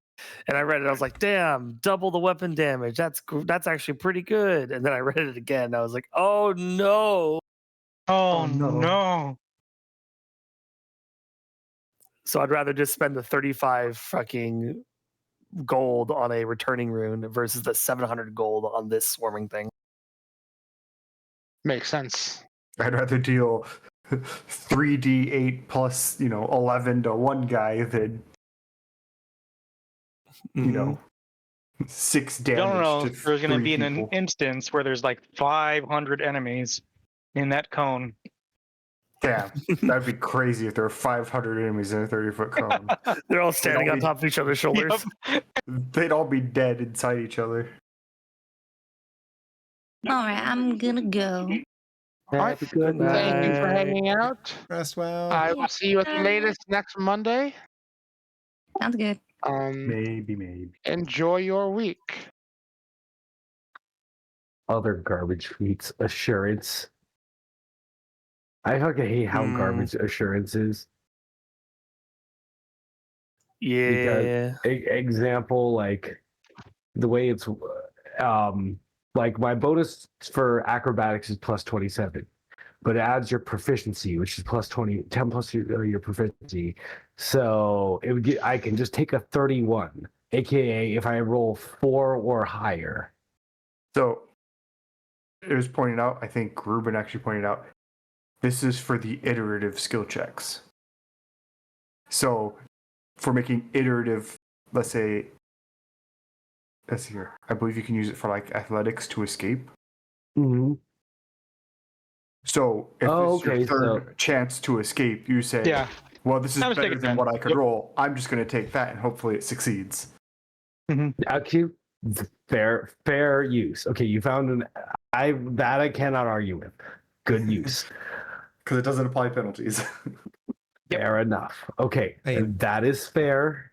I can also just use it and get an automatic 40 rolling medicine. That is true. So if you're really just trying to avoid Well, that, no, you would not. You wouldn't get that. It's just your proficiency bonus. It's not. Yeah, it's not your proficiency bonus. 15 plus if he's master in it, that's plus 6. That's oh wait, you said 40. You could easily get 30. Okay, so yeah, okay, that would be plus 23. So I could roll for lower. Yeah, exactly. So you get, and that's why like you are pretty much just saying, without having an actual giant penalty somehow being applying, like the iterative attack penalty, it generally isn't useful. Though, like actually, Ruben, excellent call there. That is, you found a very good use there. one circumstantial use, which probably won't come in useful anyway, because it'll probably still fail, but.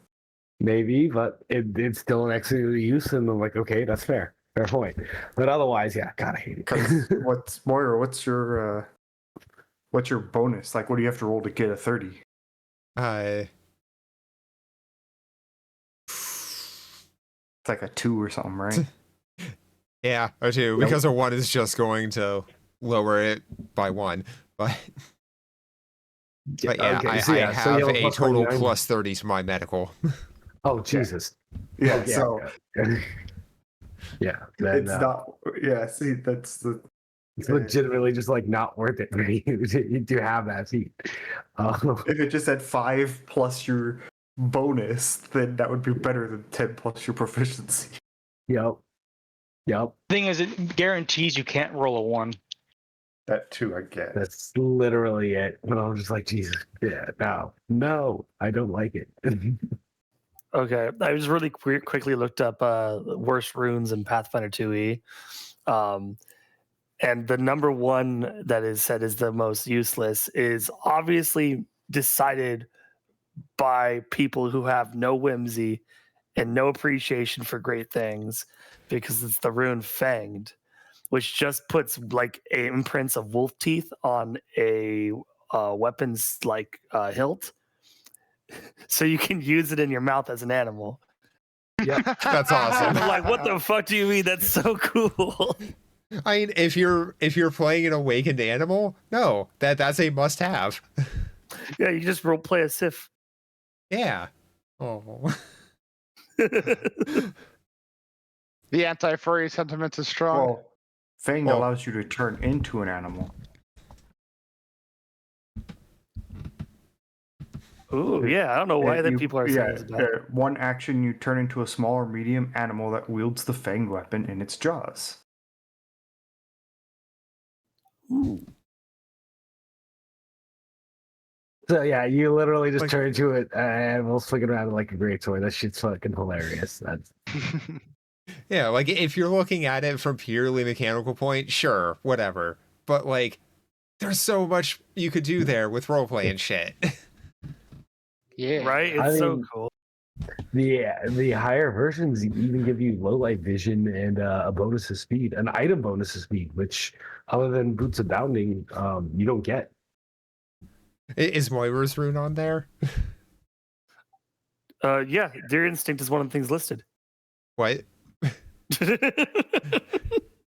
I was just listening at the when it's the talking about the animal you transform into with the fanged rune. I would laugh because it said a lizard folk would turn into a lizard, a kitsune would turn into a fox, and then you said, "Is mine in there?" And the next line is, "A deer instinct barbarian turns into a deer." No, like the armor rune I have on Moira's robes. Bitter. Yeah. Yeah, it's on there. I could see why they don't like the fanged thing though. Mm-hmm. Because so technically it's a polymorph effect, which means you also can't use any of your other gear. And any armor you're wearing, the base armor bonus doesn't apply. I think the magical armor bonus does, but the base armor bonus doesn't apply. Yeah, but it's cool. Rule of cool says their opinion is gay. The based Fang gives you almost nothing. Once you get to Greater, it starts actually giving you something. Ooh. Other than that, it actually doesn't give you any stat bonuses. And it's 30 gold. About the same as a +1 weapon. Yeah, the other one was one of the ones that were on the unique weapons from Kovlar.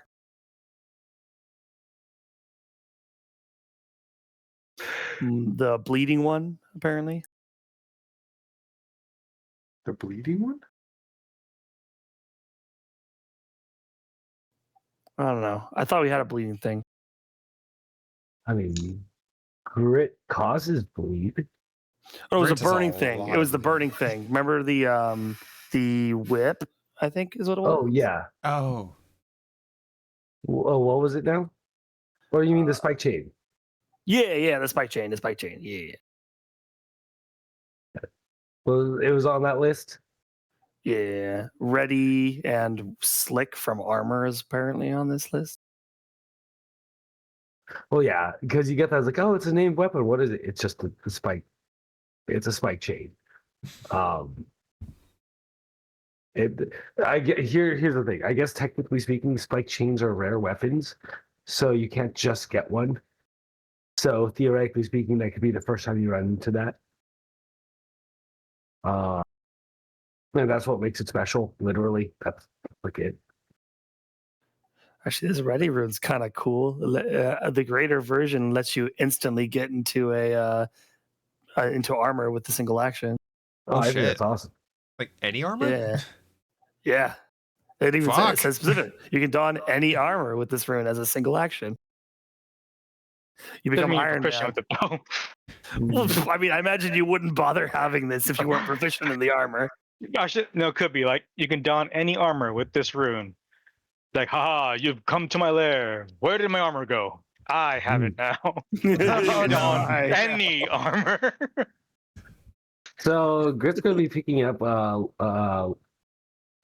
pickpocket and then legendary thief. The funny thing about legendary thief is you can steal anything, more or less.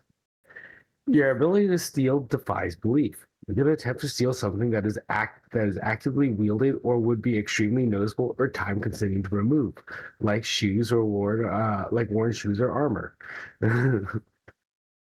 You must do so slowly and carefully, spending at least a minute and significantly longer for items that are normally time-consuming to remove, like armor. Throughout this duration, you must have some means of staying hidden, such as the cover of darkness or a bustling crowd.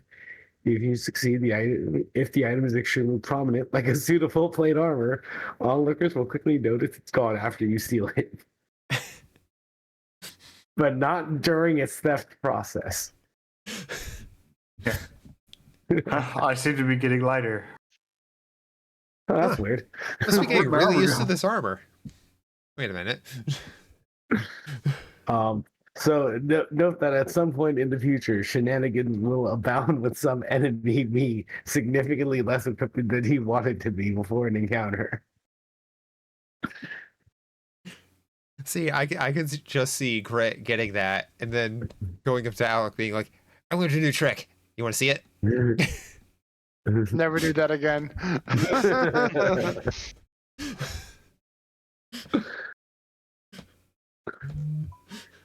So yeah, definitely.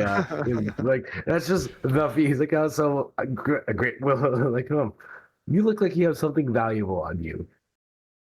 Let's deprive you of that. Steals phylactery from Lich. That level of theft, pickpocket is what I'm aiming for. Correct. Damn. I fucking love that in Oblivion. You just pickpocket the phylactery off of a guy that's in the process of becoming a Lich, and he dies. Fallout, walking around in reverse pickpocketing grenades on the people and walking away. If there were shit! better, Boom! Gary. Gary? Gary. God, Gary! Yeah, just yeah. I remember reverse pickpocketing a landmine onto one, and the panic scream of Gary was just cemented into my mind. That's what I gotta find. I gotta find if there are recipes to make traps, and see if I can't reverse pickpocket bombs onto people, explosives. I mean, you don't need traps for that. You just need to learn basic alchemy to make a bomb and slip it into someone's pocket while it's lit. True. I gotta find what are good alchemy bombs. Is that petard in your pocket, or are you just happy to see me? Actually, I mean, I don't necessarily need to make it myself. I have someone I can buy it from. I'm pretty sure Hazel would be more than happy to make me a couple specialty pieces if especially if I told her I'd be putting them in people's pockets and blowing them up. Yeah. I think the prospect, even if she's not mischievous, but the prospect that they'd be used specifically with that in mind, I think would still appeal to her. At least the morbid curiosity of, could he actually do it? Of course he can. I need to know this actually happened now. Like, Well, they fight people like the cult of the Cinderclaw. So the people, the Scarlet Triad. So the people who are likely to get these in their pockets are going to be them. This is going to be funny. Sure.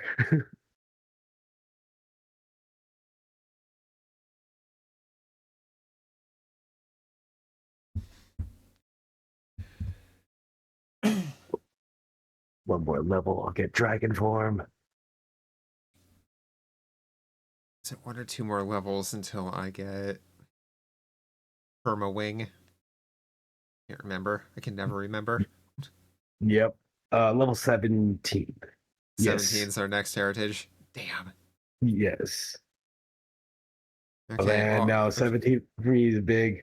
Reckless Abandon is like the goblin. Like I will toot all day about the goblins level 17. It's absolute bullshit. I'm just gonna walk into the jungle and start grinding boars for XP. Must I save want the those world. wings. Warcraft.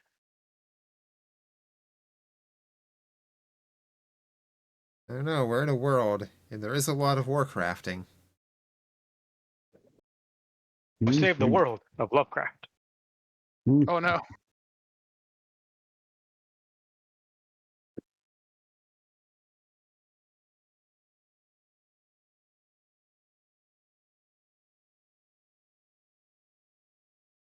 Let's see, next level I get Resurrectionist and Battle Prayer. Mm-hmm. Let's see, Resurrectionist. Can cause a creature you bring back from the brink of death to thrive and continue healing. When you restore hit points to a dying creature or bring a dead creature back to life and restore hit points to it, you grant that creature fast healing 5 for 1 minute. Fast healing ends if the creature is knocked unconscious.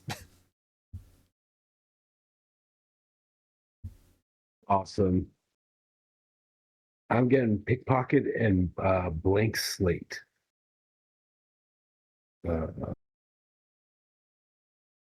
Blank slate. Legendary and deception. Your deceptions confound even the most powerful magic that could spine you. Detection, revelation, and scrying effects pass right over you. Your possession and your auras detect nothing unless the detecting effect has a counteract rank of 10 or higher. For example, detect magic would still need to detect would still detect other magic in the area, but not any magic on you. True sight wouldn't reveal you. Locate or scrying wouldn't find you, and so on.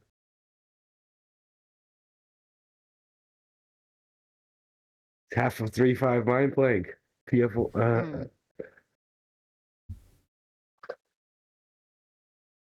God, that was an overpowered spell. A staple of the everyday cast. Oh, okay. There is a 30-foot range. I was like, wait, is there no range on Battle Prayer?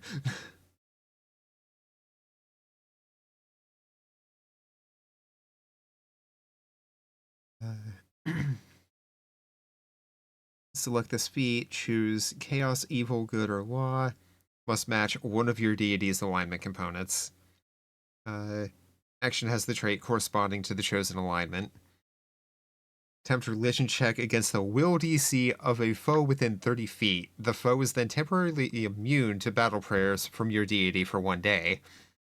On a crit, do 2d6 to the chosen alignment, or of the chosen alignment type, or 66 if you're legendary in religion. Oh. Normal success is 1d6 and 3d6. Failure, no effect. Crit, fail. Backlash of your foe's will against your prayer prevents you from using battle prayer again for 10 minutes. It's a single action skill with no cooldown. That is awesome.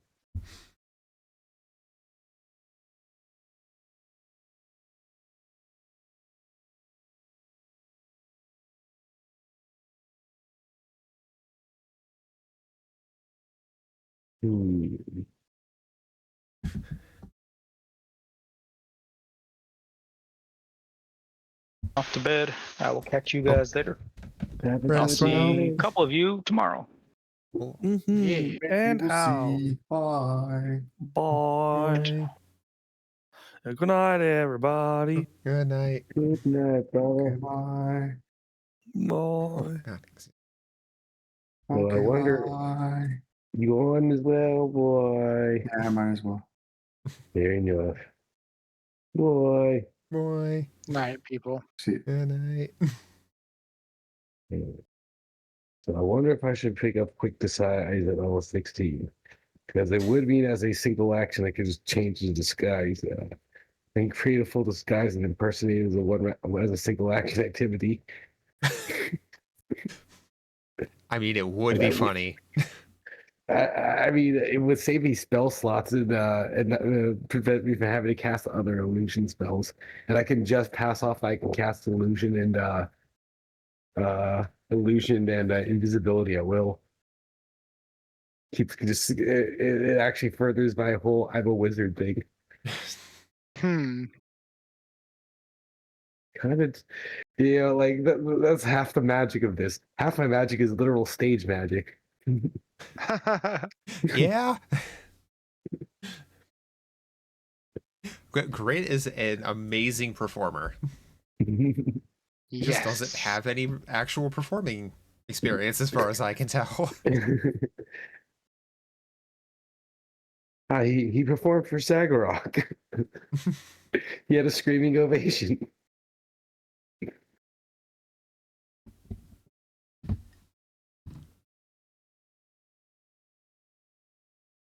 Okay. I'm gonna go wrap up stream. All right. I've not done that See yet because we've just been chatting rules and character bullshit. No, it's been perfect. Bye, Yeah. guys. Yeah. Bye. I'll be RB. Wait. Okay. There we go. Let me pop over here. Okay. But yeah, that's our Pathfinder shenanigans for the night. Thank you all so much for being here. Just showing up and hanging out. Really means a lot to me. Hopefully you all enjoyed the Pathfinder. It's been a lot of RP lately, but I'm cool with that. Let's see, there is a link in chat for community Discord. Absolutely zero pressure to join. That is the best way to know when I go live or get updates about the stream. I also post a weekly schedule there as well as over on my Blue Sky, so feel free to check those out.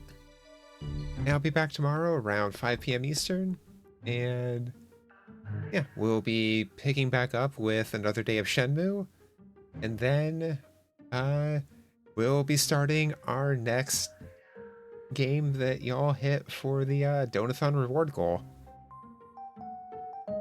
So yeah, we'll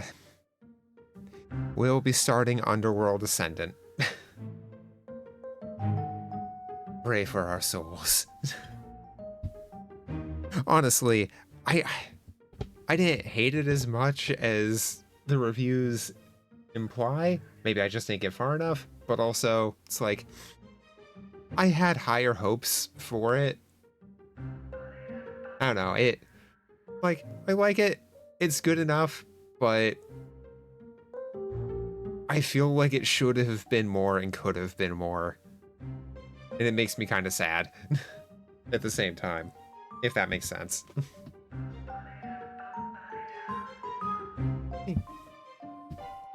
I am going to go ahead and send y'all over to Aki Bread. Aki's always a good chill time. She's currently doing some Devil May Cry 3. So go over there, vibe, chill, relax, have fun. Be sure to give Aki some love. Aki deserves it. Aki's heckin' awesome. But yeah, and please remember that, especially now, it's okay to not be okay. Do what you can to be there for your friends, family, loved ones. Love your pets as much as you can, while you can. Take care of yourselves. You can't do the rest of that if you don't take care of yourselves. But yeah. Go hang out with Malk. Go hang out with Malk. I read your name as I said that. Go hang out with Aki. I don't think Malk's live. I mean, Malk's here. I doubt Malk's live. But go hang out with Aki. Give her some love. Have a great rest of your night or day, whatever it is in your time zone. And yeah, like I said, take care of yourselves. Love you, dorks. Bye.